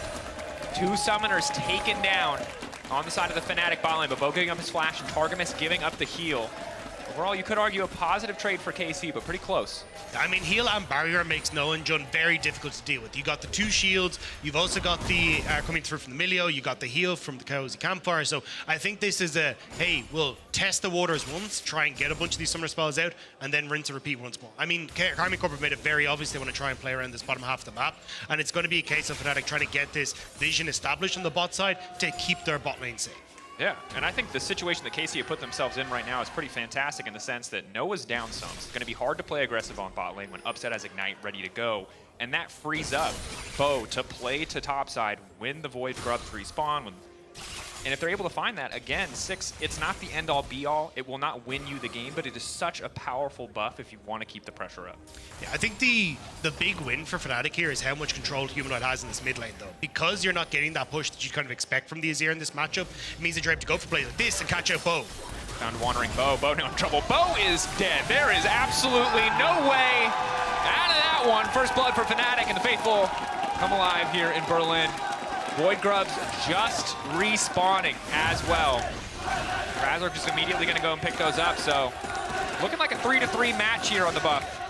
And that's Humanoid diff. We were just saying, look, the fact that you have this much control in mid lane as the Akali, means that you can start to roam, you can start to get these early kills, you can start the Akali snowballing, and you're able to shut down a lot of these plays from Karmine Corp. So big win there for the Fnatic mid jungle, who have been the standout players for this squad when we look at all of last year as well. Certainly the case. Excellent start. See what he can get on the next back. Hextech Alternator as well as the Sword Shoes. And we know, as you know at home, as that guy who immediately went to Reddit 2 days after the patch came out and said Storm Surge is broken. But he was right, because the hotfix proved it. Still strong. We're pre-hotfix, baby. Storm Surge Akali, a very terrifying prospect. As Bo will at least be able to grab the Drake on the bottom side. First Drake of the game, interestingly enough, just has not been the high priority objective. KC have had bot side prio, but did not want to use that to secure Drake until now. It has netted them a huge amount of control with the CS lead that Upset has, and now they've got the first dragon. So at least with Fnatic being able to fight back on the Grubs, they're starting to kind of keep control over this game, because I think as we start to go forward, Humanoid will looks like, yeah, going to go for the Storm Surge. I've seen some people go for Hextech Protobelt first, much cheaper item, and you can start to get that mobility and get some more burst in. But I think the Storm Surge, when you're at this stage and doing so well, go for the greedier play, and then look for that full burst potential. You can start to play for side lane, start to take control, and then it means that it becomes more difficult for Upset and Targamas to swap into mid lane, look for plays with Bo, trying to get control there, because Humanoid will have that one-shot potential in Seiken once this Storm Surge is completed. The case, see how much more gold he needs before we get there. For now, again, things have stayed relatively calm. A single kill on the Bo, the only one present in the game thus far, but Oftentimes when you have range supports, I feel like the meta just naturally slows down. There are just less engaged tools on the map to really kick things off. Really a game of incremental advantages here as Fnatic finally looking to take control of the bottom side. Feels like the entire game thus far has been KC the ones to be pushing forward. That said, it's upset with the item advantage, so when left isolated in the 2v2, it still feels pretty difficult for the side of Fnatic to contest. Yeah, and I think it's more of a case of trying to minimize damage than actually win out on that side. I think nice job there from Oscar Erden. He gets into the top side, starts to put down vision. A huge amount of this is we need to spot out Bo, and you can see there, hasn't gone for that top half, hasn't gone for the Grump. So they know, hey, look, chances are Karmine Corp are starting to make their way down again. With Seiken here, you're already having Razork in position to try and cover for the play. Targamas 4-man invade, leading the charge on the Nami. Buff will reset. Bo here waiting. Again, man advantage, as Humanoid will be late to the roam, and again, they're gonna go for the pushback this time. They'll find their man. Razork now in trouble, instantly gonna try to leap over the wall and get a little bit more done. Doesn't quite have the damage. And a bit of revenge for Bo, backed up by his buddies on the bottom side. Humanoid now waiting. The brush fishing for an angle. There's no way he goes in on this one. Back away, we'll get a bit more poke, but a solid kill and a solid use of bot side prio from KC. Yeah, Fnatic should not have tried to contest that. It was give up blue. Look, it does suck a little bit, but at the end of the day, Humanoid hadn't moved from mid. You had no control over bot side. You were never going to be able to win that play, but Razork, I don't think, was expecting the swoop and scoop from Seiken and completely gets caught out. And now Bo finally finds the success that he needs to get some of that answer for how much pressure's been put on top bot end. No. Upside going to be knocked away here. Support items now coming through. Super aggressive itemization coming in from Targamas, going for an early Imperial mandate. Not opting for Ardent, curious enough. We've talked a lot on the podcast, Rob. We believe Ardent is super powerful. A lot of pros don't seem to share the sentiment, at least in the West. Instead, opting for the mandate proc, knowing just about trying to get as much damage down as possible. Yeah, I think the mandate is super strong specifically for Nami, because you can put the E down, you get the slow, immediately you're able to get the 12% current health proc, which is absolutely absurd off the Imperial mandate. One of the changes also was that the damage from this proc has been moved to Nami rather than being on Lucian. So won't get as much, or you should at least have a little bit more of the AP damage and the magic pen if you want to go that route on Targamas, but probably won't see it coming through. And on the opposite side, there's the Ardent Sensor. This is the Ardent that we did think was absolutely busted. So I think this is going to make finally happened. I think this is going to make such a big difference here. Ardent, you get magic damage on hit, you get an increased attack speed. It's such a strong item specifically for champions like Aphelios. It might get to see it now. Targamas now in trouble. Mandate will not save him from that. Razork mandating a quick death there. On the opposite side, a bit over eager, pushing in there. Thought that Bo being on the Herald gave them access as Herald will once again scooter boot back into the pit as Seiken could be in trouble here on the bottom side. Level 11 Humanoid this time. Scoops him up, it hits. Big burst damage coming out, and he gets his flash away. He's paranoid if the second R comes out. If he's not ready for it, he will just get cut down there. Fnatic grouped on the objective. Bo going in. It's a 1v1 smite fight, but Fnatic looking to change that. Bo still standing for now. Both ultis now coming out. Cabochard doing so much work. Upset now flashing out over the wall. And again, the Herald 2k health is finally going to get taken out by Fnatic, and it's Humanoid on the backside. He's got a low blinking health bar, but the calling is cutting him down quick. Cabo waiting off to the side. Upset. Where's he going to go? Flashing from Razork. Instant knock. I'm going to get the kill down. Xin Zhao doing a bit of work, and Targamas running, but he gets the kill. That's the Zaza's Realm Spike, baby, coming in clutch. Razork chasing down the fish. Easy peasy is an absolute bloodbath on the top side. Razork in no man's land. So Bo's health bar is blinking, forced to immediately ult, get the counter strike down, but they've got the CC, they've got the damage, they've got the kill. Shut down, going into the back pocket of Seiken. What started off so well for Fnatic just took a straight left turn immediately as Cabo came in. So you'll see here, Razork starting up the objective, keep himself in check. Bo goes into face check and he's in a disastrous spot and kind of knows it has to move out. But Cabo, the double knockback, immediately takes out Jun, takes away a lot of that safety net for Noah on the back end of this fight. Humanoid coming in with an ult means that he's got no real threat, so he's forced out of the fight immediately. And Upset end up going way too far forward here, but does end up making everyone in to the perfect setup for Seiken. I mean, look where he's positioned. Nobody can really get on. Well, Razork can't get back onto him. Noah's in a horrible spot because he can't go forward because there's a soldier in the way, and now Razork is on the wrong side of the fight as the rest of Karmine Corp are able to chase him down. Yep. Jack's the one champion. He probably could not handle in that situation the ability to dodge the auto attacks more than enough. We take a look back at the damage. You talked about AP Gragas on the top side, not tank. Full damage coming through. leveraging the natural sustain of the pick, and now all this AP. It's going to pay off in team fights against a lot of these squishier champions, as Bo will secure the second Drake here. Nice deal. And now Chemtech Rift. This is such a weird game. It's also dead even it's in like, gold. It's because every time I look at them, like, oh yeah, we got like, oh yeah, Karmine Corp having a bit of an advantage here. All right, they get picked. And then it's like, oh, well, Fnatic, now they have the advantage because they got the pick. They go for the objective. And then it just kind of fumbles the ball a little bit.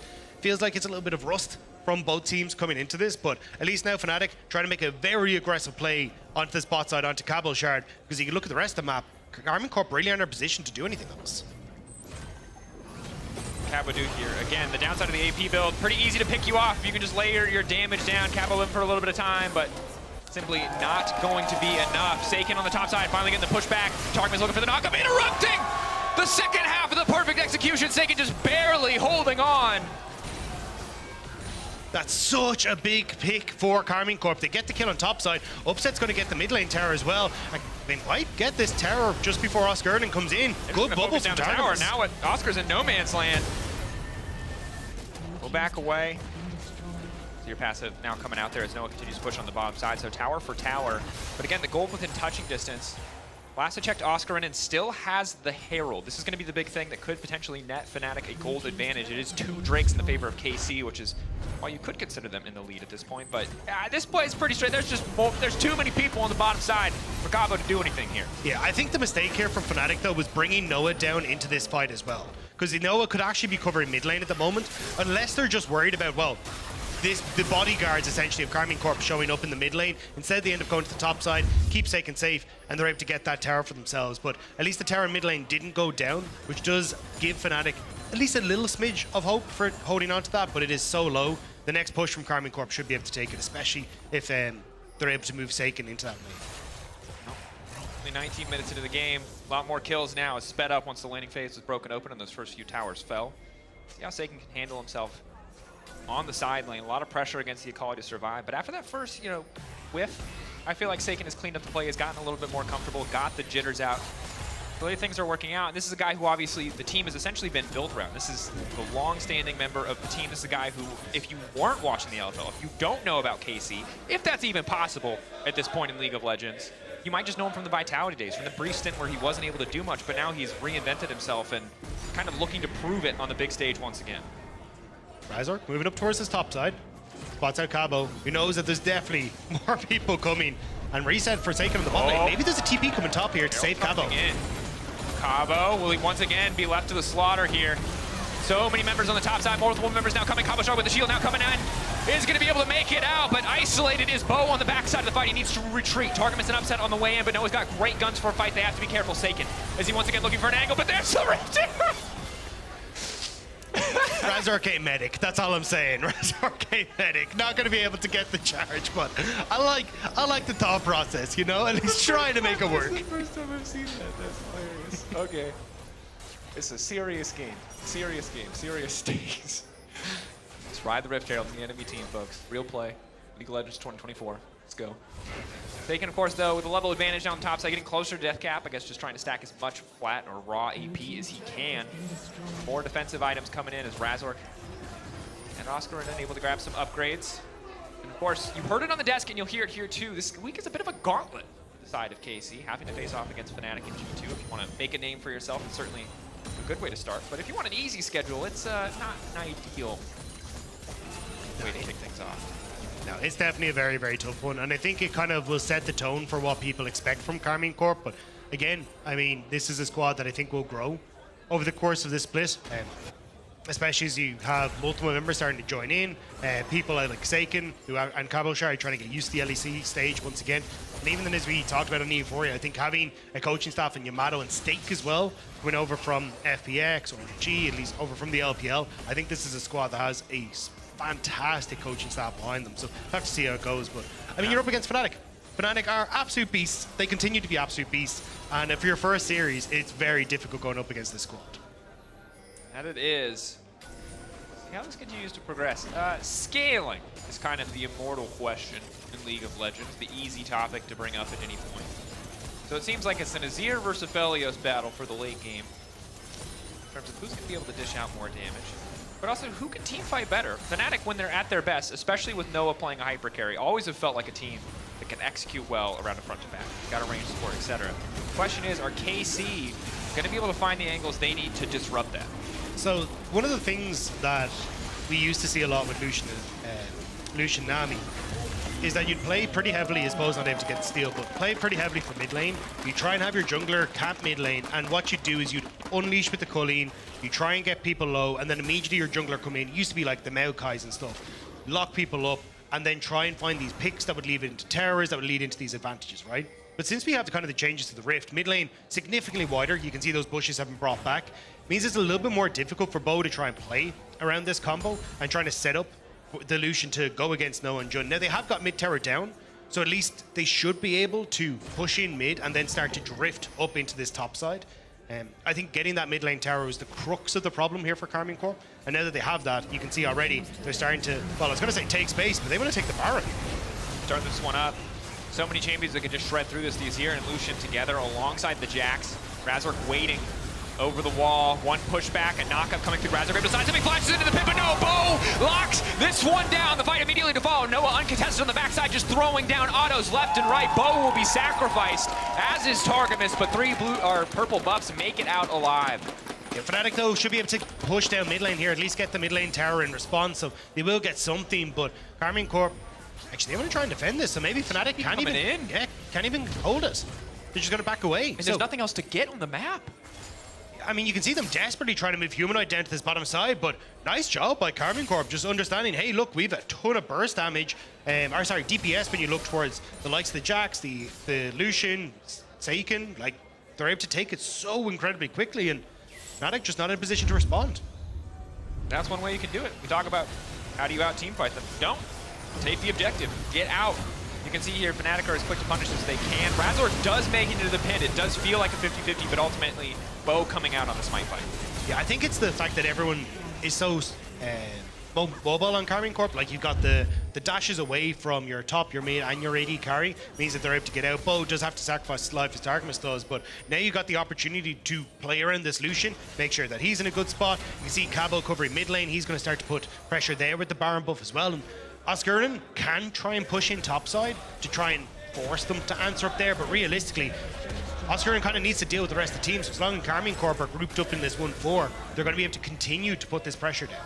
Yeah, forcing really Fnatic to respond to them on the side of KC. And important to note, without a traditional control mage in the mid lane with the Akali, your wave clear's mediocre. Noah having those guns as well means the wave clear is bad. Fnatic are really fighting to just clear these ones out. KC getting a bit of chip damage. Can just rinse and repeat in every single wave. The question is, do they want to go for a dive, as top laners will do what top laners do, which is 1v1 and hope no one intervenes. Karmine Corp now again on this bottom side. They do have to be careful with Oscarinen maybe sneaking in behind them. You can see the Cabo's trying to match him. Bo taking a good amount of damage. Side tries to size up the one lightning, but it looks like he does get hit. Noah, big damage now coming in. Luckily, the counter-strike is up and available. Stops the follow-up there. Stops the kill from coming through for Noah. Moonshot, again, marking the creep, stopping the push. Fnatic doing a very good job of mitigating what KC can do with this Baron. Still, though, Karmine Corp are getting a good amount of damage off, so this next wave should net them this bot lane turret, but I think for Fnatic, it was more a case of, hey, how long can we delay this Baron play? Because now they won't be able to crack open an inhibitor, and Oscarinen just kind of watching them leave, saying, hey, get off my lawn. You're not going to get any more here. It is indeed his problem. He is not happy to have guests. But yeah, I gotta say, well played. You kind of expect whenever Baron goes down that tier 2s are gonna fall as a default. So the fact that you only lose one tier 2 as Fnatic is pretty positive overall. Bo now going in, manages to let the stun! Oh! Oh! Oh, you asked for a humanoid and he gave it to you! That was so much damage that came in so quickly. You can see there's Spear Shojin. You heard Medic talk about it on the last cast. You stack up the damage on your abilities, up to 12% extra damage from abilities. And Bo uses a lot of abilities very quickly here to get that up and running. So Humanoid having the Banshee's Veil procced off of the W, I think it was, as that went through, means that he doesn't have the stun there available. And then Bo able to turn that around. So really nicely done there to get the Banshee Veil down. The relief on their faces. It's the laugh casual shoulder slap for me. Who knew? I didn't know. I guess he can do that. Well, Bo off to a solid start. Now, if you watched him on Vitality last year, you know he can have these high highs. We'll have to see if it remains consistent across games, but despite the 2 deaths, that's certainly a highlight moment for him. And I think it will get easy now for Karmine Corp to try and continue this pressure. You can see already setting up a ton of vision down towards this dragon. This about to spawn in 10 seconds. Lack of vision for people like Humanoid, or even trying to have that flank opportunity makes it very difficult for the Akali to play fights. And then it becomes a case of, well, can we get Noah out of the fight with a Cabal Shard ultimate, or even just poke him out with these? Or an upset ultimate. Redemption now coming in, a bit more healing. Knockback there. Energy not quite in the team fight. Abilities overlap there, the Nami Wave and the Gragas Barrel, but it does push away the side of Fnatic briefly. Humanoid now on the flank, the rest of Fnatic descending. Objective, the name of the game here for KC. Artemis has to be very careful, very squishy. This is dangerous. You don't have the ults for Karmine Corp. Fnatic knows. One more 50-50 couldn't hurt, right? Fnatic now stepping in. Bo off to the side using the counter-strike, potentially a window of opportunity, but he's immediately going to leap out to safety. 5K, objective getting lower. Noah decent guns for the fight. Knock him under Razork is big. Massive shield now coming in courtesy of Hysterics. Bo goes in, but Razork says not again. Managing to take the objective. Humanoid push back into the waiting arms of his team. It's everything Fnatic could have wanted. They're going to kill. They get the objective. They get out with 5 alive. Karmine Corp didn't get the advantage that they needed from those ultimates. They burned upsets, Targamas, Cabal Shards. Everything was tossed into that play, and they just didn't have it. And the second that Fnatic realized it, they were like, cool, well, we've got the Cozy Campfire, we've got the ability to heal up. We're just going to play for this and make sure that we're in a good spot. And now Seiken finds Oscar in. Off to the side. Oscar with the red buff. Seiken's going to have a hard time getting away from this one, but has the Sun Disc to fall back to.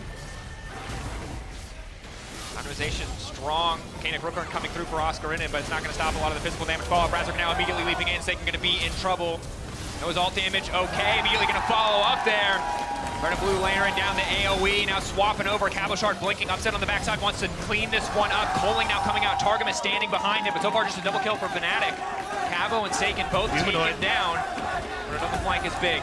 You can find the angle, the shuriken clip on upset, it'll be big. Instantly goes in, finds it, gets it. Bo now ready to leap in to stop the play from happening. Humanoid cannot find the follow-up. Bo, the hero, to protect the back line. Fnatic continuing to push in. So far, the fight is in their favor. No objective to play for, however, so just kills and a bit of a gold advantage. It's 25 seconds still before Cabo and Seiken. No TP on Cabal Shard. Do they think that maybe they can sneak Baron here? But it's going to be a tough one. I don't know if you can quite get it done, but nicely done by Fnatic. And for Karmine Corp, they kind of just ran in one by one and it was done. But Fnatic, I think they're going to start Baron. Confident maneuver. Noah, great guns, perfect guns to take this objective. Laying down the tower, he's just going to throw down damage. Has Emilio behind him as well. They should shred through this just about instantly, but Humanoid off to the side. Steps away to hit the Scryer's one. KC now moving in. Bo coming over the wall. No leap strike for a few seconds. Now they're just trying to get the Jax out of the picture. 4K, tons of shurikens on Noah, but he's out of white gun ammo. This is not ideal if KC can maybe find a fight, but in the meantime, Oscar just making sure Bo cannot come to play. Burning down the Baron. Fnatic keeps their eyes on the prize. Target is going to drop down as well. And it's the Oscar-ridden show on the top side. Cassante, baby, coming in clutch.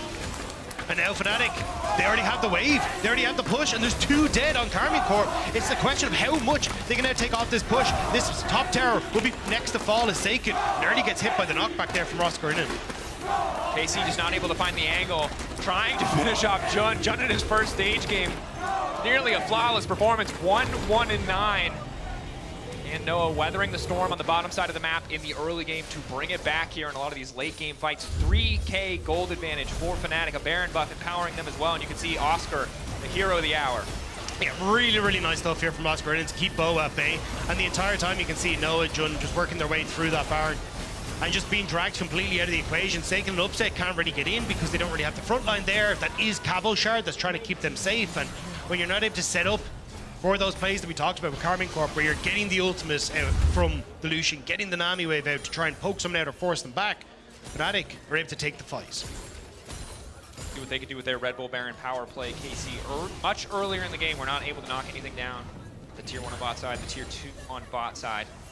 Take a look at the gold presented by Santander. You can see Noah, Oscar and Razork leading the charge. Upset and Seiken not too far behind, but Cabo really the one falling behind in terms of carries in the game.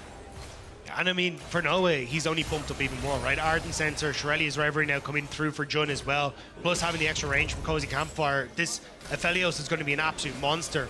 Red blue guns on the bot side means he'll be able to push in. Going to try and clear out that blue gun so then he has access to red white here. Right as the fight might try and kick off here for Karmine Corp as well. So trying to defend this is going to be tough here for the KC boys. Stepping up, taking the veil away from Humanoid. Has the arm guard as well. Humanoid can be able to buy a lot of space for this team, but a lot of defensive itemization here. How much is it going to cost his damage output?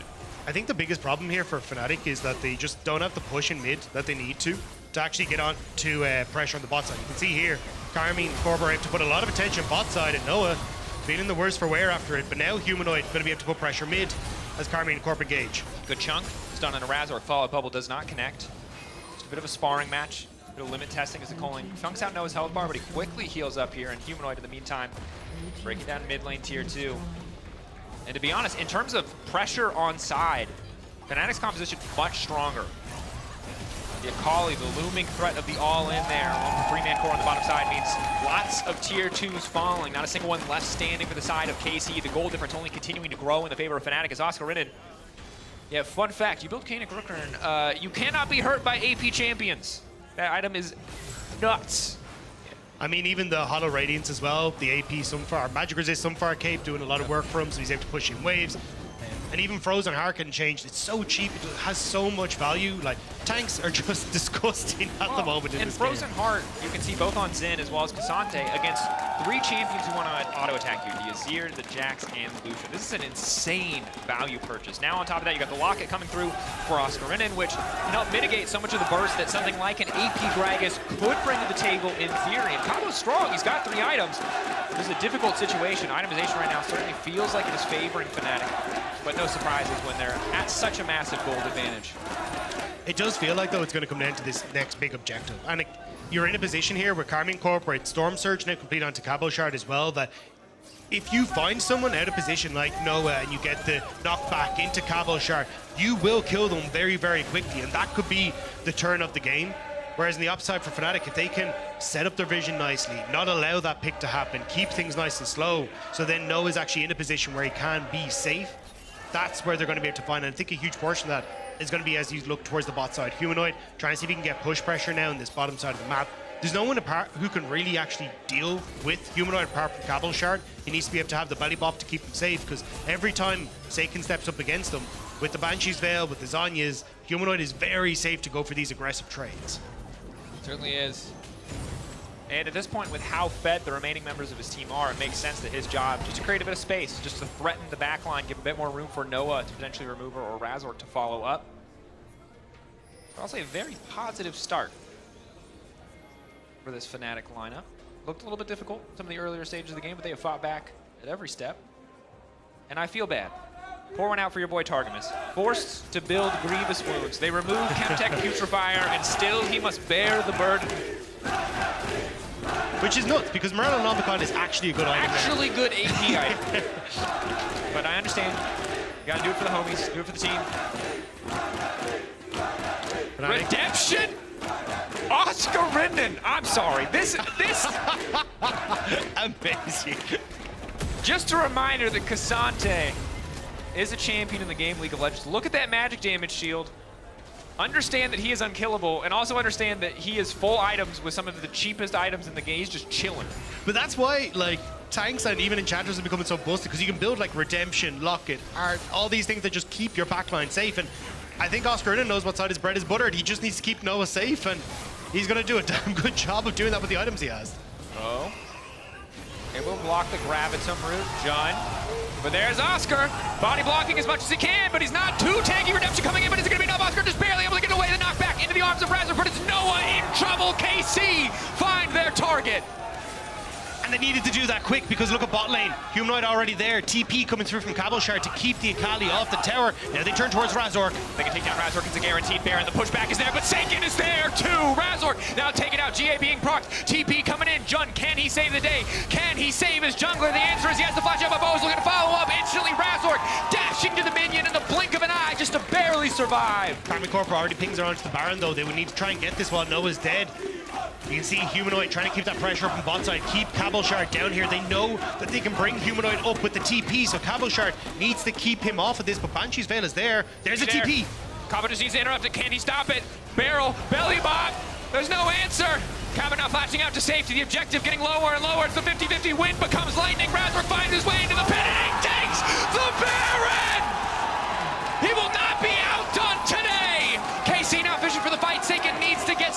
will walk away, no buff in hand. 2 members weaker as Cabo will fall. Baron stolen, side lane destroyed. Fnatic come alive off the back of that play, just barely keeping Karmine Corp out of this. That could have been the game-deciding play for Karmine Corp, but Fnatic shut it down beautifully. And now it only gets harder, because Noah's getting stronger and stronger. There's so many tanks that they have to work their way through, and Upset's solid, yes. But maybe once he gets an IE, things get a little bit better. We can take a look back at this play. Eyes on Razork. Bo very, very low. Oscarinen does a good job here to separate the fight, keep Bo at bay, and because Bo's already gone so low, completely taken out of the pit by Oscarinen, just torn out of there. And from that, there's nothing you can do. Jun flashes away, and Humanoid manages to just get the Storm Surge proc at the end of that to take down Cabo Shard as well. He did everything he could to try and keep Humanoid from joining, but it just didn't matter in the end. And shout out to Oscar. Again, reminder of this man's career trajectory. He was bad the first few weeks he came in. And then he was good. It looked promising. He got better and better. Then he wasn't able to play in the season finals, unfortunately, due to injury. But here he is on the stage again in 2024. Looking unkillable and making the plays necessary to secure the objectives. That said, Razork running in. KC just have to retreat now. Bo already low. Oscarinen in the midst of everyone. And it might just be a slaughter. Humanoid goes golden, buys a bit of space. Dash is out safety. Oscarinen chasing forward on the front lines. But KC, do they have a rebuttal? Seiken still standing. Health bar still strong. Oscar now backing off. Noah untouched. Trying to lay down just a little bit of damage as Fnatic retreat back, knowing they have to stop this Drake from going down. It is Chemtech Soul for KC on the line.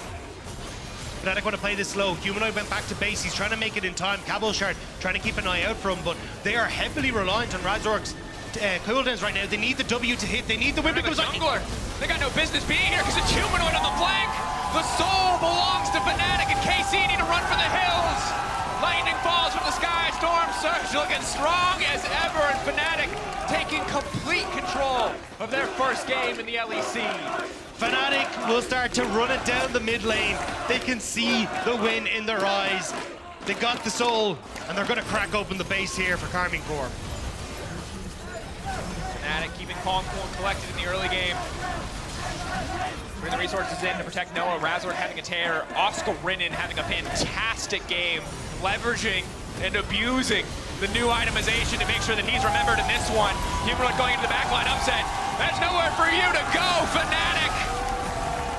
Moving in, KC's first game, a warm welcome into the LEC, but it is Fnatic who will knock them down. Fnatic find first blood. Incredibly hard-fought game on both sides to try and get this one across the line, but Fnatic just have to wait for that scaling on the Aphelios to come in, get that tank in the front line, and being able to find some of these key moments to turn this game around was incredibly impressive from this Fnatic squad. Fantastic stuff to watch. Of course, you can vote for your key player of the game at LEC on X.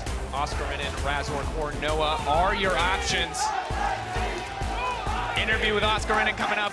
It's him or Razork, I'll be honest. As great as Noah looked on the Aphelios, that's my 2 cents. But of course, Karmine Corp got a lot more opportunities to play on stage, 2 more this weekend. We'll see how those unfold. For now, though, we're going to toss to a quick break. When we return, Oscarinen joining with an interview, Razork joining the desk. Don't go anywhere. LSU will be back shortly.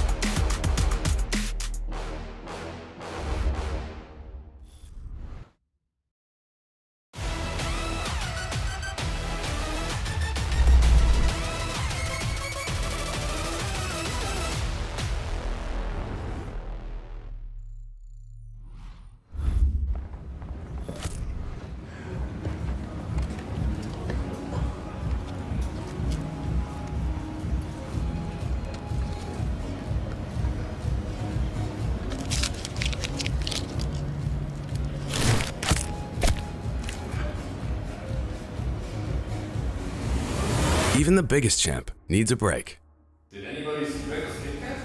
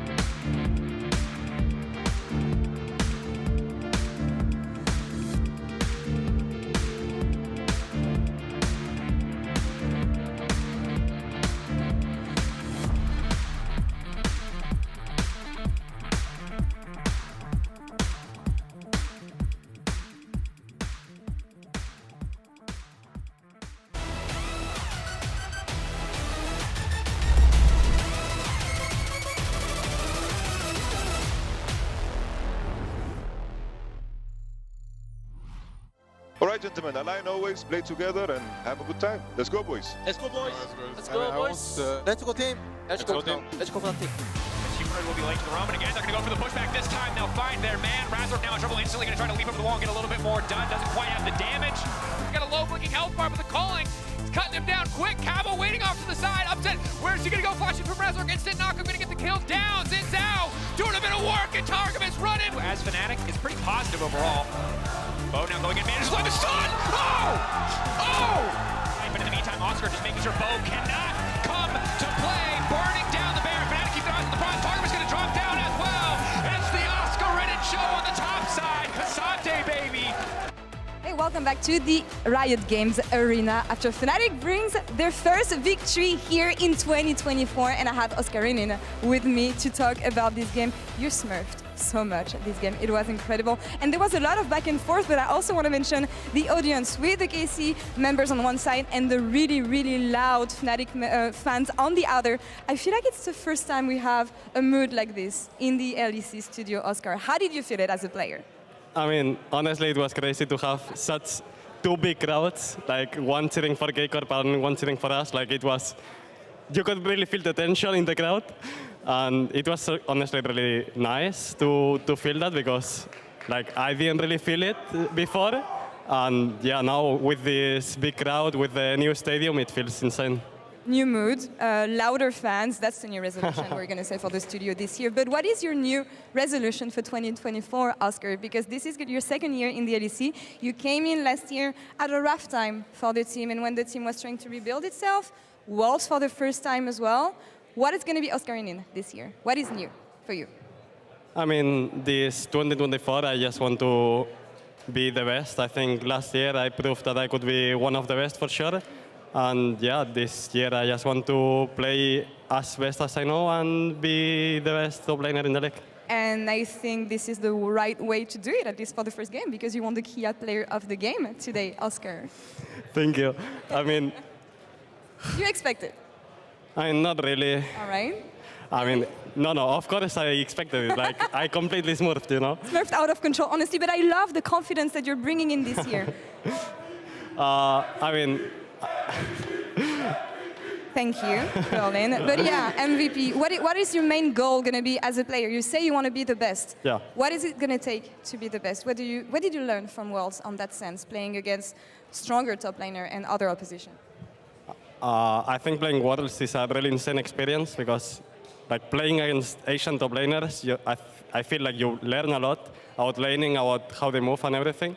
And yeah, I just want to prove what I learned on Worlds and this year, and yeah, just improve what I have to be the best. And Fnatic, I feel like, is keeping a solid base when it comes to the composition and the players you have, because you only replaced one member, bringing in June in the bot lane alongside Noah. Tell me about how has it been working with him, because we were talking about this at the desk, the fact that they can communicate well on the bot lane being two Korean players, but how does it translate to the rest of the lineup, and how do you think Fnatic is going to change having this new player? I feel like June is like different from Tripme at least. I feel like he's really aggressive in lane and he has a lot of weird picks. And what also improved a lot, I feel like, is that Noah and June like understand each other really well. I feel like they have a lot of synergy and they bring a really good mood into the team. And yeah, I feel like they feel really close to each other, and that's really important for a bot lane, right? And yeah, I think they are a really aggressive bot lane, and yeah, they are gonna show that, I guess. We'll see what is the revamped version of Fnatic about in 2024. That's all for us on the interview, Oscar. Thank you so much for joining me today. Congrats again on getting the MVP. We have Razork on the other side with Shox. Anything you want to tell him? Solo quiero decir que la cachorrita esta partida ha estado bastante bien. I will leave it to this, Shox. Back to you. Thank you so much. Thank you. I was like Big Brother on the big screen. I think that means he thinks you did well, Razork? Yeah. Yeah? Yeah, I think Is that correct? I think I did well. Do you think so as well? Yeah. Okay, nice. So, great game. I think you did really, really well, actually. We have some replays. You know, I think you were really impactful in the right moments. Overall, though, you said when you joined the desk it was a pretty tricky game to play. Why was that? Well, I think K-Corp is a pretty decent team, and I think usually the first day of LEC, teams are a bit more scared to make mistakes, and games are a bit slower. And yeah, we made many mistakes, they made many mistakes, and it came all down to like better comp or like better team fighting around objectives, and I think we were just better today doing it, so we won. So you won. Jamada, do you agree with that assessment? Yeah, I feel like even though the early game, I guess, was a little bit slow, I think around specifically it was the Herald fight was a bit messy. Can you maybe talk to us about that? What were the comms like there? Because I think it realistically could have gone either way. I think it ended up being a bit of an even fight. But again, talk us through that. Well, I'm a bit mad to Humanite because of that fight, because like, I'm pretty sure this was a free fight if he just insta TPs, but he was like holding it and he was like a bit confused. And I think if he just insta TPs, we just sweep them. Like Jax walked us to us and he got to 1 HP instantly. And then just my Chinza was like really strong because it's like my strongest moment in the game. And it was like, I think 3-4-3 or 3-4-4. I don't know. It was like very close fight. But I think this would be a one fight for us, like 3-4-0 or 2-4-0 for us. Yeah, it went better after, though. This is a bit of a highlight reel of your play. Roxa, you were saying you were so happy seeing the Jax coming out, specifically versus Zhao. So why did the Xin still take off? Well, Bo made some early mistakes, and obviously Razork had the edge for most of the game. Bo had some moments where he came back, but ultimately it seemed like Fnatic were just able to play better as a team, really. And I was wondering, Razork, what is your communication like now with Trimby being gone? Because I know you guys mentioned last year when he joined that he leveled up your communication a lot. So what's it like now in comparison? Yeah, I think I improved a lot with Trimby, and I think at the end of the summer split and including Worlds, I was kind of the main shot caller with Humanoid. Humanoid was taking over more mid-game. So I feel like right now I consider myself the captain or the shot caller of the team. I think I learned so much about macro. Marek has taught me a lot, and right now I feel like I can put that into the game by myself. Sometimes I even ask questions and he can like answer or help me in game. But I feel like I can like lead the team right now. Okay, we were talking about Fnatic last year and how you peaked really high at times, specifically in Europe, but that when you looked at the year, you had to deal with different rosters constantly. Are you more at ease now knowing that, okay, we know what we got, what we learned from Worlds, we changed one part in the bot lane, and now ideally you'll have a whole year to kind of work on that project? I mean, I don't want to jinx anything. Yeah, I mean, last year was a really stressful winter and spring. I mean, things were just not going our way. And I feel like right now we only changed one player, and Noah is very comfortable with June in the ball lane. I'm also really comfortable with June because in the beginning he was like very shy player, kind of the Korean style. But I feel like he now feels like he's in his team, you know, like he's at home. So he feels much more comfortable. He's also really funny, and I like him a lot, yeah. I saw his video he did. Like, I think he's going to be funny in content. It's always good in Fnatic. Pete's be happy. How do you feel about playing jungle on the new patch? Like, how do you like it so far? What's your experience? I think it's good change. I like the change. I think it was necessary. I like the bot grabs, like you can actually get that extra camp, and also there are some tricks that you can just one leave, you know, you get a lot of XP from it. I think it adds a spiciness to the game, and I honestly like what I'm seeing so far because you can play anything. You can play carry, you can play like kind of tank, like with the Sejuani, Rel, and this kind of champs, or you can just go with the Titanic abusers, the Xin Zhao or Jax. Yeah, that's good. And I kind of want to ask, you spoke about a couple of the champions. We've seen a lot of the champs that we saw last year, with probably the exception of Xin Zhao probably standing out. Do you think we're going to get a slightly different jungle meta with that in mind? It's harder to gank, there's more stuff to do with the grabs, and like you say, you get maybe a bit of an XP lead. Do you think we might see a couple more heavy farmers kind of come out from time to time with that in mind? I'm not sure how the meta will develop, but I mean, for sure it's harder to gank. You could see on top, like the Gragas just puts a ward and he spots the whole lane. But for sure it's easier to dive, at least on bot lane from red side. So you will see a lot of dives, and also mid laners can easily move right now. Even if you don't have prio, you can just give up the wave. You have a path to your blue buff, so it's like really easy to collapse on enemy jungler. So invades really need to be well synchronized right now. A lot to learn, but it sounds like you're pretty excited about it. You're playing well on the patch, I would say. If we look at this game, we're going to take a look at the Baron steal as well once again. And, well, Oscar Ridden also just kidnaps Bo out of the pit, I believe. Let's take a look. Yeah, we were just calling that Oscar was going to take out the the Jax, and I can just smite. So it was easy. I mean, he made it easy for me. Yeah, exactly. He kind of set me up to steal that one. And the first one, it was like 79 HP. The heat on the moment kind of pushed me to smite a bit earlier, but it was very close. Yeah. Okay. Generally, with the Baron change and how there's 3 different ones, etc., I thought maybe it would make a bigger impact in terms of it being harder to take.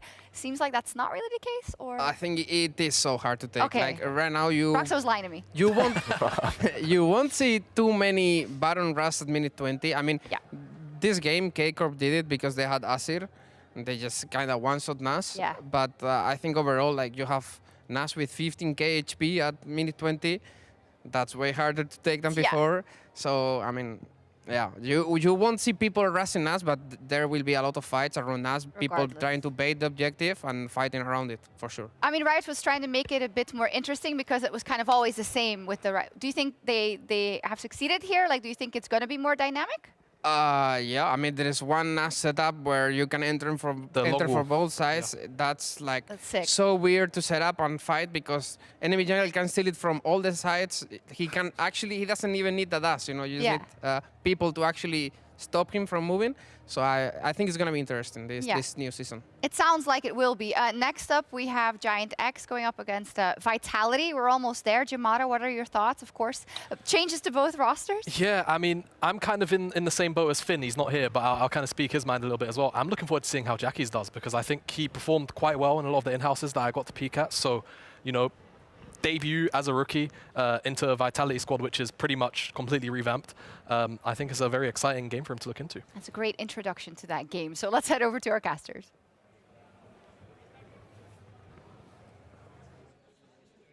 Hey, thank you very much. It is a great introduction to the matchup, and we're going to talk more about Jackie's in-game. I think his story and how Giant X found him is so incredibly interesting in the whole esports landscape. But I want to start with a bit of nostalgia and embarrassment, because Ignar is back, and what did he just achieve last year? It was beating G2 and embarrassing our entire region. That said, we still love him because he came back, and yeah, I'm excited to see what this guy can do for Giant X. How Chad of a move is that, though? Beat them and then go, here, look, lads, I'll come over and show you how it's done. All right, let me teach you how to actually play. But look, Ignar has definitely been a massive part of LEC history when you look back at like what he did with Misfits back in 2017 when he was in the World semi-finals up against T1. Took some ball 5 games, brought out the Fervor Leona, was a very instrumental part of that roster, and then eventually moving back over towards the LCK, then back to Schalke, before moving over towards the LCS, where we did find him eventually kicking our asses. Yeah, notoriously, you know, evolved as a player, also embarrassed us. On the upside, you know, VTO in the mid lane. This is not a traditional featured matchup here. We're just kind of, these are 2 players that we've got our eyes on, other than Jackie's. VTO, a guy who, again, when you take a look at it, 3-12, 11-9, didn't have the overall best year. Slightly positive on Team Heretics, terrible time on XL, now known as Giant X, obviously after the merger. So this is a guy who I don't quite know where to read him. I hyped him up big time after his time on Misfits, the Akali split, that game where he strapped a Yuumi to his back and essentially 2v8'd, I guess, since the cat is included in that. He's now surrounded by some veteran talent as well as Hylissang is joining the lineup. So, you know, these are 2 teams where I think we get to see, hopefully, new versions of mini players. Yeah, I mean, both players kind of having that miracle moment on Misfits, which I think is kind of sick. But it's true. We'll have to see, as we start to come into this, who's going to be able to get the better half. Because I think, as you say, right, Video, I think, disappointing time in XL, but looked immensely better when he moved across to Heretics. Sure. I was really impressed with some of his chase plays, and I think he found himself growing on Heretics before now he's moving across. I think it's going to be very interesting to see how he does on Vitality and how he kind of operates with this new team. And then looking across at Ignar, I think the big one is just bring a shot caller into the roster. Ignar was the shot caller for NRG, and we talked about a lot of Worlds, so I think bringing that voice in is going to be super interesting, especially having that caller on the bot side, because for NRG, they're very much a team focused on the top side of the map, but that's not really a style that I think will work for this team. So I'm curious to see how that then adjusts coming into this new lineup. Yeah, and certainly the development of communication for Giant X as well. Peach obviously having to adapt pretty quickly in the previous year, trying to learn as much English as quickly as possible, picking up a second language, always going to be difficult. Now has had a bit more time to breathe, a bit more time to, you know, do what is necessary to be able to adapt, to be able to communicate with the team. And so I think between his increasing proficiency with English and Ignar coming into the team as well, you can expect a team that functions much, much more cohesively. And that could make Giant X very terrifying, because when you look back to Excel's miracle run where they were so close to making Worlds, you know, that kind of came out of nowhere, and that doesn't feel like something you can bet on twice, realistically. So would love to see them kind of level up with this new roster and show us more. And I think that is the question mark coming into this, is like, what version of Giant X do we get? Do we get Excel from the start of the year, or do we get them with that crazy run that saw them go right the way into our season finals as well? But I think it's going to be a uphill road for Giant X as they start to try and get these new pieces working together. Whereas when we look across at Mad Lions Koi, I think this is obviously a new band of upstarts coming in. A lot of these guys coming up from EMEA Masters this year. We'll have to see if they're going to be able to find that success for themselves. Give it up, Berlin. Here we are. Jackie's VTO fist bump. Ignar returning to the stage against Hylissang. Banger support matchup, I just have to say. Absolute fire here to kick us off. Coaches coming out on stage as well. Moments away now from Picks and Bans.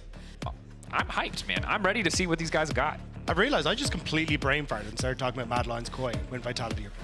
My brain just went, no, which is the next game? Fair, it is the next game. To be fair, Mac and Pad have joined Team Vitality. Hylissang and Carzzy have joined Team Vitality. That so is I think fair. an excusable brain fart, Rob. Yeah. We'll accept that. Although we do need to find a new term for that particular thing. I don't know if brain fart is super great. Here you go. You now see Coach Carter. Of course, Mac has moved into a managerial position, so is Carter and Pat on stage, facing down the opposition. I think for me, the big question mark here is going to be for Vitality. Douglas, you kind of gave him, as we talked about before, a clean slate coming into this split, where Vitality was a bit of a disaster last year. So trying to see if he can now slot in with this new roster, I think is going to be super interesting. As we do get into picks and bans, looks like, I imagine we're going to start to target things like the Ashe, the Callista, the Nocturne. These have all been very much staples over the course of today. Yeah, they have been. Feels pretty static when it comes to bans thus far. LeBlanc did make it through in the previous game, was not selected. See if that is as much of a terror on stage as it was in the in-houses. Taking our time. Ashe's gonna get banned away. Rumble, considered very strong as well. Expect that to be the first response, but instead the LeBlanc. Gotta give that respect to VTO, certainly area of comfort for him. I think it is interesting to see the massively different reads that we had from all the different teams though so far. Like when you look at Fnatic, hey, tank frontline, scaling a Chanter with scaling an AD carry, and just try and make that work in the later stages of the game. We look towards what Carmine Corp brought. It was like, hey, we're going to end up going for these more burst heavy with the Gragas and like a little bit more of a squishy lineup. And we've also seen some very aggressive early game champions coming through from BDS with like the Renekton and the Callista and Pyke bot lane. So I think it's super interesting to see as we start to go through today how each of the team has read the patch, because I mean obviously it only came out a couple of days ago. Teams have been playing on the in-houses, but it feels like very different reads from a lot of these teams. And I will say it's interesting. You're in an interesting situation. This is an incredibly unique situation just coming into the season, having so little time to prepare on the patch, having no other data to really pull from when it comes to the patch up until it came out on solo queue on Wednesday. So you're working with a very tight period of time. On top of that, we were playing pre-hotfix. So Riot Games basically said, here's a list of all the champions that are broken. And it's a massive opportunity for any team who feels comfortable to adapt on the fly to go, I am playing a statistically over-tuned champion right now. The more of those I pick up, probably, if I can perform on them, the higher my chances to win. Yeah, unfortunately, we haven't seen Fizz today. I don't know if we're going to get to see Fizz, Give me the fish. That's all I'm saying. Look, Storm Surge is a very, very strong item on a lot of ludicrous All I'm saying is, so. I know it's a high-pressure debut for Jackies, but if he does it on Fizz and wins, that'd be baller. That would be the most baller thing I've seen in a very long time, yes. But for now, it's kind of the stock standard. Callista will be locked in. A lot of good on-hit itemization coming through on the patch, and Callista as oppressive as ever. But the quick response from Patrick is the Draven. Another super aggressive champion. Bot lane, kind of as always on this patch, expected to be explosive. What is the pairing going to be for the side of Team Vitality? Yeah, I'm curious. There are like a lot of very aggressive supports you can go for with the Callista. Like we heard the guys talking about things like the Nautilus that have come through. We've even seen some people experimenting. Shout out to Ox, who was experimenting with this yesterday, but I have seen other players pick it up, is Blood Song Nautilus, because basically it's the Sheen proc support item. You do a lot of damage with that pick if you do want to go hyper aggressive and work with your Callista to go for that very oppressive 2v2, but gonna go back towards the Jax, which is also very oppressive with the Titanic Hydra. We'll have to see what the final lock-in is gonna be here. Do they just go for a mid laner here and secure that for themselves? No. Taking their time. Obviously, Renata was kind of pick of the litter when it came to blind pickable supports at Worlds. Still very much feels like the case. She's kind of this nice in-between between the ranged enchanters and the melee engage options. That would be incredibly aggressive. It would also be oh, he does it! Game one! Back on the LEC stage, we get the Ignar Blitzcrank. Hook Legend. Will it be enough against Karzi and Hylissang? Bot lane, we know for sure. It's getting ganks, it's getting kills. Someone somewhere in the bot lane will be dying. But that's the thing, right? I think it makes it very difficult for Vitality to play that aggressive, because you can't really play up if you end up getting hooked as the Callista or even as the Renata. It's going to be a bad time into the Draven. So it's kind of put manners onto the bot lane from Vitality and given that opportunity for Peach now, who has arguably the most aggressive jungler, one of the most aggressive junglers to say on the patch, to see how he is going to be able to try and play around this bottom side. Maybe we end up with a similar thing to what we saw last game with the Jax being flexed into the jungle as an answer to this Xin Zhao, but we'll have to see exactly what the game plan is for Vitality as we roll into the next stages. No, Cassante now going to be taken off the board. You saw Oscar and his performance in the previous game. You can understand why the champion just looks very strong, especially if it's able to get a lead. So much of the itemization that has been buffed this patch is accessible to Cassante, and a lot of the support itemization as well. And all of that he turns into damage, really, when he ults. So that's a lovely and fun interaction. I will also say Ornn is pretty busted on this patch if you're going to be looking for those top lane tanks, which Odo has kind of been very happy to take and just, hey, I'll survive the laning phase and take it to you in a team fight. And I think when you've already got a squad that's a Draven, you can try and take something like an Azir, maybe even here for Jackies. That's a great team fight that you've set up with even the pick potential with Blitzcrank to kind of supplement that. And the nice thing about the potential Jax flex is they really have to pick a double flex here. It has to be something like the Gragas, something that could, in theory, jungle if they want to threaten that flex, because Giant X are, of course, on red side. The question is, who do they want to save that last pick, counter pick for? Well, they're not going to save it for Jackies. Interesting. Despite it being his first game on stage, he is confident enough to just blind pick the Nico. Of course, relatively safe blind pick, can provide a lot of utility for the team. Doesn't need to be the star hyper carry by any means, but just need to look to set up a lot of those fights. The only thing I'm worried about, though, with the Nico is that you end up with pretty low damage if this Draven doesn't pop off. So you will end up getting the Rel, which I like as an adaptation. Take the Rel into the jungle. You've got that tank that if either of these carries don't really get into a position where they're just hard carrying the game, it's going to be difficult to try and get through that front line. You've also got a very up close and personal composition from Giant X, where Rel can get a ton of value. Rob? Yes. All I will say, and I don't believe it, but I will say it, is that the first time I saw Bo play Jungle Jax, he was supposed to play Rel, and I think he and Cabo didn't swap in time or decided at the last second to just roll with it and see what happened. So I do still expect to see the Jax in the top lane against a champion like Aatrox. I can't imagine Rel would have a good time, so we won't get the flex this time around, but I just want to put it out there. Yeah, I mean, I do like the Aatrox in general on this patch. Big lethality item user. Even things like the Eclipse that doesn't give you lethality anymore, but even just the extra damage you get off the 2 hits is super nice for him. And then he's very, very flexible with the build paths he can go for. So into the Jax, I think he'll do relatively okay. Also, lethality's good. Lethality's just much stronger. It's essentially just 40% stronger in the early game.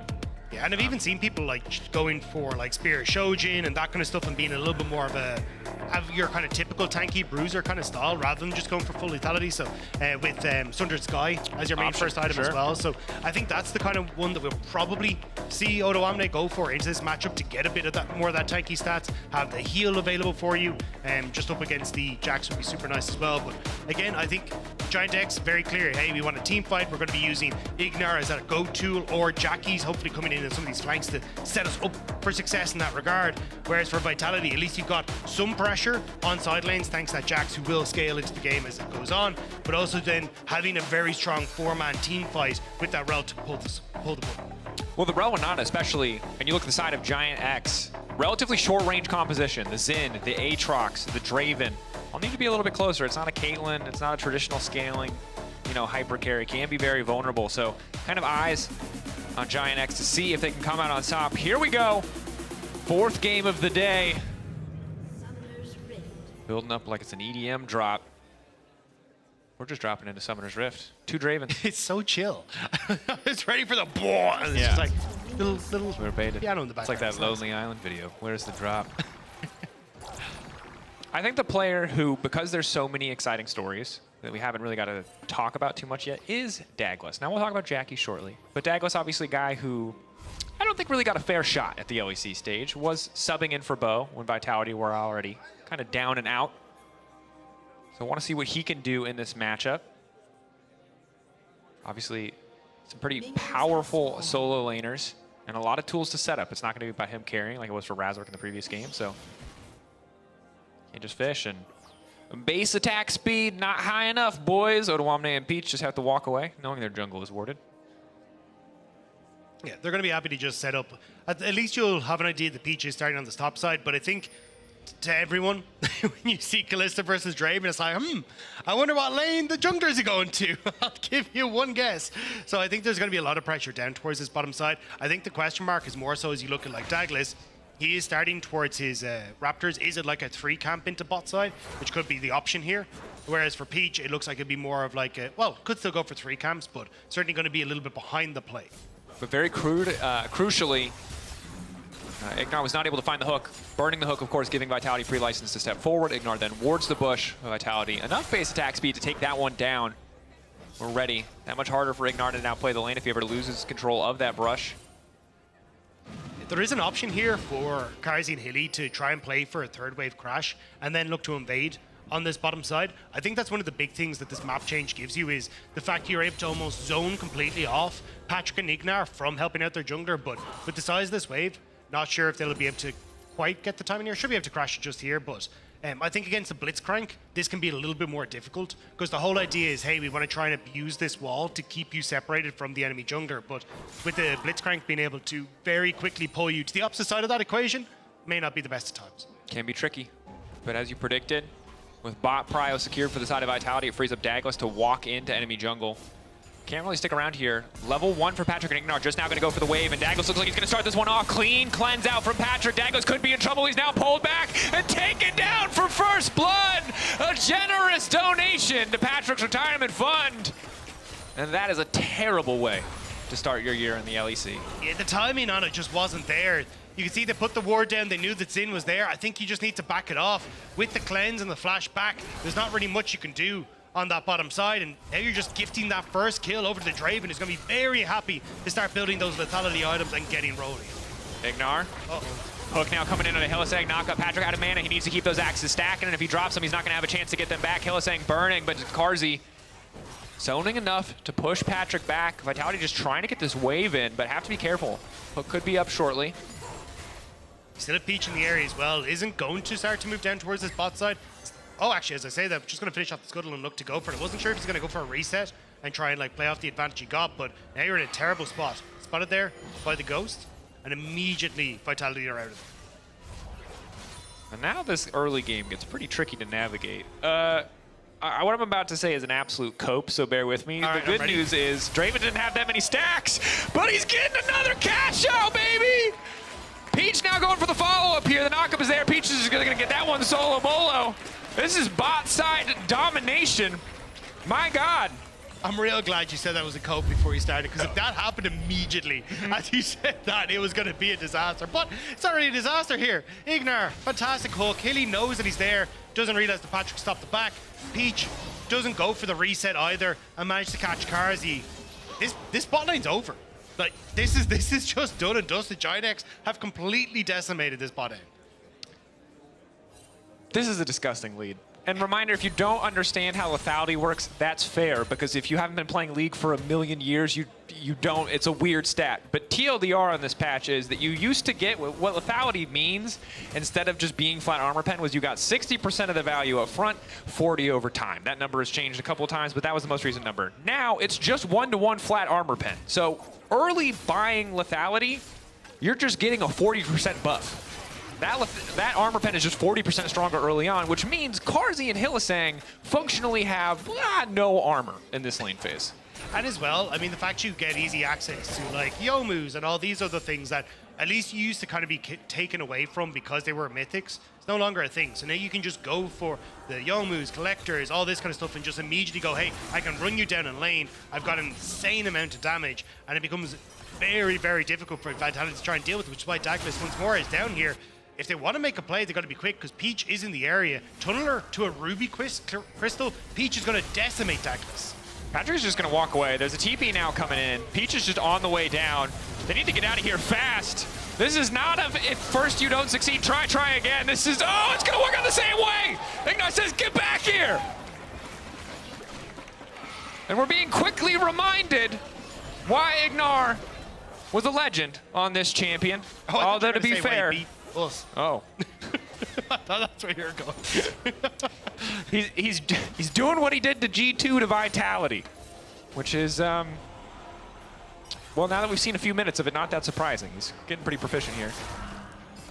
This is a great start for Giant X, though. I think, I mean, ourselves included. Is great a sufficient word? That's my question for you, Rob. This is, I would say, disgusting. If you want me to bring out the Irish immaculate books of sayings, I can be like, it's a fierce start. If you fierce? really want I don't know what that means in Irish idioms. We have like a, anyway, we have a term which is like fierce mild for when it's like relatively mild out for weather. But top side. Top side, not fierce mild, just fierce. Photon trying to get a bit of extra poke in, but just alt for alt trade here on the top side. No TP for either top laner as Douglas will get the objective. One of the nice things here about the Rel, though, is because you have the Q, you can actually get rid of the shield on a lot of these guys. So actually being able to clear this out is relatively quick as the Rel, which is nice. Sometimes you need a little bit of extra help because your damage can be a bit behind, but Yeah, super, super nice able to clear that out. And now for Vitality, at least that's something back on the map. But when I look across Giant X, one of the biggest things I was looking at was, hey, how does Peach perform? I felt like the bot lane was going to have to be the ones that really stepped up, and they are putting a lot of those doubts that I had that were leveraged towards Giant X to sleep. Patrick and Ignar, fantastic start to the game. Peach has been really, really good at making sure that he's in this bot side to continue putting Patrick and Ignar in a position where they can't really be punished. And when you're on the side of Vitality, this is such a tricky game to navigate. You're at a massive deficit. You have what feels like late game insurance in the form of the Azir, but a Kalista who's fallen behind like this, it's so tough to play the game out. Definitely difficult start for Vitality. But perhaps on the top side of the map, Photon could maybe get some support. Maybe they look to bring it back. Top lane notoriously hard to play through. I don't want to say it's doomed. I haven't seen enough on this patch to say it's doomed, but this is a very bad start. I think the problem with this patch is as you start to fall behind, is Jackie's now going to be all right, is if you're not able to start trading things like the dragons early for yourself, but then it's like, oh, I can take second dragon, about 12 minutes, Riptide spawns at 14 minutes, I can start to go for that advantage as well, and suddenly you're connecting the dots on both sides of the map, and that becomes very quickly and very easily able to run away with a game. So I think that's where if Giant X can continue to leverage this advantage on bot side to be like, hey, we can take for dragons, we can start to move for a Rip to 14. Karzi's dead. Ulti comes out, Karzi tries to walk back, he gets a brief moment of life. Ignar gets the kill, though they deny the cash out, but I have a feeling that Hylissang might just be next. Ignite is now ticking, Capstrick desperately needs to get the kill, deny the money! The shutdown comes through! Redemption! Hilly finds the angle. Ignar's level 6, he pushes the death button, and he is successful in finding that Ottawamne now going all in on top side. Hilly gets a kill back bot side, but it just seems like everything is falling apart. I mean, Patrick didn't even have a huge amount of stacks left for him to be denied. So the fact that at least they still get the kills going across means that they're still controlling bot side. The wave will be picked up by Karzi here at least, so it'll help out. But you can see an 800 gold lead. Collector now already completed for the Draven. That's such a massive pickup, but just a good flash from Ignar. Immediately have to get onto Karzi, who's trying to crash this wave. You can look at where Douglas is, a bit far away from the bot side, so not actually there to support Vitality in crashing this wave in the bot end. And at least Hilly, as you say, does get the kill, which denies some gold. But realistically, it's a very slight silver line. It was about 70 stacks. It was at 90 something and went down to 20 something. So, 140 gold taken away. Doesn't, again, maybe makes you feel better. I'm not going to tell you it does much past that. Someone's like, would you like to buy $1 million house? You're like, no. They're like, how will we give you a 3% discount? You're like, still can't afford that. Fun fact. Yeah. But now the Collector has come through. From what I have seen in solo queue, it's very often Youmuu's. It's a cheaper early item. It gives you the movement speed as well. But Patrick is super fed, so you can understand why he might go for this one. Obviously gives you the crit chance on top of the AD. Same AD value, but you get the crit chance now coming through. And the execute, which Dravens do love. Yeah, I think at this stage, when you're able to just play so heavily for bot lane, Titanic Hydra complete onto Peach as well, thanks to the early kills. This Ringo Jackie's good roam timing here, though. Ottawamne could be in trouble here. Douglas is going to be able to find the CC to follow up. Good start to the fight. Jackie's now looking for the knockup. He's going to find 3. Photon just barely able to step out and grab that kill for himself. Bit of a slip up on the top side from Jackie's. Well played. Engage on the bottom side. Pullback is there. Hylissang immediately going to ult. Decent damage now coming in as Peach and Ignar fight. TP there. Peach going to do what he can to hold on. Ulti to push Photon back. Photon now leaping in. They're trying to keep the fight going. Desperate. If Patrick gets a single kill, this could be a disaster. One shutdown now coming through. Can they take Patrick out as well? One more kill. They will. He gets the cash out first. But they managed to find the kill on the bottom side. Hope for Vitality. Good response from Vitality. So TP by Video to the top end to keep Photon safe and get some turnaround plays there. And then immediately Photon responds in kind to bot side. And now Douglas, with all this movement, going to be able to pick up the remaining of those Void Mites as well, or sorry, Void Grubs, which means that with all 6 of them now picked up by Vitality, they'll be spawning 2 of those Void Mites every time they attack the tower. So really nice stuff here from Vitality to get some much needed wins across the map. Yep, we take a look back, specifically at the top play here. Obviously keen to spread their advantages across the map, but this was not where Giant X were particularly strong. They kind of just opted to fight on even footing here, but Vitality had the upper hand because they had the angle with Douglas coming in. Quick response play from Giant X. But real big credit to the side of Vitality for weathering the storm, for keeping this play going, knowing they had the advantage in terms of resources. Yeah, and as well, you can see a couple of different things happen in the spot play. So because you end up with the hostile takeover coming through, Ignar ends up using his knockup onto his own Xin Zhao, which means that then that one's kind of gone to fail. Also, Photon just about being able to get the follow-up on the W from the Renata as well, means that he can survive a bit longer, get some much-needed damage off. And now Giant X trying to see once more if they can make a play on the bottom side, play to their strengths, but Douglas is here and ready to cover. Respond on the play. That was blind. Support items now coming through. Hosang with a bit of extra tankiness. Douglas trying to buy a bit more space. Peach forced to ult just for the disengage, and a TP now onto the bottom side. Giant X have committed to the play. Jackie's is here. Wave is now going to come in. Are they going to go for the dive? Spawning that one out. Hostile takeover comes out. It's going to hit Patrick. Peach is in trouble. Peach getting burned down by his own Draven. Now the execute not quite enough, but there's Jackie's. He finds the angle. He waits. He bides his time. 2 quick kills to the side of Giant X. Early able to get a kill there for Vitality. Could have maybe turned it around if you got the pop on the Renata W, but not going to be the case. It means that Giant X again playing heavily for this bot line and finding some major success now. Should be even able to get a plate here for Patrick as well. Yeah, kind of a bloodbath here on the bottom side. Patrick will walk away. Jackie's holding onto his tower. VTO was able to grab some plates in the mid lane. Not sure if it was 1 or 2 there. But remember, again, because of the buffs that they have picked up from the Void Grubs, do a lot more damage. You take a look at this one. Yeah, I mean, here, Hilly tries to get the hostile takeover going, but Karzi is the focus from Ignar. Good call. Even Jackie's come in here. You can see manages to pick off these members, so they're not able to really chase down onto the Xin Zhao, maybe get that pop. But as in now, again, Jackie's will end up spotting out Douglas here with the clone. It looks like Vitality's setting up for the Dragon, but I don't think they're in a position to go for this. Hilly doesn't have ult, Douglas doesn't either, so they just need to back away and gift this over towards Giant X, who nearly have their ultimates up as well. Yeah, and you have to be careful. Even though Ignar hasn't even fully stacked his support item yet, he's still just such a massive threat. The extra move speed from Winged Moonplate, and just the lingering threat of a hook to bring him into the waiting arms of Patrick is a terrifying prospect. The Trailblazer, which is the item he's going for as well, is so strong. Leaving that little, you get the move speed, plus being able to then leave a trail behind for others to follow you means that people can quickly chase after the Blitzcrank as well. It makes this pick potential very, very high. And even the amount of vision that Giant X have been able to establish on the spot side, thanks to that early lead from Patrick, has been so crucial. You can still see, like, there's a ward at Krugs, which was spotted out on the initial play. They had the wards now that are going down as well in that bot jungle to spot exactly how many members are maybe starting to drift up towards this Rift Herald as it spawns. And this is kind of what we're talking about. Like, for Giant X, if you're able to get control in this early stages, you can play for Dragons, get a timer that syncs where you're not looking for the Rift Herald off the back of your Dragons as well. And now you've got Patrick who's able to rotate up because he has so much pressure on this bottom side. Karzi, though, will respond thanks to those Void Blades. Yeah. I mean, Kalista already, when you can free out a lane, start to roam around the map a little bit. The early advantages she could normally build up. You can get a lot of work done on towers, but their little mites coming out. The Void Grubs empowering a lot of these pushes. See if the Herald can balance out some of the discrepancy there. There's 2 Drakes. Giant X as well. I think a lot of this is going to be, okay, let's try and again establish control on this bottom side, try and get this bottom tower, because although Giant X have some control, it's just not enough quite yet. Yeah.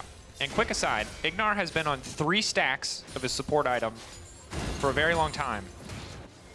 Now, I'm going to assume there's not some mega big brain strategy here.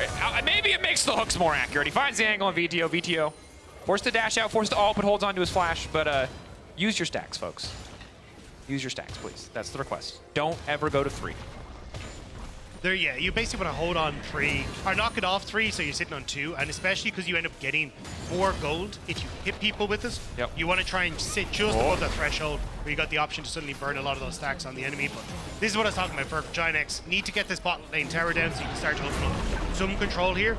And now this is the other side of things, is that you can actually drift your way through and start to use it elsewhere on the map as well. So Xin Zhao, Peach, just trying to move play back the initial D theme song. Let's go! Oh, he's bad. He can't do it. He couldn't quite get around the angle, but he found the angle, and now Shelly will return on her journey to destroy exclusively non-organic life. Or get destroyed. Or get destroyed. Well, get destroyed. There you go. I think this is where, again, you got control now on the bottom side. Jackies can start to shut that in, and then it's about, again, getting control on this bottom side of the map with Ignar to see if you can set up the picks as you're contesting vision here, which is what Ignar is trying to push forward here to do.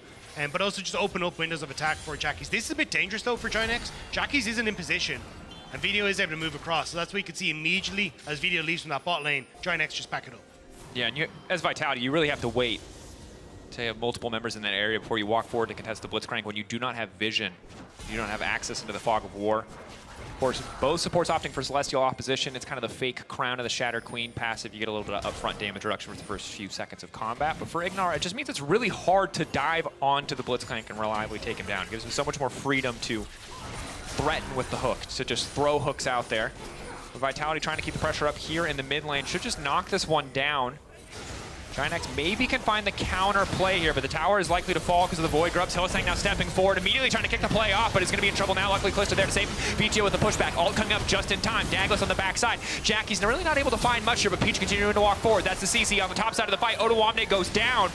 Rest of Giant X not in an angle to follow up, but BTO now going to be in trouble. Peach doing so much work. No one can get into the circle but Dagless. Dagless taken down. Flash in from Jackie's. 2 members locked up. So many blinking health bars, and now it's starting to rain money for Patrick in the mid lane fight. Massive turnaround play from Jackie's, having that pro belt just to get in onto the back line and set up Patrick now. 7, 2, and 5 with the Triforce completed. This Draven is huge for Giant X. Very big Draven. Very, very big Draven. Even bigger now. That's before he spent all the money he just made. But you can take a look at this fight. It's going to look a little awkward for Odo at the start. Yeah, I think Odo kind of got destroyed here by Hilly flashing in to get Patrick. Keeps him out of the fight, then gets pulled backwards. Tries to move in onto Karz, who's so low, but just not quite having enough in the tank to take him down and having no one really to support because Dagless and Video are keeping the rest of Giant X in out of harm's way. But watch Jackie's here. Goes in with the Protobelt, flashes forward as well to close the distance on towards Vitality, which just opens up Patrick then to run immediately through the rest of the fight, knowing that the key carries are locked up and he can kill them. But now, picture in picture, we're back to live. Dragon up and available in a few moments. Ignar with the hook. Ignar now forced to back away. The hook is down, and this is their opportunity to move forward and punish. Patrick waiting over the wall. Odo waiting over the wall. Vitality really need to get this Drake. Do not want the team with the turbo-fed Draven to get Infernal Soul. Need to take this Drake away to deny at least Soul Point. Odoamne now going to get pulled back. Dagless going for the engage of the wall. VTO on contest, but the hook comes through, but now it's a pushback. Finding the angle. Massive fight for Vitality. Jackie's once again going to try to turn it, but all of his remaining teammates have been taken down. It is simply not enough. The pushback. Devastating. VTO, the perfect ult. Ignar pulls him in and sets it up for the entire Vitality lineup. Jackie's will not make it out of this one alive. Dagless going to find the Shattering Strike. Vitality will eventually find the kill, will take the Drake, and will even out the gold. The games we have today are so back and forth. The second it looks like Giant X might have wrangled control, we get this huge play from Vitality. But look at the hook. Watch Dagless, goes up and over, the hook into Video, sends him over the wall. Then you get the Renata hostile takeover back across. It was the worst position for Giant X to find themselves, and Vitality took perfect advantage of this. Vitality well played to find the 4K Jax damage. He was just free firing in the midst of that entire fight. They were so stacked up. And you can see, we have to give credit to Jackie's. This is his first game on a big stage. And remember, this is a guy who got knocked out of the play-ins of EMEA Masters. This is a player who, from our understanding, essentially, is a Moneyball scouting. Algorithmically, they found the data, they believed in Jackie's, they thought they had the perfect answer in terms of what stats to look for, and they opted to put him on the team. And whatever data they got is looking damn good in game one. Jackie's an impressive performance. Yes, VTO is ahead in gold, but you look at those last few team fights that were big successes for the side of Giant X, and it has been all Jackie's. But now the ball is in Vitality's court. See what they can do with this pressure in mid. No real pressure on the map for them right now. They know that Nico is in that top side, and they can see Odoamne in the bottom end. So I think it's more of a case of shove in, try and establish a little bit of this vision control that is very much situated on the spot side into that top end of the map, and see if they're going to be able to start to set up for this Baron, because that feels like the next opportunity for Vitality, see if they can maybe fish for something, because the closer these fights are, the more value you're going to get out of like Video and Hilly, like we just saw in the last fight. Yeah. And it's definitely not easy to navigate in a lot of these later game fights up against a Nazir who was getting stronger and stronger. And you heard it before in the interview.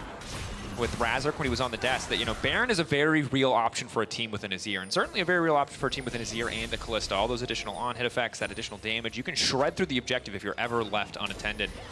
And while Giant X, look, it looks good when you got the Blitzcrank and the Draven and they're doing what they do, but it is tricky to play late game fights out with these champions if you're not instantly finding the hooks. I do think, though, for Vitality, you have to try and play for a fight before Baron. I think if you end up starting up the Baron, there's too many factors that can go wrong. Jackie's getting a good flash in to get an ultimate as you're all grouped up in the pit, having like Ignar yoink your jungler out of the pit as Peach goes in. There's just too many variabilities, so I think it's more so a case of, hey, let's try and get control over mid and top.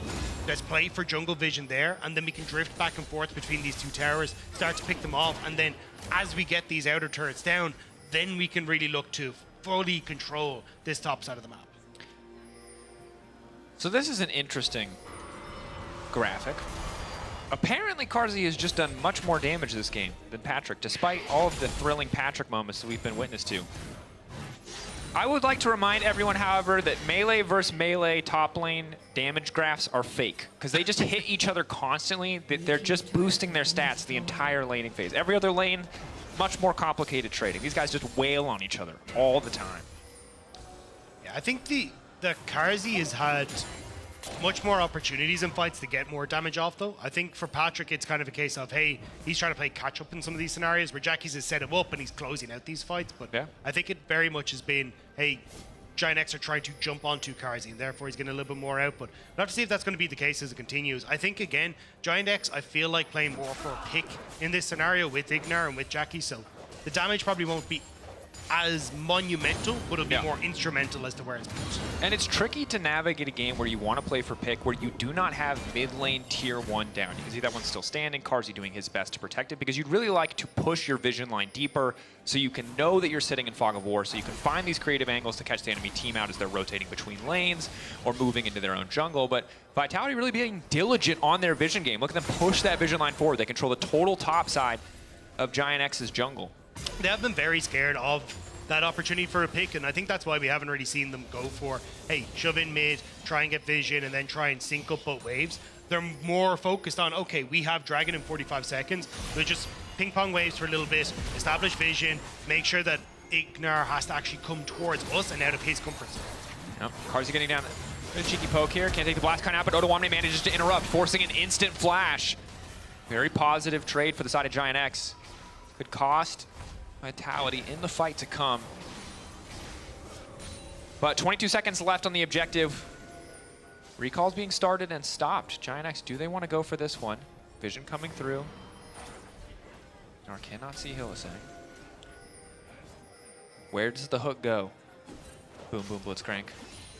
Can you find the angle with the big old box of gloves? Photon just running into the midst of the team, jumping in, the stun not quite going to connect though. Oh, that's devastating. The knockup is there as well from Peach. Photon just gets pulled back. That was not the play you were looking for, but if he finds a kill, he can reset and he will! Oh, baby, one hell of a bailout coming through now as Giant X looks to try to turn this one on its heads. The instant response from Jackie's the ult could just be everything despite the Jax revive. ETO not able to connect on the Patrick. The Draven axes from over the wall. Odoamne finding the resets, but a clean proc of the blast cone to deny him a bit more access to the back line. Just Carzzy versus the world now. Hylissang going to do what he can to save Jackie's uncontested. 3 carries versus Carzzy. Can Carzzy find the angle? One more bailout coming in. Renata not enough. Jackie's and Odo finish the fight. Cinders explode onto the rift as Giant X once more find their opportunity to take a fight. Vitality were the ones that opted into this, but it was very scrappy. The majority of Vitality up in mid lane, not ready for Photon's engage. I mean, watch video, hitting onto a clone, Carzzy hitting a ward as this fight erupts. And Patrick the whole time is doing a phenomenal job of getting the damage he needs down. Jackie's keeps him safe as Douglas goes in to try and get that stun to maybe set up the fight for Vitality. And as video goes in, great flash from Patrick over the wall to avoid the shuffle. And then he's just able to free hit onto the Azir. Vitality were scattered and Giant X pounce. Yeah, and as great as these two bailouts look from Hylissang, the second one coming through right here, Carzzy able to find the angle. It's simply not enough. A few seconds of extra life. Giant X just starting that fight off too favorably, immediately taking the Jax out. Yes, he lives. Yes, he gets a first reset, but then he's dead, and he's the strongest member of the team. You can see in the last fight, still doing an immense amount of work, but taken out so quickly really nullifies any of the potential follow-up. Odoamne holding on to his life. So many resources burnt to take down Patrick. in this game of, you know, incremental advantages, that battle of attrition, Giant X just coming out on top. Yeah, and again, it is coming down to, hey, how are we positioning for these fights? How are we setting things up? And Giant X just in a better position on that one. And now they'll have the opportunity to start to push out these waves a little bit more, try and start to push that vision out and see if they can look for picks. 3 dragons to their name as well means that they're in a much better spot to go, hey, do we want to try and contest for this? Do we have the opportunity to take that fight? Cool, let's go for it. If not, right, let's look for top tower. That's very low. Let's trade it for presence on mid lane as well, where we can try and escape and play for Baron. There's a lot of stuff that Giant X can now do to punish Vitality for that mistake. Certainly. Yeah, being on Soul Point is just such a powerful position to be in. Again, you see how scrappy these fights are. Every little edge counts. Blue buff will be picked up, of course, after the 20-minute mark. Everybody on your team gets the blue buff or the red buff. Cannot be transferred on death, however, so you don't just have infinite buff transfers the entire game. Also, just the Cinders, if we haven't talked about it, is 0.3 ability haste. A little burst of move speed as well, just for a duration while you pick them up. So it is nice to have a fair few of them stack up, but it takes a lot to really make massive differences. But it's still a nice little added feature thanks to the Inferno. In terms of the ones you pick up, it's a fun minigame unless you really commit to it. And then, you know, it can feel pretty impactful. But obviously, if you kill someone and you pick up 20 Cinders off the ground, and you can feel pretty good. Free 6 ability haste never hurts.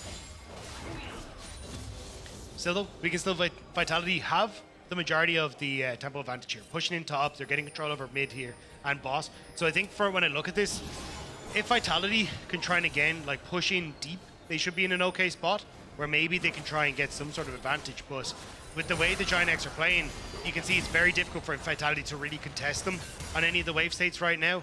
Like, how do you try and move through this topside jungle when it's as lit up and Ikanar is ready for a hook? It just feels like we are going to end up waiting for a while. Knock up. Good damage to kick the fight off onto Douglas. Douglas instantly pocketing the locket of Iron Solari. Can he survive? No. Patrick throws down the ultimate. Hylissang instantly going to disengage with the hostile takeover as Ignar and Patrick try to fight to the death. Ignar holding on to his life, and that one is Photon will knock down the tier 2 on the bottom side. Ignar walking up like an absolute psycho, but manages to walk away. Bit of a scrappy exchange there. Jungler being down. Is it enough for Giant X to feel like they can take down this objective? It would appear that the answer is yes, as they clear out the vision, and Peach immediately starts it. Now, I believe there's a bit of lingering vision there on the ward, so most likely spotted out. The blue trinket will confirm it. Was the Callista Ghost. Patrick tried this one. Hylissang off to the side again, no ultimate.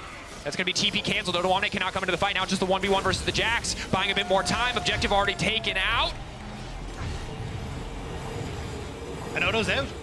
Great trade coming through from Giant X. I think they needed to try and force that with Jungler down because they'd lost that bot tier 2. They will end up losing mid tier 2 for it as well, but now they can actually finally start to push out onto the map and not have to worry as much about struggling with the waves. But yeah. Oh well, Video's sticking around. I don't know if that's the call. I don't feel about this call either, but Hylissang is in the area. Giant X might finally break mid lane tier 1. It has been 30 minutes. Enemy teams, mid lane tier 1 is still standing. Bit of rallying for the defense as well. For Giant X, though, this game is starting to get more and more difficult as this go on. Like Video, you can already see very quickly working up towards Ravenous Death Cap now completed. You even have the new item of Terminus completed onto Karzi, which is every second auto.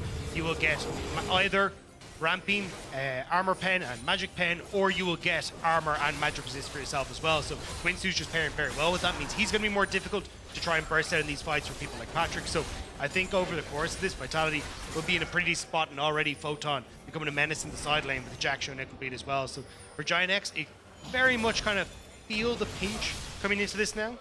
As Vitality taking presence in mid lane. Jackie's they don't know! They don't know! He's going in, but they did. They saw it. They called it out, but will it be enough? Hostile takeover is massive. Patrick on the backside, uncontested, trying to take down Photon. Photon, is he tanky enough to survive for this one? Jax now going to get knocked down. Big cash out, big shutdown, but it's Odo on the side. It is a 2v4. Odo trying to make it out to safety. Vitality have stopped the Baron play in its tracks. That could be it. I mean, you've still got all 5 members now pushing down in mid lane. It's just Odo and Patrick, so it may not be the end of the game, but they're going to crack open this base. They're going to be able to move back over and pick up that next dragon as well. This is a big swing by Vitality, especially when Giant X had just gotten the Baron. They've got the mites as well. Do they want a full commit for this one? They got a bailout. They've got so many tools to keep this going. Odo has to be careful. If he gets taken out, it gets that much easier to end. Patrick still untouched on the backside. Odoamne standing strong for now. That's Hysteric's gauge gone. Want to keep this one going. TP up for Jackie's. Jackie's up in 3 seconds. 1-0 there now. TP coming in. He's looking for the flank. This could be the game deciding play. It's the double TP. Which one's real? Jackie's 3 in the midst of everything. In his first game, he finds the angle to bring back hope for Giant X. Ulti comes out. Douglas just has to run for his life. Otawamne grabs the kill on a rampage now. How much can Giant X get? Vitality flew too close to the sun. They thought they could go for the end, but end up overextending. And now Giant X want to try and crack the base themselves. 30-second death timers. Photon by himself. I don't think he can hold. I don't think he can hold. All right, Jax. How kind was the patch to you? Going in, extra CC stun now going down, trying to take somebody out, but it's just not enough. They don't have the tools left. Eyes on the prize. First win coming through for Giant X. What a turn from the rookie Jackies. Massive play by Jackies to get the TP, find the opportunity to come in on that back end and finish off the play, but that game was so back and forth with opportunities on both sides to take the game, but it's Giant X who managed to come out on top. And an incredible start again for Giant X. Remember that for the early game, it looked like they were going to be in total control. It was Vitality who fought back, who managed to limit some of the impact of this Draven, to find multiple successful fights in their favor. But Jackie's finding so many fight-defining ultimates. And even though Vitality were able to call it out, they saw that minion coming, they jumped on, they mitigated the fight, they took the fight, they got maybe just a little bit over-eager. And Giant X were so quick to punish. Promising start for this new lineup. Yeah, you just need to slow it down there. You take the Dragon, the reset, you got the opportunity to push, but it's Giant X who were taking a bow in front of us after a fantastic first win on their first day. It was fantastic indeed. But for now, we're going to toss to a quick break. When we return, more League of Legends. Don't go anywhere.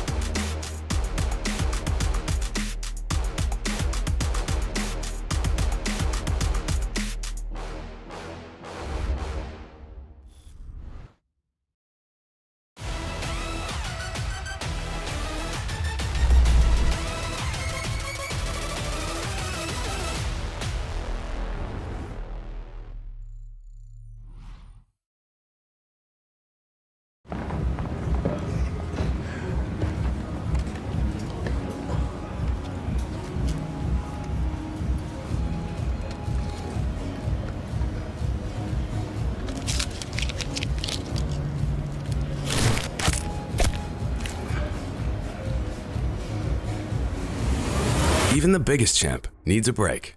Did anybody see Vegas Kit Kat?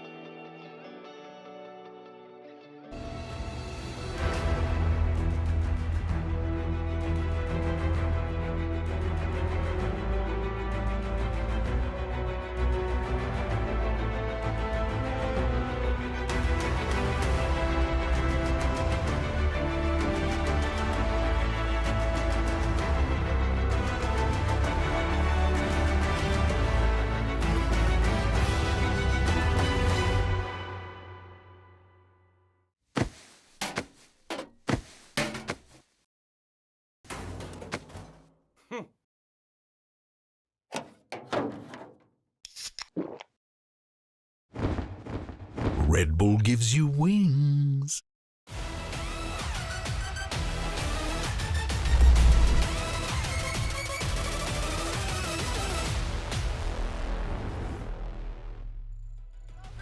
Welcome back to the LEC, we're where it is time for a Spanish derby. We've got the Mad Lions Koi up versus Heretics, and because it is so important that we have a Spanish derby and that the people that are both in the teams and need to cover the teams need to be either Spanish or know about Spanish, I made up a little test for you, and that will decide if you can stay on the desk or not. I'm going to be giving you randomized Spanish sentences, and depending on how you say them, you are either approved to go over Mad Lions Koi or not.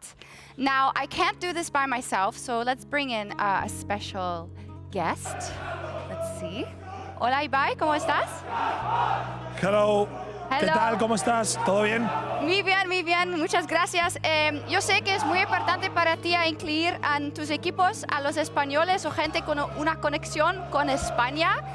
Pues hemos creado un examen para los comentaristas y van a leer una frase en español. Okay. Y tú, como Joaquín Phoenix en Gladiator, puedes decir si están dentro o fuera. Si Okay. les permites hablar de ese partido, ¿ok? Perfecto. Perfecto. Who wants to start? I'll start. Finn wants to start. Here's your sentence. Riven ruge, ráfagas ritmisas. Rais, runas, rinde rituales, suracas, sana serafín, sagrando singt silba sustancias, sinestrezas. Jinx, junta joyas, jardín, jocoso, yarvan, juzega, jactancia, jugunda. Elis, teje telas, enreda enemigos al estar en vista estruendo estratégico. ¿Y tú piensas? Okay, I need to talk with my expert. Okay. No he entendido nada, Sorry. Sorry, Finn, you're out. Sorry, man. You're out. Good luck Bye. in next year. Good luck next year, indeed. Yeah. Jamada, maybe? Up next? Who, please? Yamato Cannon? No, Yamada. Okay. Because if it's Yamato, it's okay. You know. Okay. Sorry.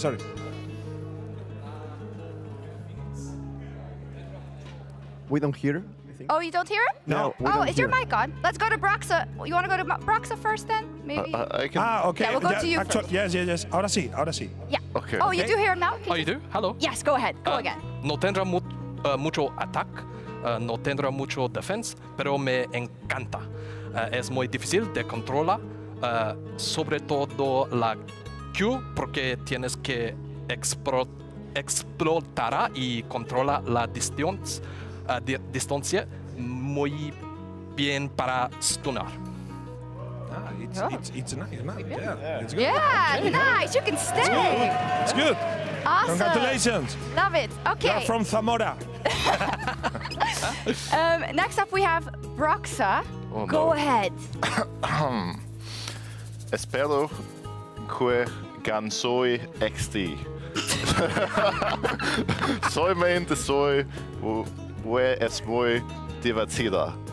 A la gente le hace gracia, lotila, popuya, hueshuer, lineas, divos son tan monas como cuando canta sobre la tada de chocolate, lol. Es super random, pero también más lista de lo que... I have no idea. That's it. Oh no. Oh no. Oh no, I'm not ready for it. Oh no. Sorry, man. Yeah, Sorry. it is okay. Broxa, I you're get out. it, I get it. Bye. Lore, are you ready? Whoa. Shox, I'm not even allowed to speak Spanish. J'ai pas le droit de parler espagnol. Je suis française. Les Français n'ont pas le droit de parler espagnol dans ce match. Donc je suis désolée. Lo siento, Ibai. She doesn't even want to. No. I think, Ibai, that's probably...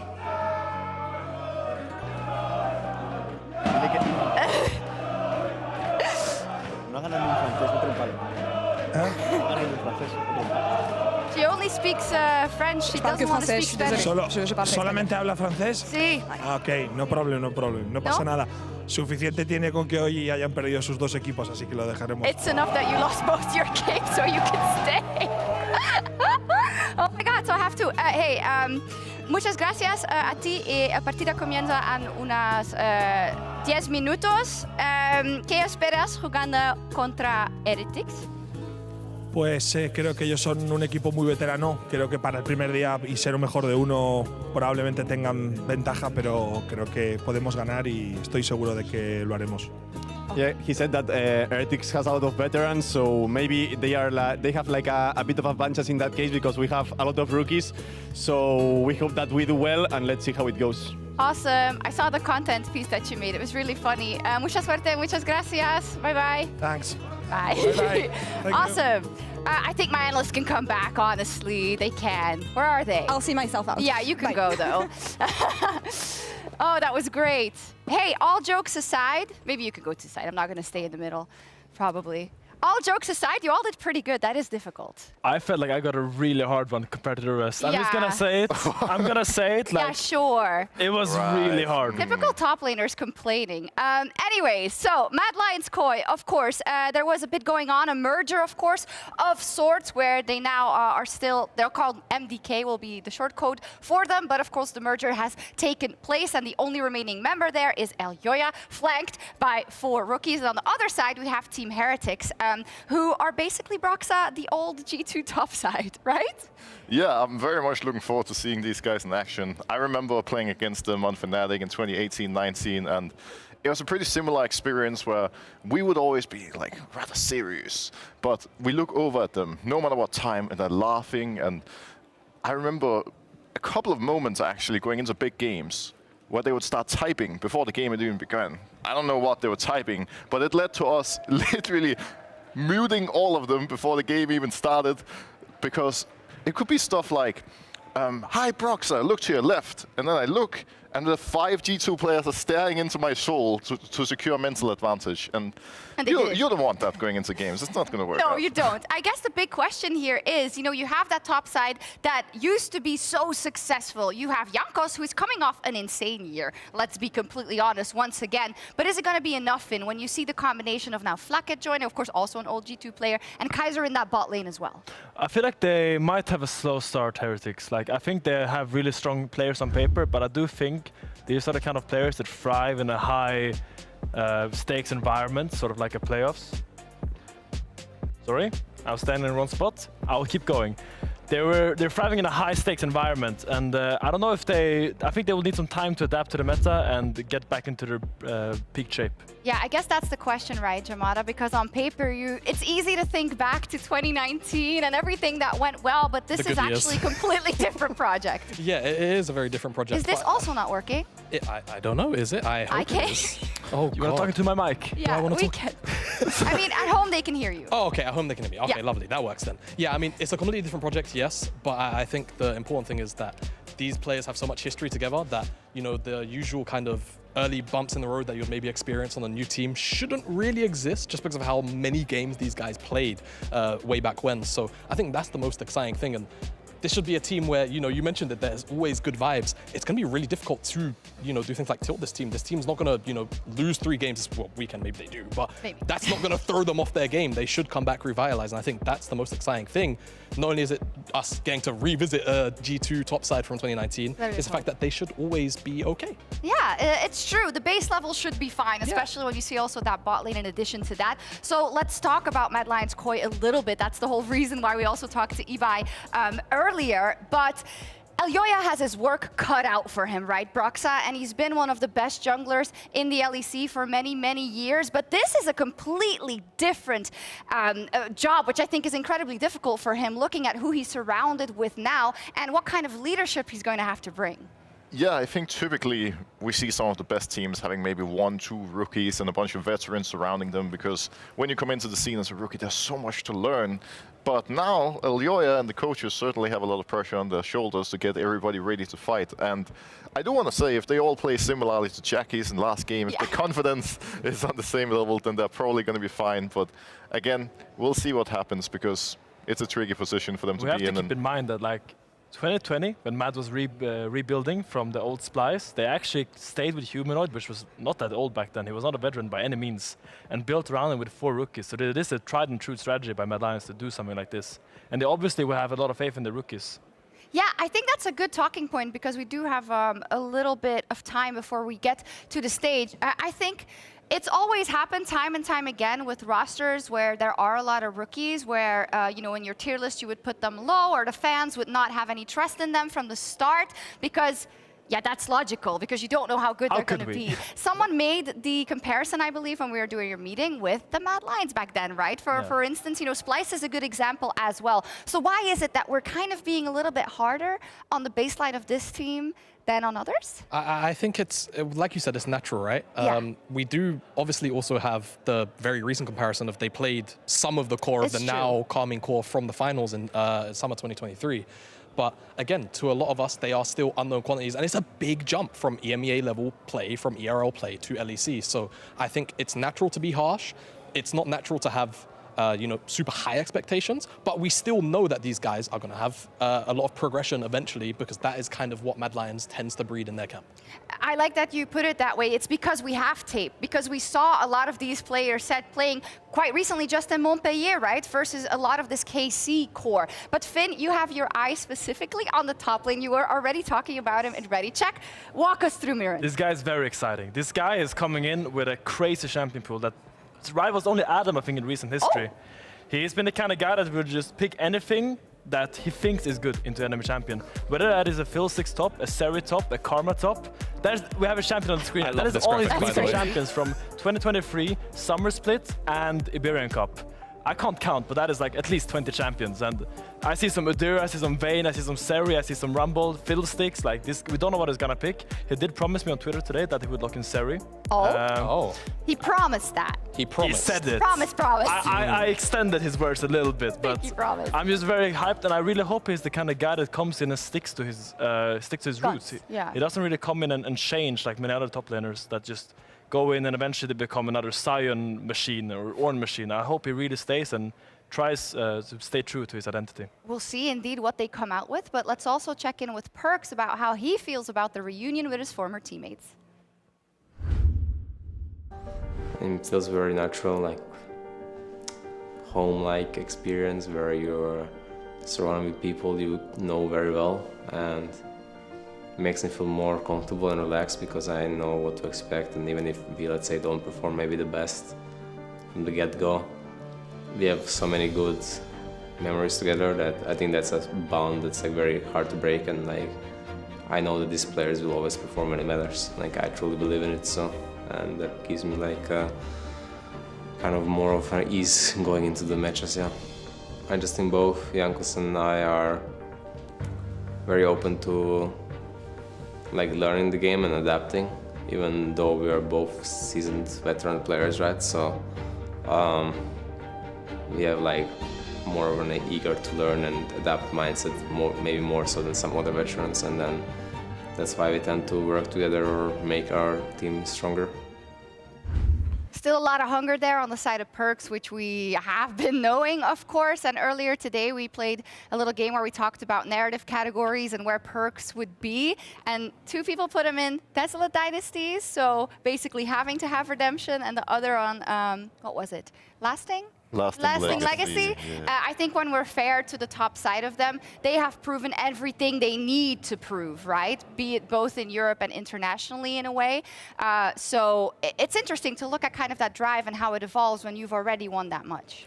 I think for Perks, he's now in a very different position than he's ever been in his entire career, right? Where he started out winning almost everything, easily became one of the best mid laners in Europe, eventually obviously had a bit of a rivalry with Caps, but he's been so good in all teams he played for, except Vitality. Yeah. And even on Vitality, it looked pretty promising at the very start. Even early last year, they were pretty good. But if you look at his match history from the end of last year, I mean, I don't know about Finn, but I'm having CLG flashbacks, and that's not something I would want for Perks, that's for sure. It's looking very red. It didn't really go his way.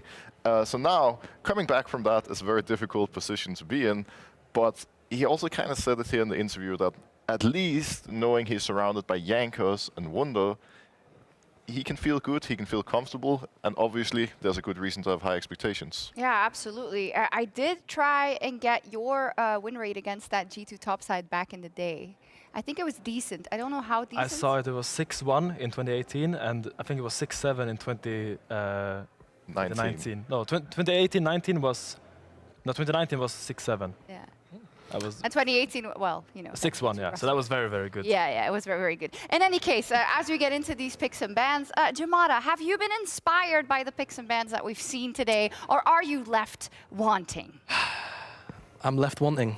Shocks. There's not been a whole bunch of you know, very out there picks today. Xin Zhao's probably kind of the furthest reach we've had. Such a crazy pick. Such a crazy pick, I know. So I'm kind of hoping that your good friend in the top lane, in Mad Lions, my best friend, is going to bring something special. Yeah, no, I do think it's natural when everything changes around you that you try to keep something similar, and that being the champions makes a lot of sense to me. Like as a pro player, you can't expect to switch out every gear and expect the same machine. Like you have to keep something similar so you can slowly adapt, and I think that makes a lot of sense why people still play the same champions.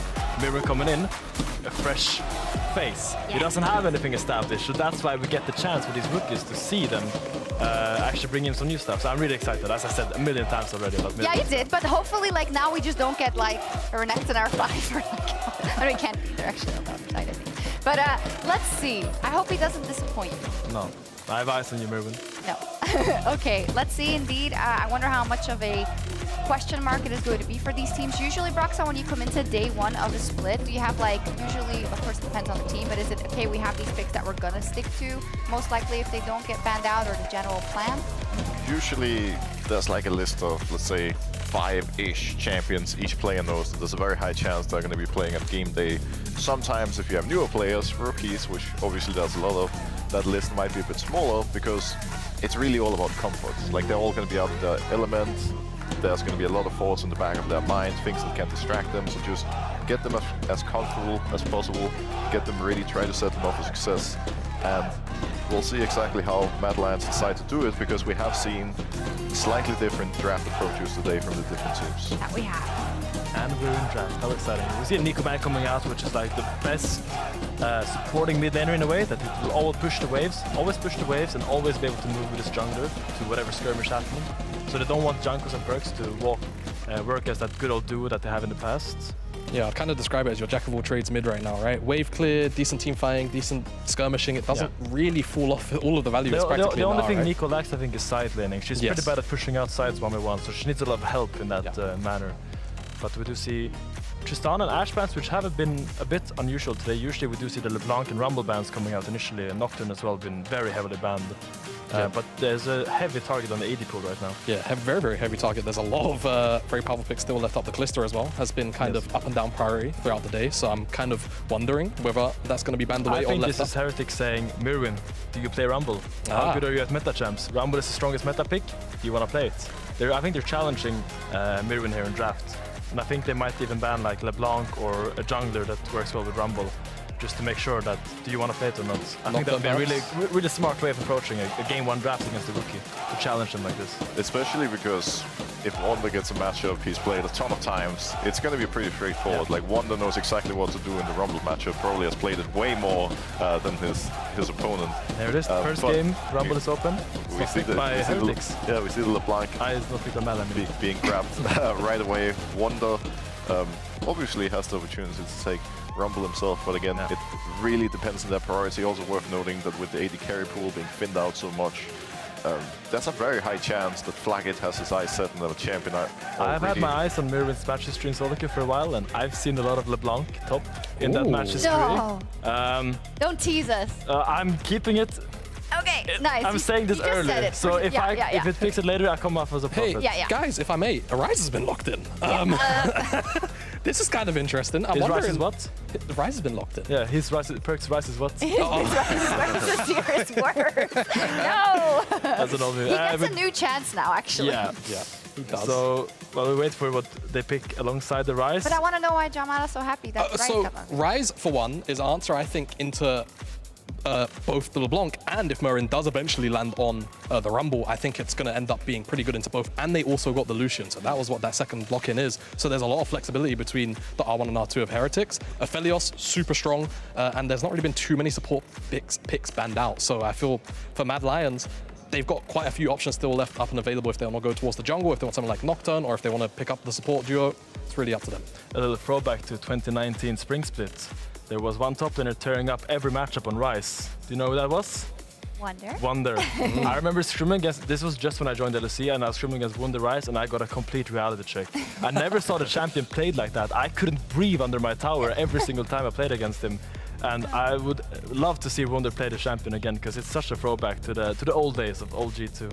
Is he going to get his wish, Broxa? Well, I think there's at the very least a very high chance that Heretics is going to keep the Ryze until the very end of draft, similar to what Matt is doing with the LeBlanc. They don't want to give up any information early, and Heretics still have a lot of jungle options available for. Okay, Finn, let me throw something at you. Would Mervin be the kind of guy to play LeBlanc top? Yes, definitely. He just said this. Oh, he did? Okay. Yeah. Then I'm dead. My bad. So, yeah. He definitely is looking for it. Yeah. Okay. I can promise you that. He wants to, but if it'll work, who knows? The thing with LeBlanc top is she has very few bad matchups, but she's not a bad champion per se, but she doesn't offer that much unless she's very far ahead of the curve. Yeah. So when you play LeBlanc top, you have a responsibility to get ahead. You can't just sit there and play LeBlanc top and just wait for the game to kind of happen like you can in the tank, for example. You really need to take initiative and make sure things are happening around you. Let's see. I want to see it, and it will be one hell of a statement to make in your first game. Definitely. So Heretics ban and use the normal engage supports here that pairs well with Aphelios. We might see a Rel ban. We do see the Rumble ban coming out after all. Which makes sense because the build you go recently on LeBlanc is actually AD. So you actually want an AP top when you play AD LeBlanc, which Rumble obviously pairs well with. I wonder what options are still available for Mervin in the AP department if the LeBlanc doesn't go towards him. We got another blank lock-in. We'll get the answer very soon. It's Vi. Okay, so engage locked in for Heretics, so they're not kind of just locked into hoping that an army wave hits or looking for weird flanks with perks, or well, not perks ults, Ryze ults. Don't know where the Ryze is right now. And yeah, Renata, if this goes through, it's just kind of a very strong, stable 2v2 in the bottom lane, which you should be able to rely on once you start bringing your jungle presence down there. Yeah, I think in terms of bot lane, we're seeing slightly different approaches from the teams, with Heretics wanting to play very aggressive early on with Lucian Nami and not giving Aphelios Renata a chance to scale and survive until the team fights. Of course, how aggressive they're going to be able to play really relies on the pick that Mad Lions goes for here, and whether LeBlanc is indeed the top laner or if it goes to the mid lane for Frescovi. I think you have to put it mid there. It's so hard to blind pick top, but they do blind pick Gwen, which is brave. Blind pick Gwen has historically been a champion you can blind pick, but it's always faced many challenges because Gwen is, we know, is a champion that scales very, very hard. So if you pick a strong lane bull and bring your jungler up there, you can make sure she doesn't actually get to play the game. Renekton for Wonder then? Renekton would be a good option. We saw it earlier today. We saw Adam completely destroy Murder game, even though the Gwen actually scaled in the end. We do see a Gragas. I assume that will be Gragas top into Gwen, which is an answer. I wouldn't say a counter, and I think if you blind Gwen, you're quite happy when enemy locks Gragas. And we get to see if the perks memes get revived, because he's actually playing Ryze. That is a throwback. So let's see. I mean, this is a very mid-jungle focused game. We have the Vi Ryze. Ryze wants to push the waves, and he needs Vi behind him so he can push and move freely. And then we have the LeBlanc, who wants to be able to dash in, hit the chain on Ryze, and then have Shinja following up on that gank. So there will be brawls, especially in the mid-jungle 2v2. I think that is paramount for this game. Yeah, I think it's going to be really awkward, though, because the mid lane is so wide now. So I'm kind of curious about how the 2v2s themselves will necessarily play out. I think a lot of the setup being in the hands of Mad Lions in the earliest stages is going to really help them out. Once level 6 is online with the Vi, though, I think that does definitely edge, in my opinion, towards Team Heretics. That's cool. We haven't really thought that much about it, but the distances are different. So your dashes and kind of even like your Vi coming in or whatever, that could be slightly different. Broxa, what's your gut telling you about this game after these drafts? I think it's going to be a lot about Heretics using the early game tools they have available. They have so much playmaking, a lot of ways to go aggressive. They gotta make use of that. They gotta get an early advantage to snowball, because otherwise I think it's gonna be tricky for them in the middle late game.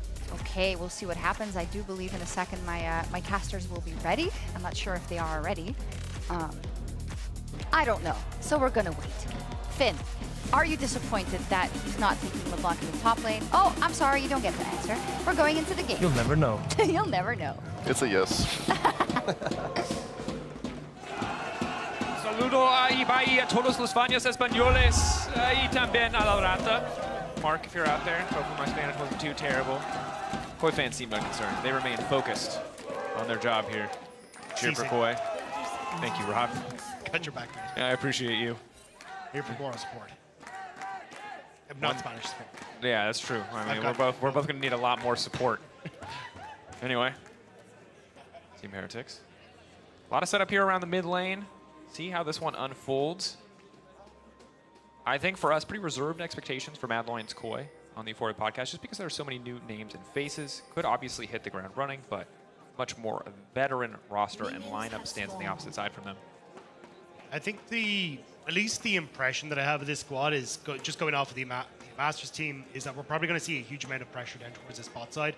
So for people who don't know, Movistar Riders was where Frescowi, Supa, and Alvaro all came from. We ended up having Isma, who also came over, but he's gone to a different team. So Elyoya kind of being the veteran and taking the reins here in this squad. I'm wondering if he'll try and play into that style, or if it'll be a very different look for this team. It was a squad that liked to play hyper aggressive in the early stages and try and look for skirmishes and look for invades, but we'll have to see if that's going to be the case here. No. For now, some silent trading. Yeah. Yeah, I just double-checked my mic that it wasn't just me that was hearing nothing. It's old-timey. Throw the black and white filter on. We'll adapt. Throw text up between everything. Lucian jumps in. All right, so Blackhead doing okay in the early trades here. I'm going to be honest. Based on the first game we saw of Lucian, I'm just going to draw a sweeping conclusion that this is still a scrim pick in our region. And then I'm not here for it. But it'd be cool if Blackhead and Kaiser could prove me wrong. Meanwhile, on the top side of the map, Wonder phase rushing around as Gragas. Makes a lot of sense against the Gwen. You do not want to take extended trades against Gwen as Gragas. You just hit the belly bop, one auto, walk away. If she keeps continuing to commit, you throw in one more ability and you can just scooch out. Yeah, just try and survive off the passive, make sure you're all right. But I think this is going to be a lane that over the course of time, Mirwin will start to win out. And Wonder going that AP route, I imagine again, as most Gragas top lanes are going, will get to a point where he just tries to clear the wave and survive in that way, just preventing Mirwin from hitting the tower. But yeah, I think a huge amount of this, as the Desperate pointed out, is going to be a big case of looking at Jankos and Perks and how well they can try and control this bottom side of the map, because already you can see MDK moving down to the spot lane to help out Supa. Yeah. And obviously Lucian Nami really can start to take over the lane with a few levels under their belt. Felios just leveraging that range advantage alongside the Renata. Try to get a little bit more done here. Elyoya already invading, already getting a bit more control in the jungle. Jankos will spot this one out. Is he ready for the 1v1? But it's not even a 1v1. Alvaro first on the roam. There to cover. Some nice clean play thus far. Perks, no real business being here. Chain's already now connecting. Blast Cone takes him over the wall, but Wind does become lightning. Perks now forced to flash out to safety. Elyoya, does he want to follow up? And he does! Instant first blood for the side of Mad Lions. Koi Jankos now running for the hills, and it's going to be another one! Fantastic start for the rookie squad on stage. And this is exactly how you want to try and play these early advantages with the push in the bottom side. Supa and Alvaro cutting off Blackhead and Kaiser from being able to enter in means that you just get this isolated 1v1, which Xin Zhao is perfect to try and punish. Jankos tries to go into Supa, not going to be the case, and we'll get to see it here. As you go forward, Supa, good flash over the wall, and then Perks just completely caught out. Frescowi already had to push him mid. Perks forced to flash, and Elyoya able to follow up knowing that he had the support of the team in tow. Really well played by MDK, understanding exactly how to play out these early few levels with that push on bottom mid. Yeah, and I gotta say, it feels like a bit of a misstep from the side of Heretics overall, just trying to contest there, knowing that you didn't have bot push. Really trying desperately to fight for that objective, not get 3 buffed by the side of Elyoya, but in the end, you know, MDK coming out on top. Looking very powerful. Good news is level 3 there for Blackhead and Kaiser can start to take control of the lane, at least somewhat. But Elyoya is here again.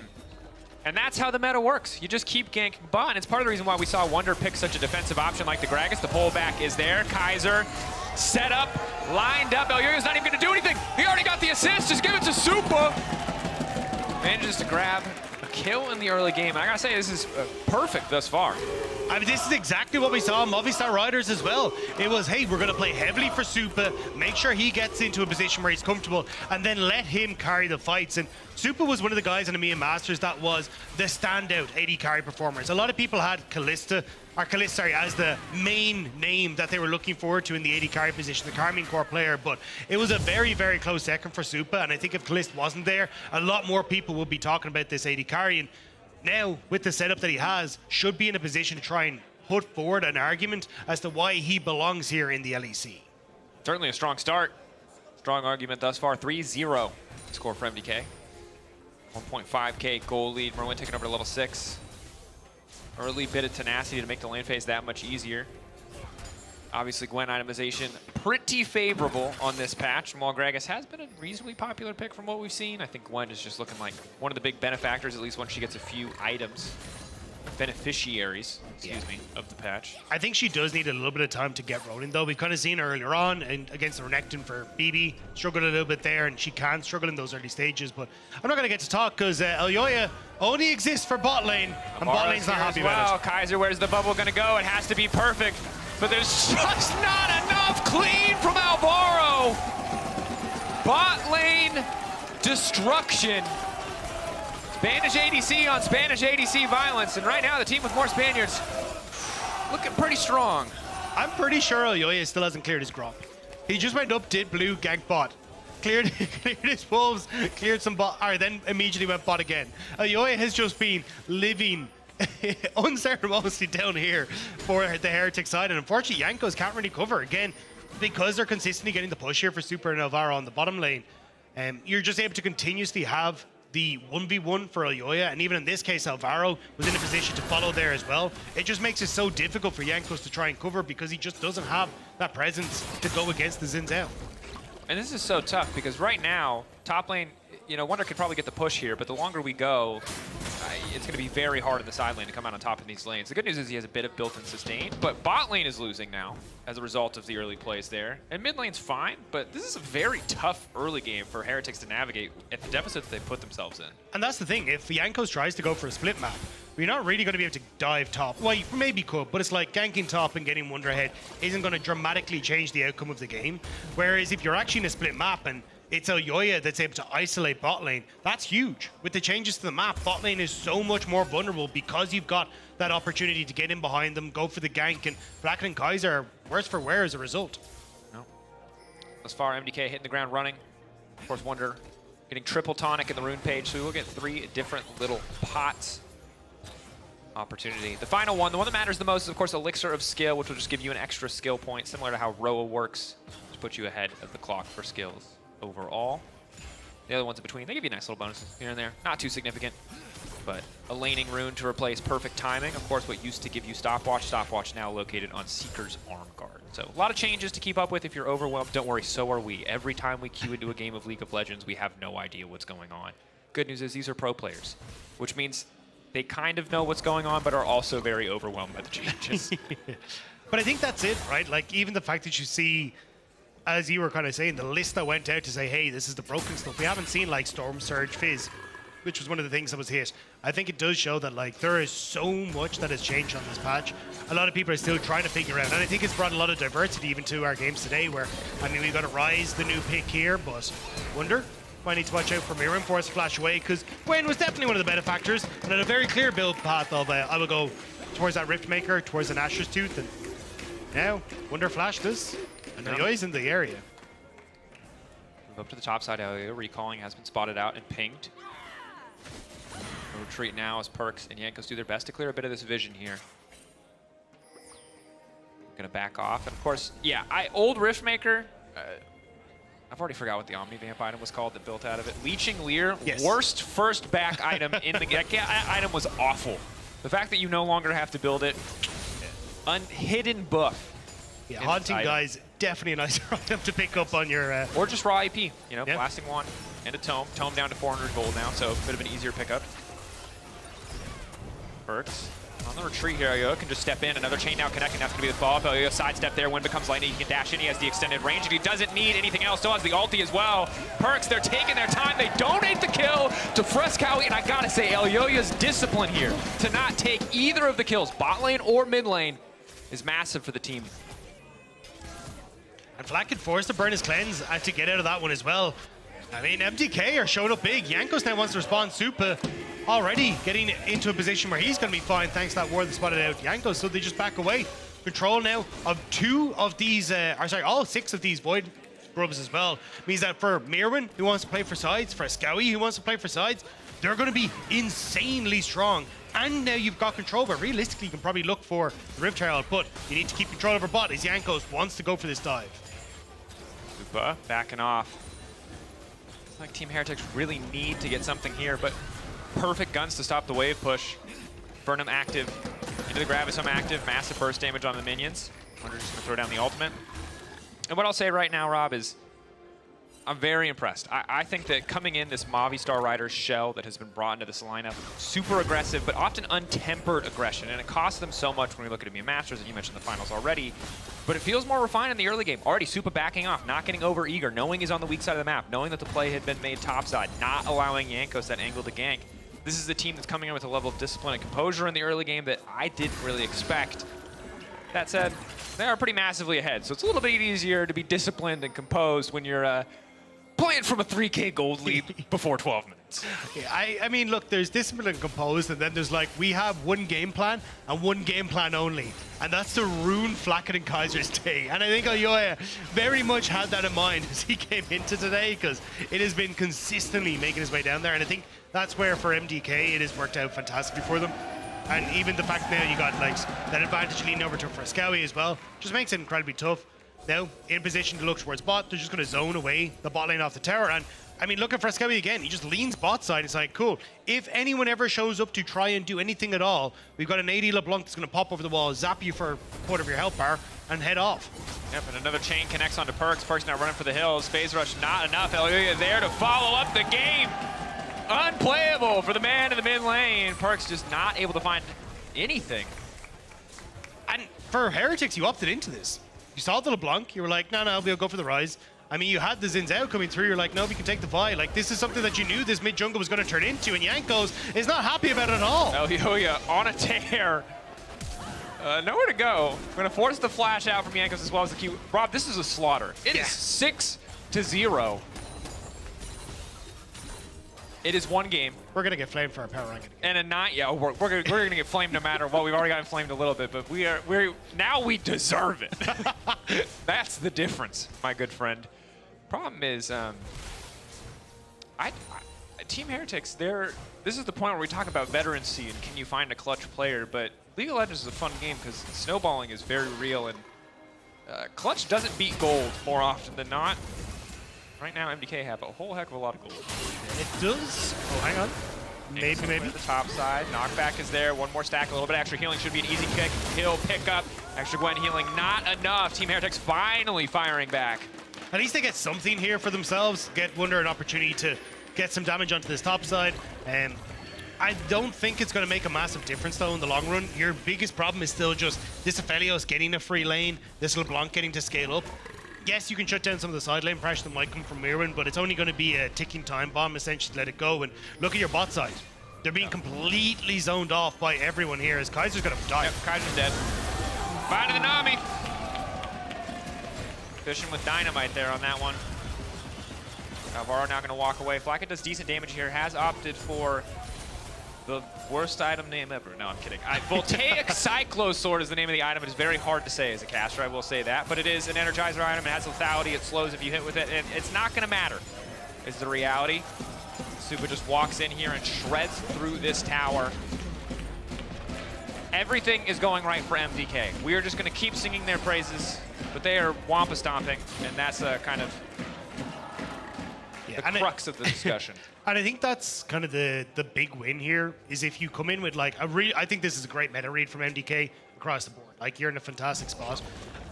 And the start of our split's only 3 weeks. So if you're already picking up wins against some of our top teams here, like, you're just setting yourself up to make sure that you're going to be in that top 8 spot to move on into the playoffs. So MDK like picking up a win early against Heretics, who I think some people are kind of looking, going, hey, they could be one of our top 5 teams.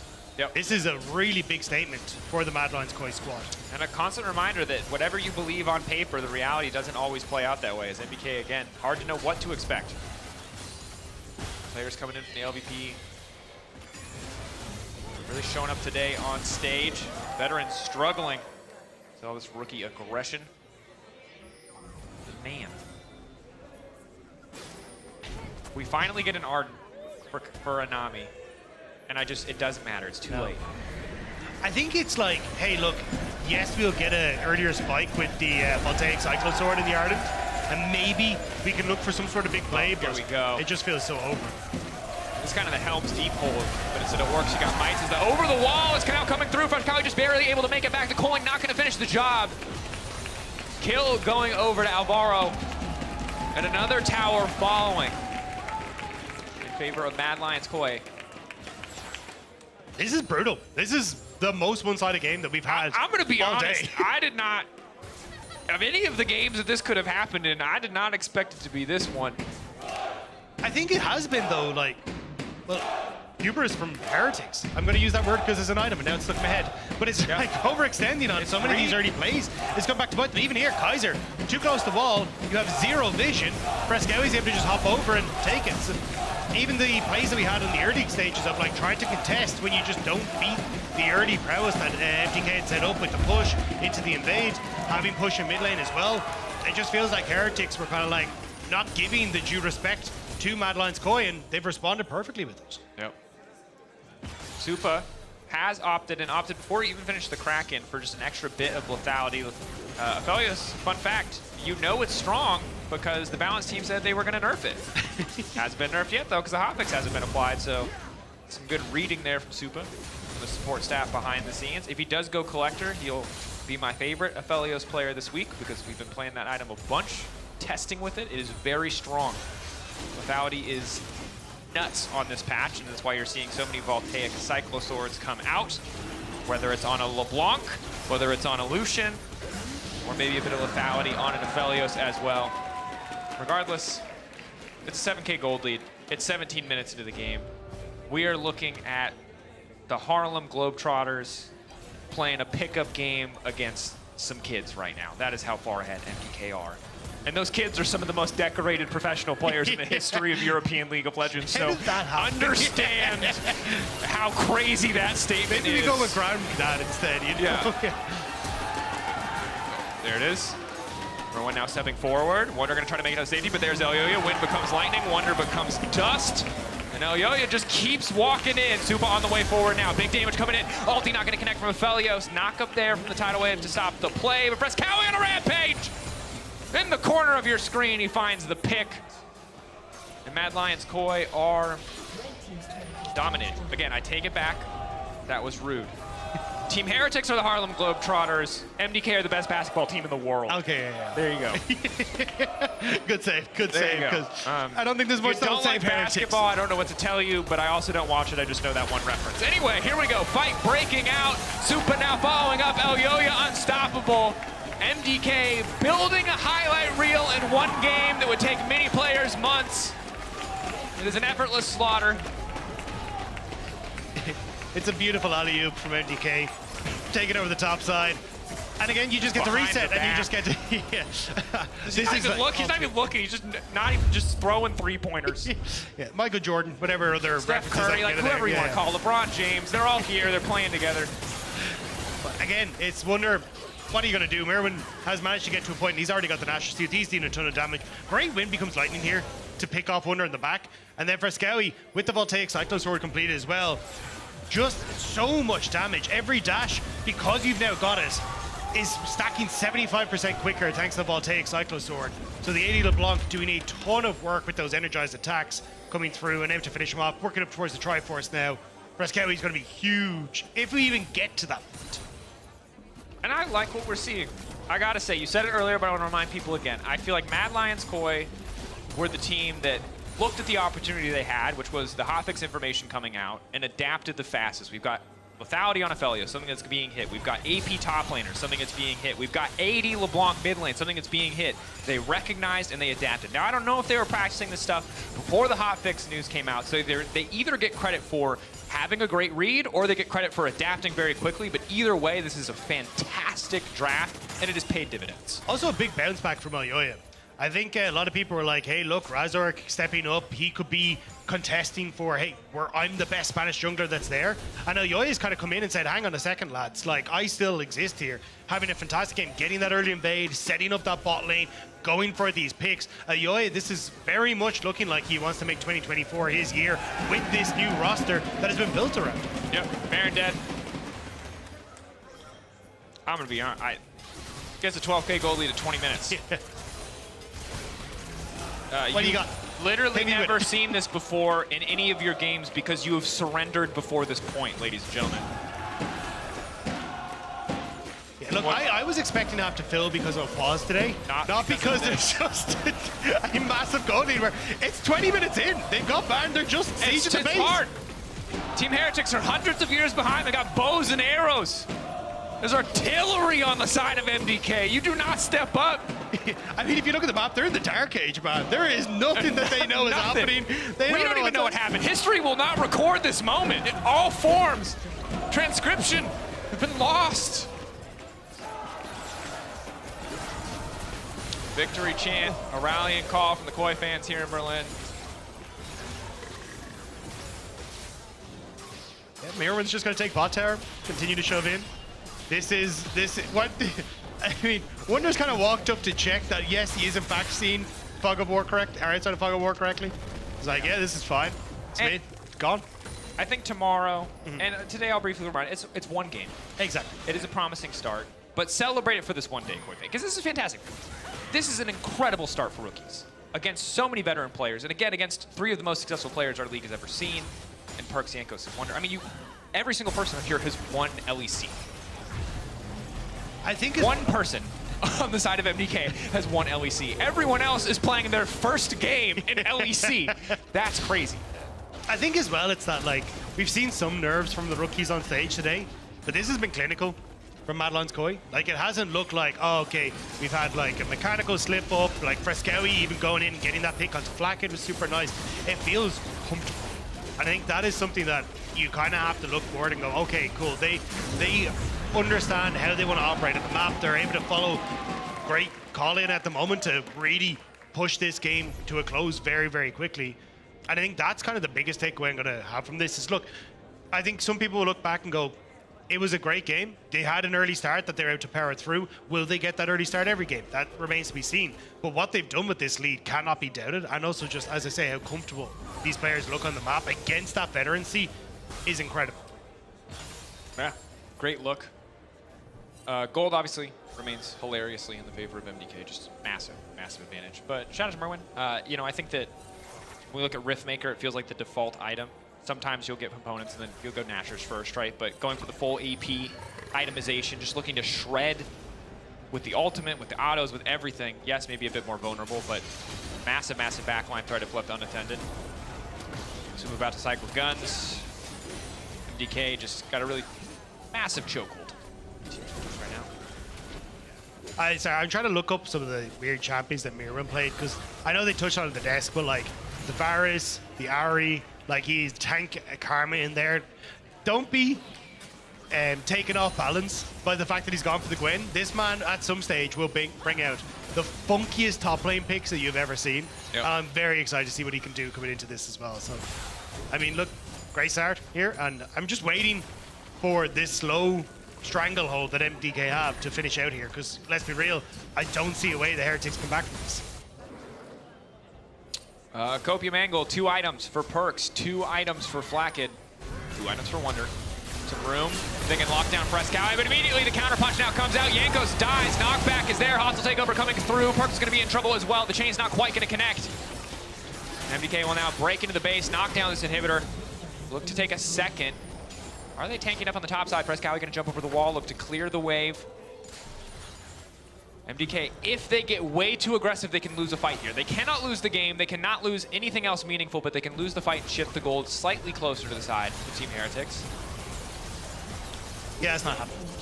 No. Heretics firmly underneath their own structures. 2 minutes 40 until Mountain? Question mark? Do we get to that point? Because at this stage, I don't think so. Place your bets. Are we making it to Mountain Soul? Who knows? 9 towers to 0. I mean, it's almost a perfect game. I don't know how we count Void Grubs into that. Yanko's obviously got the first 3, and there's a kill, but you're dangerously close to a perfect game here. I'm just sad we didn't get a way to. And I love it because these Koi fans would have cheered that loud regardless of how well Mad Lions Koi were doing, but they're smashing, so it's even more justified. I am just sad we didn't get a way today. I was really hoping that I could go through, because I spent a lot of time today trying to figure out way combos. Yeah, I know. And it's so sad that we're not going to get it. As a play-by-play, I didn't want to learn 10 ability names, so I messaged every pro I knew and asked if we were going to see Hwei, and it was pretty universal consensus, so no. I feel fortunate. Well, no, yeah, based on what we've seen today, right? But I'm ready. There's some despair in there. There's some ingenuity, art stuff. Figured out. Best part about Aphelios is nobody cares what the ability names are anymore. It's just about the guns. Yeah. Once you know the guns, you're fine. Which I appreciate, because I'm not going to lie, I can't even remember the name of one. I can barely remember the names of the guns, let alone the fact that they actually have spells attached to them. They should, you know, that's why the colors are so nice. Imagine they were all the same color and you had to learn the symbol. Oh, that would be terrible design. All right, here we are. One last desperate hold. Maybe not the death of an empire, but certainly death in this first game for Team Heretics. Mad Lions Koi. Take another Baron. It is crazy that it's second Baron at 26 minutes. Like, well, it belongs to them, Rob. It does. You know. It does. But it's like, everything is down. There is nothing left. And in worst case scenario, you kind of go, we'll get Dragon on the way out of this as well. But it's just Nexus turrets left. And you got waves coming in, Baroned up creeps, double super creeps across the board. Like, what the hell do you do here? Super perfect guns to Siege. Could almost cry. IE on the way. Probably could back and buy it. Probably just has chosen not to. Wonder going for the nice angle. Try. Isn't going to find it. Of course, you got to respect it. There's not a lot of avenues to get you out of this. So might as well fish for him. Turret on the ground, untouched for now. Will be cleared out. Supa just laying down a little bit of damage. Wonder getting chunked away. It is a slow Siege. It was the early game and the mid-game transition that made this one fantastic for Mad Lions Koi. This now is just their just desserts. They've earned this start to finish. Elyoya now going in. It's a quick final fight. It is a slaughter. Kaiser the last one standing, but it does not matter. Mad Lions Koi finding their first victory on stage. I don't know what the word to describe that game in Spanish is, but it was a slaughter. Okay, wait. We'll Google. You got it? Okay. This is the power of translation. Matanza. Matanza, okay. Matanza. Or massacre. I'll take massacre. I know what that one is. Sacrificio. Massacre. I don't know how you pronounce any of those, but hopefully one of those is right. Key player of the game. Vote now at LEC on X. Elyoya, Frescawi, Alvaro. Everyone contributed. Alvaro, especially in the bot side of the map. I think had a great game. Elyoya was a powerhouse, as usual, when he's performing. Just a single game, of course, but a sick start for Mad Lions Koi. I think it fills me with joy to see that they are able to bring a bunch of these rookies and have that veteran scene Elyoya to try and, hey, we can cement that lead in bot lane. We can then shot call our way into a very, very strong lead, because I think one of the big things about this Heretic squad was the creativity that we used to see from that G2 top side, and they were just completely shut down by what was brought to the table. Certainly were. Fantastic stuff, hugs all around, good start. Always feels good to get that momentum. And remember that our season, our regular season at least, our best of one portion of this tournament is short. Momentum matters. Hitting the ground running matters. So while it is one best of one, it's, again, fantastic for the team. If they can keep this up, easy to see them moving into top 8. We'll see how far they get in the best of threes. Next up, playing SK, playing KC on Monday. Originally had written that one off, but now I'm looking at it with a very different mindset after a game like that. Potentially me and Masters rematch, if you want to look at it that way as well. Not quite the Movistar Riders, but a lot of those players still here as well. So something's going to be a bit of a banger for the squad. I'm actually looking forward to that as well. But yeah, I mean, great start here against Heretics. If they're performing like this, going up against SK, could be a game that, again, could be very, very close, could break either way. But there is a world where these come out looking very, very strong out of this first week. Yeah. I'm not going to lie, folks. I'm still blown away that that was so hilariously one-sided. Yeah. I don't know what they were doing contesting that blue buff. Yeah. We may never know. Maybe we'll talk to them about it later. But we're setting up for an interview right now. In the meantime, you get to hang out with us, contemplate the mysteries of the universe. Like, how did 4 rookies and Elyoya obliterate 3 of the most legendary players in history? Big mystery. Just a best of 1. If they can repeat that in a best of 3 or best of 5, insane. They're unlocking achievements that PlayStation and Xbox users didn't even know were possible. They've gone beyond Platinum Trophy with this one. I think it is, though, just a great read of the meta. Like, when you look at, I don't think, I've seen people pick up Vi. I'm only so one. I don't think she's the 1v1 power in a lot of these situations to try and draw from us. I think the Lucian Nami, you've been kind of harping on a little bit, like, feels like it could be a little bit of a bait. Like, yeah. But I think it's, again, the lethality of Felios, having good control over bot side. I feel like that's the way the meta is going to go. It looks good. Alvaro and Lore standing by, though. Let's hear what they have to say after that win. A fantastic win on the side of this team, Alvaro. Thank you so much for joining me after your first LEC game. Tell me about it. How does it feel to play on that stage, finally? I mean, for me, when I first played Superliga, I remember because I played Renata game as well, and it was completely the same. I was running around the map, doing every play I wanted, and it's what Merced told me, my coach. Just be free, do whatever you feel like, and it's what happened, and I'm really happy. And that's amazing that on your first LEC game, you managed to channel this confidence and displayed it on stage. What was your mindset? Stepping on stage today and knowing that you were going to play your first game in front of this amazing audience cheering for you. There were a lot of fans for you today. I mean, I think one big point that I have is that I don't really get nervous playing. I really feel like I'm playing at home. It's something that we really work on it, and I think we prove it. We went the other day here to start screaming, and I don't know, it feels like I'm always playing in this setup. And for me, it's just proving the rest of the people that we really believe it, and we will do it. You had an amazing year last year. Did you expect to be picked up by the LEC this season, or did it come as a surprise?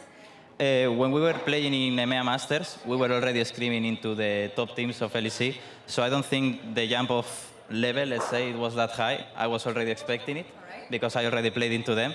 But anyways, I think not a single team, like you cannot really relax on any team. Every team has their strengths, and I think us as well.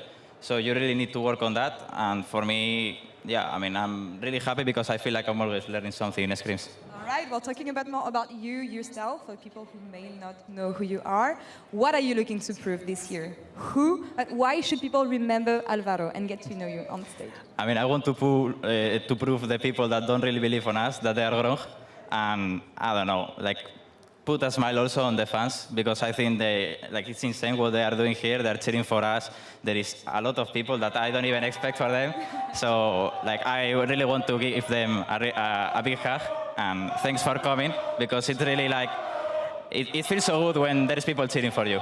You'll see them a bit later. I'll let you join the fan meet in a couple minutes, but I have 2 more questions for you, because you mentioned not the pressure, but the expectations of playing in the LEC. And I know that most of people put your team last or in the last positions. I know that Elyoya said, you know what, guys, you'll see on stage, and they will show results. How did you take the fact that people did not believe in you and the fact that they did not believe that rookies could surprise that much? And is it something that is motivating you a bit more? For me, it's a bit of motivation, but especially for my teammates, because some of them, they have like some wallpapers of people saying bad comments about them, so they get even more motivated. But for me, it's just the feeling of proving people wrong is like, it makes me feel well. Anyways, I find my own motivation in what I play, in what I do, because I love it. And I mean, let's see how the time proves wrong, and that's it. Just wait, because the results will come, and I'm really happy that today we could prove it. And eat the haters in the meantime. Last question for you. We have Elyoya waiting at PGL with Shox and the rest of her panel. Anything you want to say to your jungler with the way he's been leading you? And what can you tell me about Elyoya helping you guys getting ready for the LEC? I already knew Elyoya since before, because we were like talking in Discord. We were kind of close friends. So it was like easy to play with him. But I think the thing that he kind of make me improve the most is about vision and shot calling. I think he's like a really good leader, and he's helping a lot. And sometimes we are even taking the lead because we already know what he wants to do. So I think he's like a big impact, and I think he's a really good player, and I can learn a lot from him. You're in good hands, of course, in your first steps in the LEC. Congrats on winning Thank your you. first game. Gracias por la entrevista. I Merci. hope I did not butcher this. And yeah, thank you so much today. We'll see you tomorrow. And Jux, back to you for PGL. Thank you, Laure. Your Spanish is getting better. I thought you didn't want to talk it, but you're good, actually.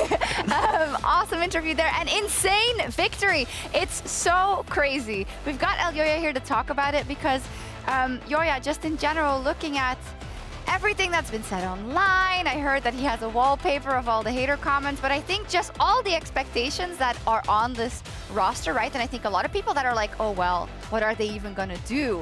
How good does it feel to just this first game to just smash it so hard? It feels really good because it's like a slam on the table as a first game, so it obviously feels really great.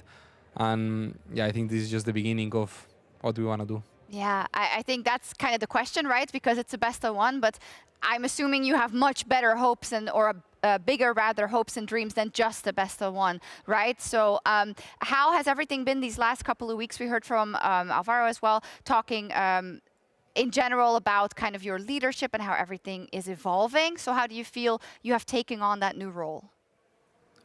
I think it's been a bit of a challenge for me, since even though I've always been a bit of a leader, I feel like in this new team I have a bigger role, but it's what I've always wanted. I've always wanted as much responsibility as I can, because then it's really easy to put the blame on someone, that is me. So yeah, it's been not easy, but it's been really fun these past 2 weeks, and I'm really looking forward to see how we evolve as a team. I like that you say, I actually want the responsibility. I want to learn. Finn, it's did you expect the game to go this way? Be honest. I mean, I thought this was your best warm-up against Heretics, because I always thought Heretics would be a slow starter team. So I think it's really good for you to get coming out swinging, like you said, foot on the table. You show them how good you are. I was wondering how it was. How did you feel the team was base level coming into LEC? Because obviously going from regional league to LEC is a big step, and there's a lot of information to catch up on as a supporter and a mid laner. Like, how do I rotate? How do I not waste my timings? How do you feel that transition went for them? Well, I think for the bot lane was easy in a way, because I already think they are the best bot lane in Europe, if not in... I mean, yeah, they are for sure the best bot lane in Europe. So I don't think they had so much troubles adapting. And the one I'm really surprised with was Mirwin. I think he's been performing really well these past weeks. So overall, I'm really surprised how easy it was for all of them. Like, they didn't have any struggle, not like me. So yeah, I mean, it was I'm quite surprised with them, and I'm really happy with how they are adapting. Like, even Fresco, we had his first game was insane. Yeah, it was nuts. Yeah, I'm not sure how they are doing it, but like they are adapting really fast. Sometimes it just works. He was saying that he was sad that LeBlanc didn't go top lane. He's really expecting Mirwin to just, I don't know if he's telling secrets, but to pick crazy stuff and to hope that he stays true to his identity also in the LEC. Don't worry, if it's not tomorrow, it's gonna be the next day, but it's gonna happen. I mean, they already blind picked Gwen. That shows a lot of you just have to check his solo queue, you know? You just have to check It's crazy. The Kia player of the game, though, was you, Elyoya. You took the honor for this first one. It's kind of poetic. I like it. It's cool. Congratulations. I mean, I think it will be one of the few I will take, because Supa is the #1 stealer of MVPs. He stole everyone, like every MVP last year in Movistar. So I'm expecting the same from him. So I enjoyed this one. Yeah, you can shine for now, but then everyone else will take over. I like that. Let's take a look at some trends today. Jamada, the 100% pick ban champions or presence champions. We have Jax, Kalista, and Rumble. Yeah, Rumble, not a big surprise. Jax, I think, was always going to be up there. I'm kind of surprised about Kalista, because I was thinking Varus, Ashe, kind of going to share the pedestal with the other two. I'm curious about where the priority is going to continue to go, because teams tend to evolve throughout even a regular season with these best of 1-9 games, right? So I think the champions are all very strong. I think even though Red Side won almost every game today. Yeah. Except for the last one. Cheers, good job. You know, these high-progressive bot lanes are going to continue to kind of be a thing. So I expect Kalista to stay up there. Is there any kind of thoughts you have, like, on this meta, the terrain changes, and how it's kind of changed, perhaps? You know, we'll kind of focus on the bot lane meta and how you as a jungler kind of interact with that lane. Well, I really like all the map changes. I think they make invading bot much easier, because you have a new route towards the bot lane. Not only that, the fact that there is a new objective minute 5, it brings a lot of more action to the game. It makes games in a way faster. So I'm really happy with every change so far. So yeah, I mean, I like. And one thing we discussed is that mid lane is very open now. Like it's like a big field. Do you feel like it's harder to actually gank mid now, and it's more about covering for the push? Well, I thought so, but Perks made it look really easy to gank mid, so you know. Yeah, I did.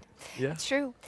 Let's pull up the standings. After day 1 of games, we have 2 more, of course, this weekend alone, tomorrow, Sunday, and then Monday. And it's not like it's not like 2 groups, guys. Don't worry, we're not going back to that. But yeah, it's ordained as such. Is it alphabetic? I guess not. You still get to be at the bottom of the 1 and 0 teams. I don't know why they've slotted Mad in 5th, because after the game, I think he should be at the top. It's true. It's crazy. Any big surprises for you, Elioya? Or is there anyone that you think has been under or overrated that should be somewhere else? From what you've heard on the online? I think we've been a bit underrated. But you want that. I think you actually would want that, no? Because that's a nice position to be in.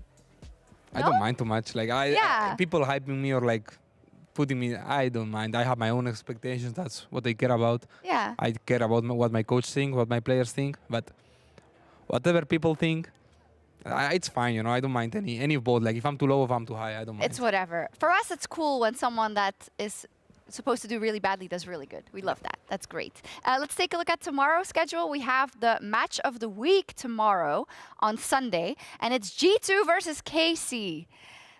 That's going to be insane. It's going to be loud. Yeah, it's going to be loud. KC didn't have the best start, though, today. I don't think it was that bad. It wasn't bad, no. Obviously, they lost, but I think they were very competitive with Fnatic, and I think even though they didn't get the result they wanted, I think they can probably go home tonight, be happy enough with what they showed, given sort of the outside of Karmine core expectations, and look forward to tomorrow against a G2 who seem to be, for the most part, actually performing to the expectations that we had of them coming into this year. Yes, as for Mad Lions Koi, SK Gaming. That's your ex-mid laner that you're going to be facing there. Spicy. Yeah. How do you feel about that one? I mean, I'm excited, but the thing is, I'm excited to play against any team. Like I feel like any team, you know, has either underrated us or like we have something personal against every team. Every team. So it's like not only my ex-mid laner, it's also Fres, Supa, and Alvaro ex-jungler. Yeah. So there is a lot of like tension in this match. Oh, cool. And yeah, we are really hungry looking into it. We're going to make the tagline, Mad versus SK. This time it's personal. Oh. Production, do you have that written down? Okay, we'll do that. So finally, let's send us off. I want from each of you your impressions of day 1 of the LEC. Exciting. I think every game was really, really fun. I think maybe the last game wasn't too fun. It was kind of decided in the first 4 minutes. I think it was fun for someone. Yeah. But I really felt like every game was very volatile, and it was really fun to see on a new patch finally, because I've been playing a lot, but I haven't actually seen like the highest level, and seeing it now, it's... Did you see the highest level today, you think? I saw glimpses of it. Okay. I'm not going to say I saw it. Maybe in the last game. Maybe. You never know. Maybe. Jamala? This first day has proven to me that we're still going to have one hell of a mixer in the middle of the table, I think. Once there's a little bit of definition, maybe next week, kind of Sunday or Monday, when we start to get an idea of who's probably finishing where, I still think the middle of the pack is going to be really, really congested with teams that are all like 3-3, 2-4, etc. Yeah, exactly. And for that reason, it's really good that MDK, that sounds weird, doesn't it? It MDK? does a bit. It's cool though. MDK, Mad Lions Koi, got the win today. Congratulations, Elioya, getting off to the right foot again this year. And we're going to let you go. And all of you as well at home or here in the studio. That does it for day 1. We will be back tomorrow starting, of course, at 5 p.m. CET. And if you missed any of the action, our rebroadcast begins just after we go off air. We'll see you tomorrow. Not too shabby, huh, for day 1? Pauses. See you then. Bye.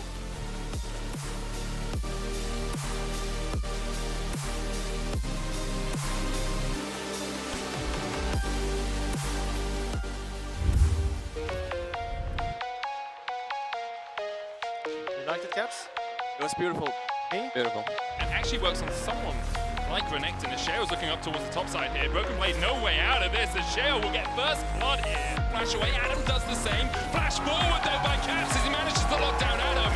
And the shutdown goes into the waiting arms of Yike. Spots Yike could burn, the Flash doesn't need it for the cease and desist, and he batters Ice down. Ice dodges away. Doing it well.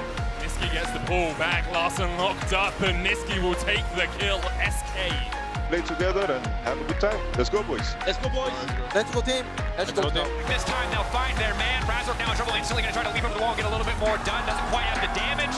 Now he's got a low blinking health bar, but the calling is cutting him down quick. Cabo waiting off to the side. Upset. Where's he going to go? Flashing from Razork. Instant knock. They're going to get the kills down. Xin Zhao doing a bit of work, and Targamas running. As Fnatic is pretty positive overall. Bo now going in, manages like the stun. Oh! Oh! But in the meantime, Oscar just making sure Bo cannot come to play. Burning down the bear. Fnatic keeps their eyes on the prize. Targamas going to drop down as well. And it's the Oscar-ridden show on the top side. But I have a feeling that Hillsec might just be next. Ignite is now ticking. Capture desperately needs to get the kill, deny the money. The shutdown comes through. Rest of Giant X not in an angle to follow up. But BTO now going to be in trouble. Peach doing so much work. No one can get into the circle but Douglas. Douglas taken down. Flash in from Jackie's. 2 members locked up. TP coming in. He's looking for the flank. This could be the game deciding play. It's the double TP. Which one's real? Jackie's 3 in the midst of everything. Yeah, I want to not ult. I want to not ult. It's still, it's good. It's good. You think nice? I'm behind. No flash, no flash, no flash, no flash.